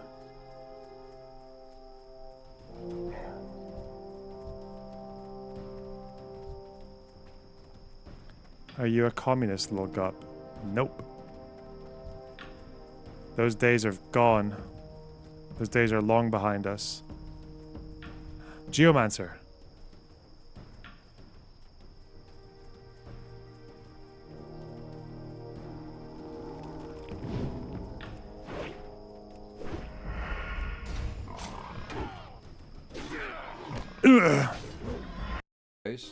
But let's be fucking honest for a second here, okay? Right, I don't want to suck my dick too hard today, but let's be honest with ourselves. Maintaining the viewership that I do for 8 hours a day, 5 days a week, it's not happening randomly or by accident. It's not like there's loads of people that are able to just start a channel and fucking boom, they've got... Do you know what I mean? It's like, there's certain things associated with that. But yes, the editing and the video stuff is difficult, and it's got its own challenges. Or, you know, there's a skill to it, but it also applies to live streaming too. So it's a different thing, but there's still elements to it which are, you know... You see what I mean? So it's like... Even though there's challenges of this, in terms of it's the same live streaming too, right? You got to make it work. You got to make it happen. And I think that I just really hate it when people complain like this, because it's like, yeah, I get it. We've got a different thing going on, but I'm in the same game and I'm doing it this, and I just like the difference between turning up for a live stream or turning up to make your little gay breadtube videos versus turning up to the office at 9 AM. You got the boss there, you got a fucking Rolodex full of clients you got to call. Dude, it's just, it doesn't compare. It literally does not fucking compare, okay? And if this is true, that this is so stressful, and all these other creators are so stressed out by this, why is there not this mass exodus? Why is it that the broad trend is the other direction of people going from regular jobs to doing this, okay? Why is it that you only tend to see people going the other direction from YouTube content creation to a normal job when their channel is in tatters and they failed? Tatters. Why don't you have people at the height of their success going and working a normal job? That barely ever happens. I should do that. Just to fuck with everyone. Just to confuse Chud Logic. I might do that. Stick around are the ones who can cultivate a community akin to sports fans instead. Thank you, Musty, for the $20. Appreciate it. Thank you. Very true. Yes. Yes. Do I really still have 250 viewers for a gamer stream? What the fuck? This is the... yeah. This is probably the best gamer stream I've had for quite a while. Like, just gaming. That's all I'm doing. Just gaming. Shit.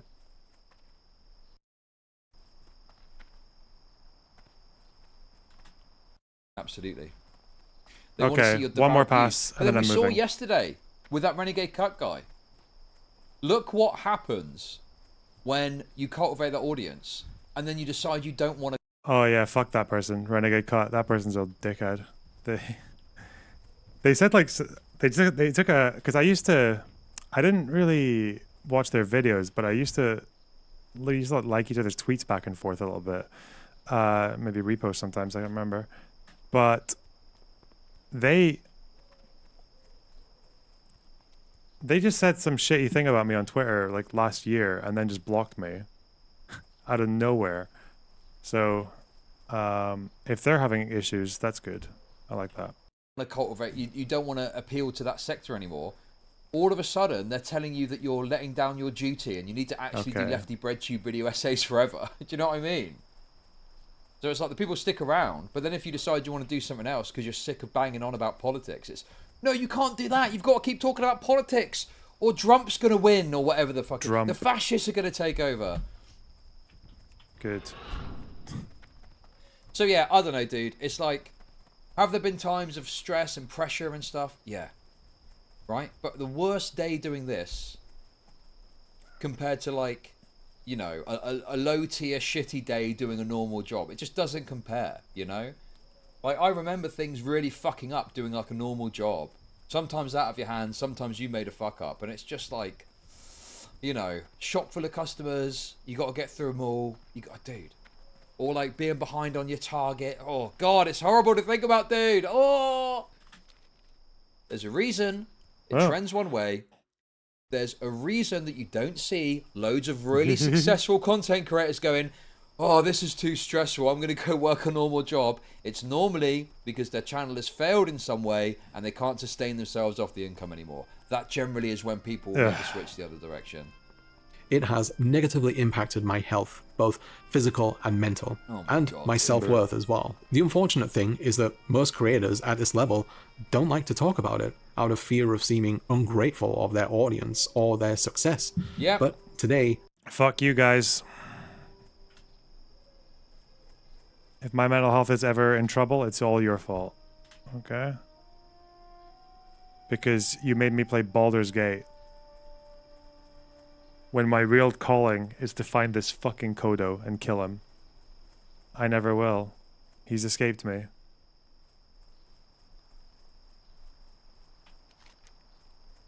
Alas, we will never know what it was like to kill that level 22 Kodo.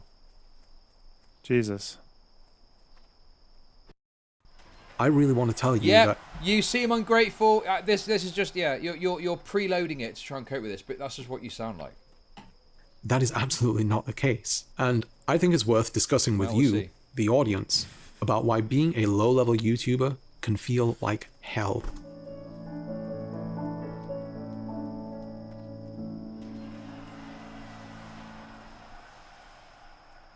I've done a bit of traveling in my time, and one of the worst things about going to a country where people mostly don't speak English is being ill-equipped to communicate with locals. God, this red and black acoustic paneling is so ugly. Jesus. Ugh! If you're British, like I unfortunately am. Boom! Straight into an ad read. There we go. There's a few $1,000s in the back pocket for reading some fucking ad. Oh, dude. Oh, fuck. Wait.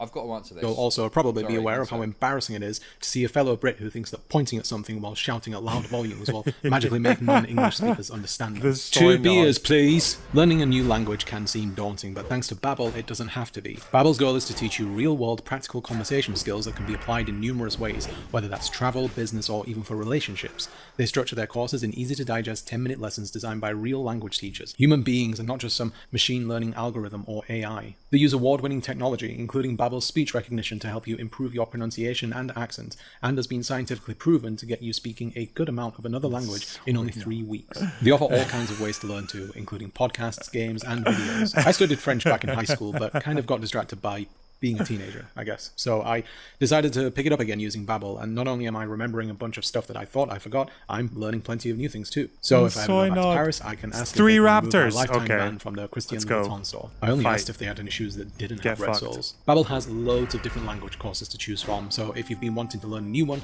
I highly recommend you give it a try. If you visit my link in the description, you'll get a very generous 65% Give me a off horn. your subscription, Give me a and if horn. for some reason you change your I've mind, come they for the have a horn. 20-day money-back guarantee. Apprendre de nouvelles langues avec Babbel. Since around December of last year, I've started to experience some health problems.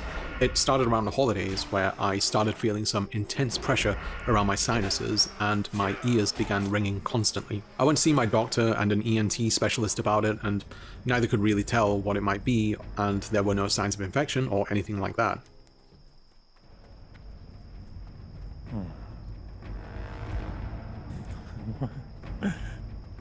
Okay, do I go to the coast? I can just call it there. Okay, that's fine. I can just go to the inn there. Damn. That fucking Kodo Okay. got away with it. Okay. He got away with his crimes. That piece of shit. Oh, bro, it feels kind of a bit rough, to be honest. But you know, my kid just called me, was crying. I was like, oh, Mummy shouted at me because she said I couldn't have a treat if I didn't eat my dinner, and I'm like, you know, he's fine. He's just kids just, you know, obviously get emotional about stuff.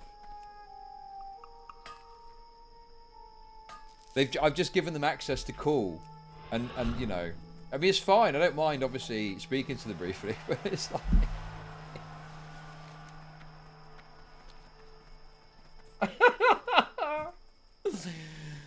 I mean, you know, obviously I don't want to undermine I don't know what's going on over there.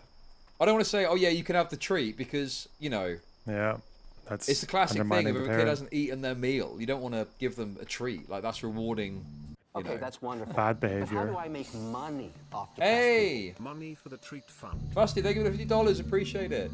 $50 for the treat fund. See, this is why. If I get depressed, Oh come on, look, listen. if I get depressed, it's because of you guys. Okay. I'm by no means the best father, or you know, I don't even like to think of myself as a good father, right? I just think of myself as a father, and I do my best, okay? Okay. But All right. Oh man, having kids is pretty funny sometimes.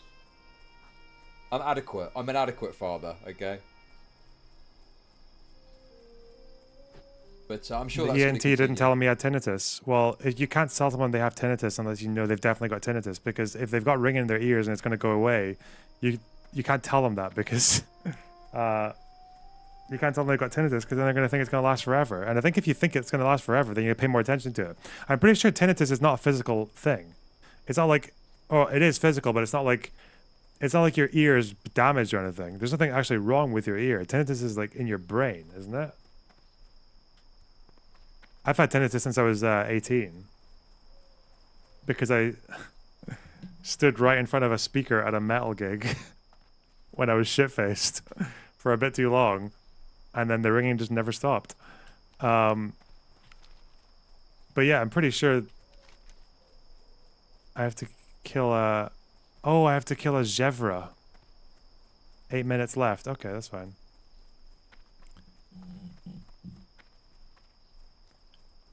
But I'm pretty sure that's like a brain thing. Like the trialed remedies for tinnitus is like putting a probe in the brain and like zapping them and shit to get rid of it. But yeah.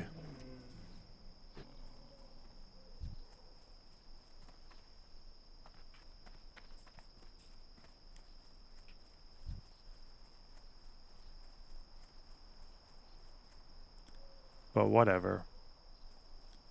Oh, someone died. Were they killed by this guy? Ishamuhale? Who killed them? Okay, wait, these mobs are not trash. Okay. I'll keep that one there because I might need to... But I need to plant the carcass at the dead tree. Is that the dead tree? It looks pretty dead. Okay.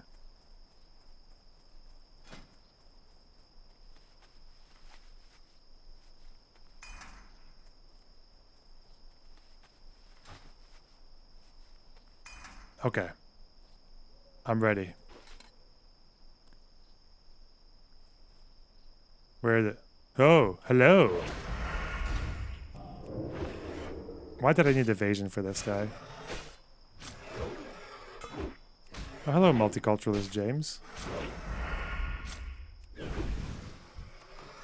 No big deal. Travel to Ratchet. Okay.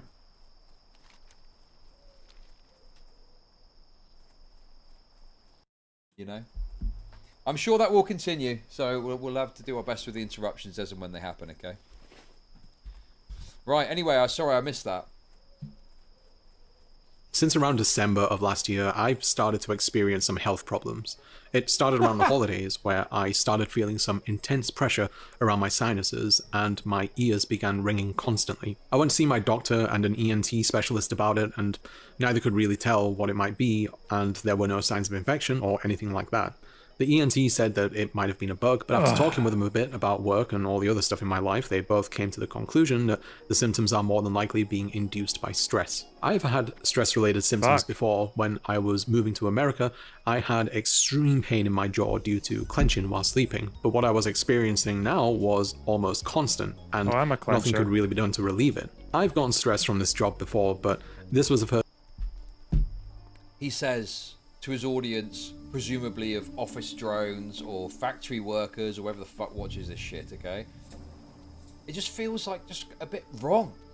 Like, it's okay to have a bit of a comment on a gripe, maybe on a stream or something, or diagnosis a whinging Brit. But he's crafted an entire video around this, and he's telling his presumably working class audience. Yeah. To be fair, no one who watches this is working class. No one who watches BreadTube is working class. Yeah.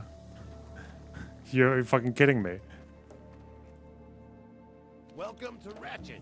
Hope you're looking for work. Hey, how you doing?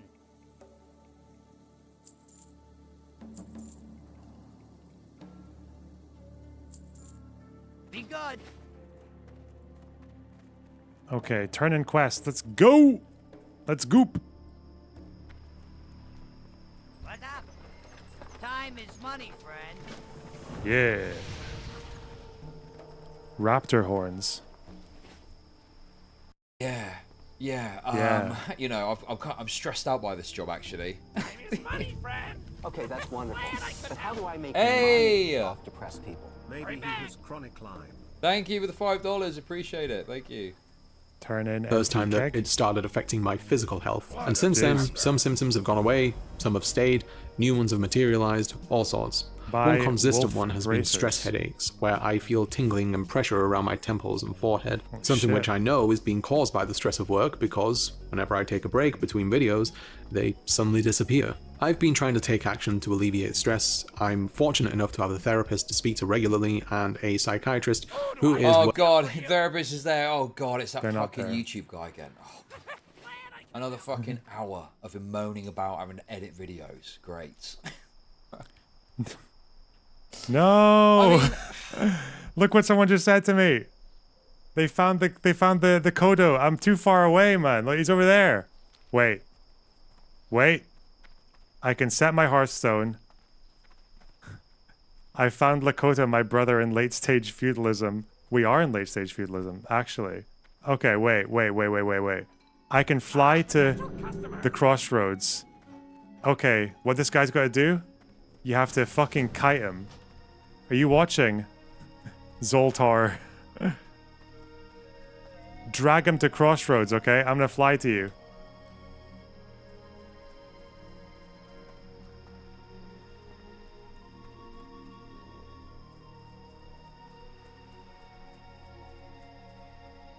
Accept trouble at the docks. Okay.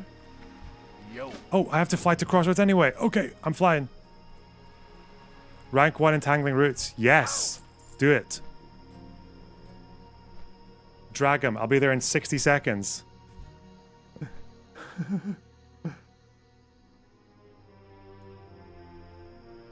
I see it. Roots. He's got him. He's got the Kodo. Wait, don't fucking wait. Don't kill. I'm coming in 1 minute. Ah. Just drag them to the crossroads. Where are they? I can't see. Oh, it's way down there, man. They're pretty far.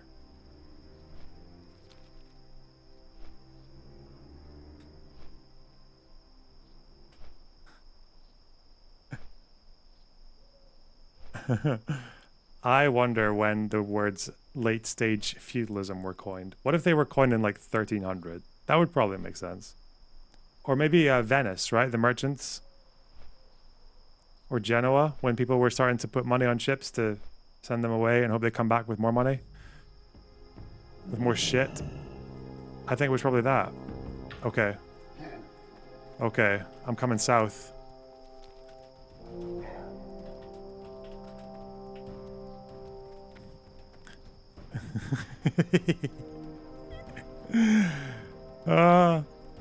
Take care of my Kodo, please. I swear, if this is like a scam. I'm sprinting! What is the progress? I think they're not saying anything. I think they killed it.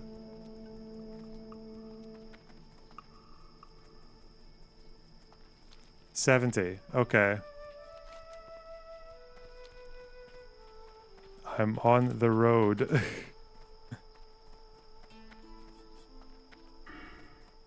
Feudalism is a bit of a historiographical misnomer.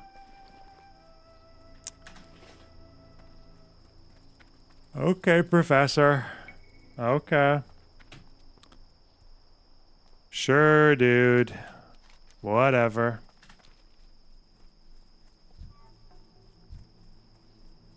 Those are words. I can confirm. Why are they...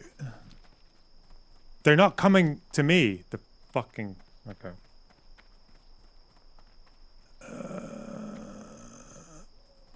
I'm not gonna make it. I think they're gonna kill it, or someone else is gonna kill it. There's no way this Kodo is gonna survive this long. It's not my luck. Are they even coming towards me? Are they trolling me? Okay, he's rooting him. Okay, I can see the roots going off. Okay, good. What? Oh, shit.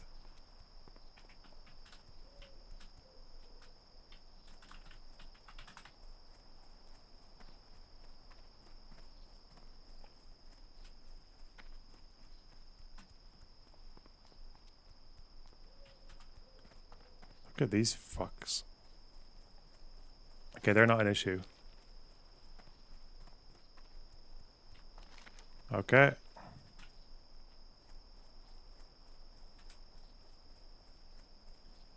Damn knife ears. True. Dorito ears.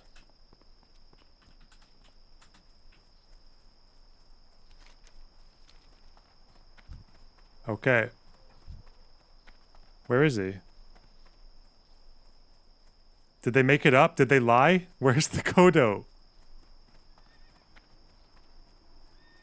Okay. There we are.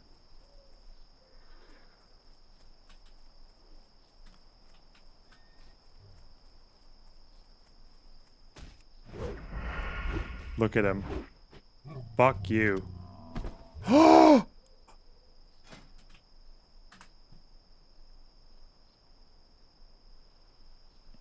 New blade. A fine blade. I love RPing. Hey, roll for the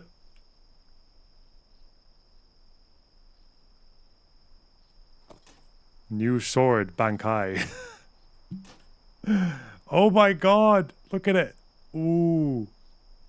Oh, so powerful.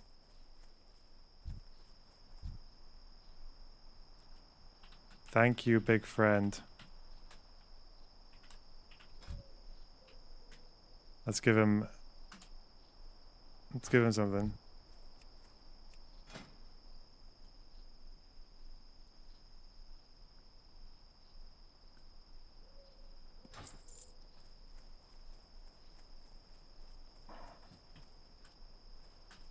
You have doubled my wealth this day.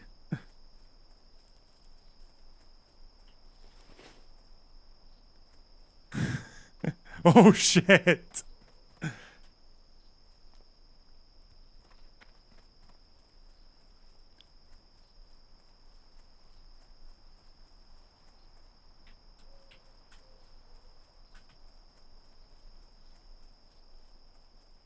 Okay.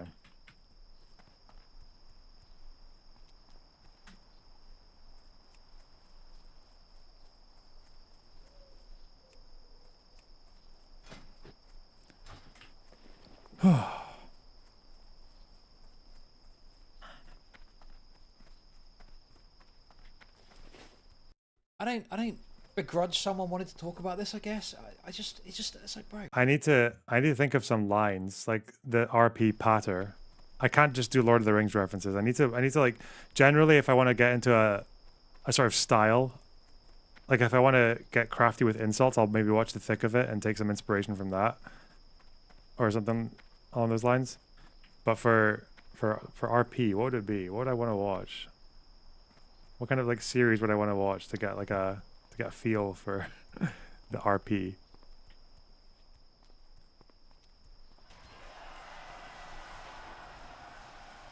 It's like fantasy, so like anime is kind of obvious. Talking like an anime, like fucking Studio Ghibli and shit, but what about something like fantasy? Maybe Dune?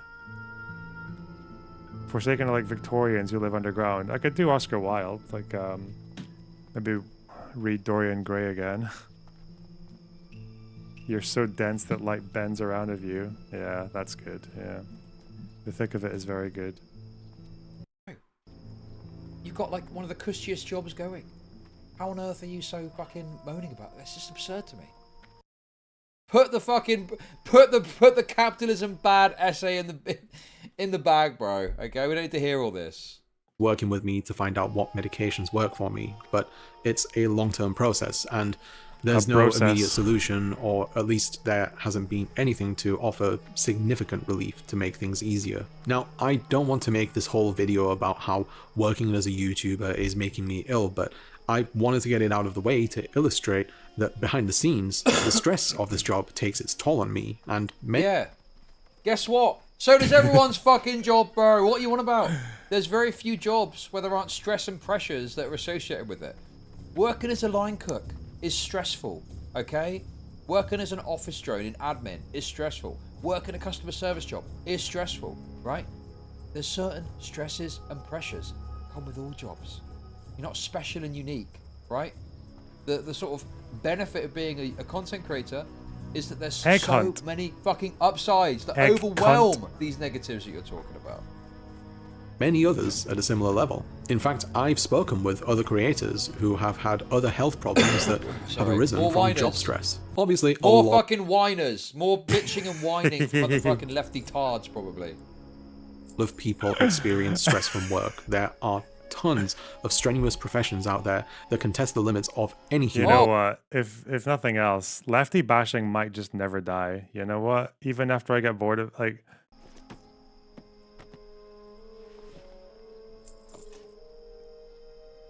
For the horde.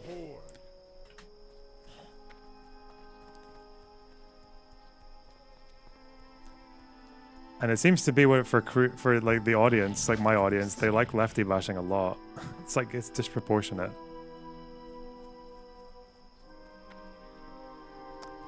Talk to no, not him. Fly to Camp Tarajo. What level are we at? 20. I'm just trying to find a place to chill.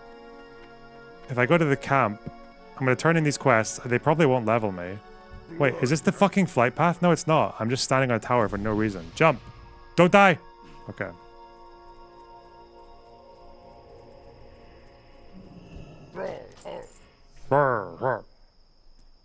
Then I need to go, okay? Tarajo. Sure. Sure, ho. Oh. So please don't think that I'm saying that I have it harder than Okay. Mm-hmm. Pause, Andy.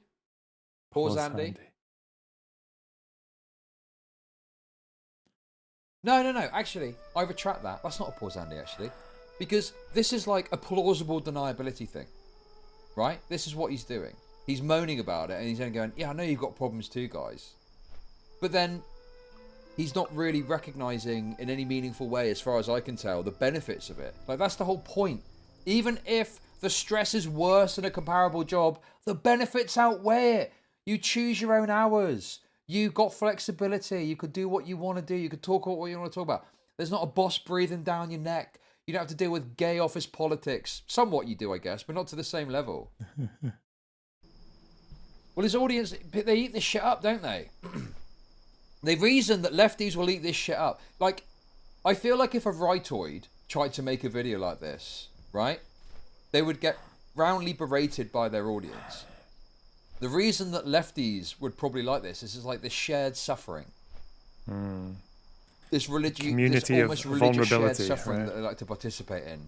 Yeah, we've all got it really hard, haven't we? Yeah, we're basically being raped by capitalism every day. You're so right, Solari. You're so right about this. Where's your Patreon so I can give you a shitload of money? The people or anything like that. What I'm getting at is that there are a lot of people out. Wait, what's happened there? You're on a timed quest. Don't go AFK. It will get turned 30 minutes after pickup. Okay, I'm logging out. Fuck that. How weird. Oh my god, I leveled. Shit. May the eternal sun shine. Then I have to kill. No, I will not. I'm gonna chill. Blood shard. Okay. Just let me go to the inn. Where's the fucking inn? Here. Hello, innkeeper. Put me atop this. Allow me to sleep upon your strangely placed barrel. Oh, what the fuck? Oh yeah, these guys basically sleep like they're getting buried in a coffin. Alright. Middle? Okay. Thoughts on quiche? It's good. I love quiche. Oh god. You just stick it in the oven, ram it, put some salt on top of it? Yeah. Is hardcore WoW regular WoW with permadeath? Yep. It's the same thing, but with permadeath, yeah. What is there's a lockpick in this game? Fuck no. I don't know what. Okay, well done, guys. That was good.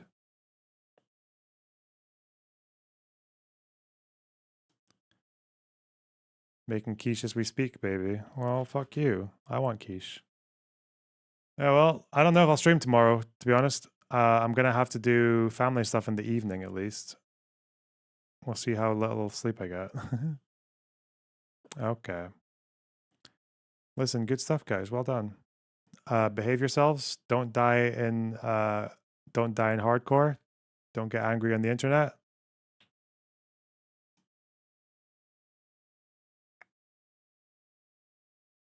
Don't make a YouTube video, a YouTube channel, and then have it go really well, and then cry when it doesn't go well, or it goes less well. And then don't make all your videos about that for the next 2 years. Okay. Love you guys. Bye. Bye.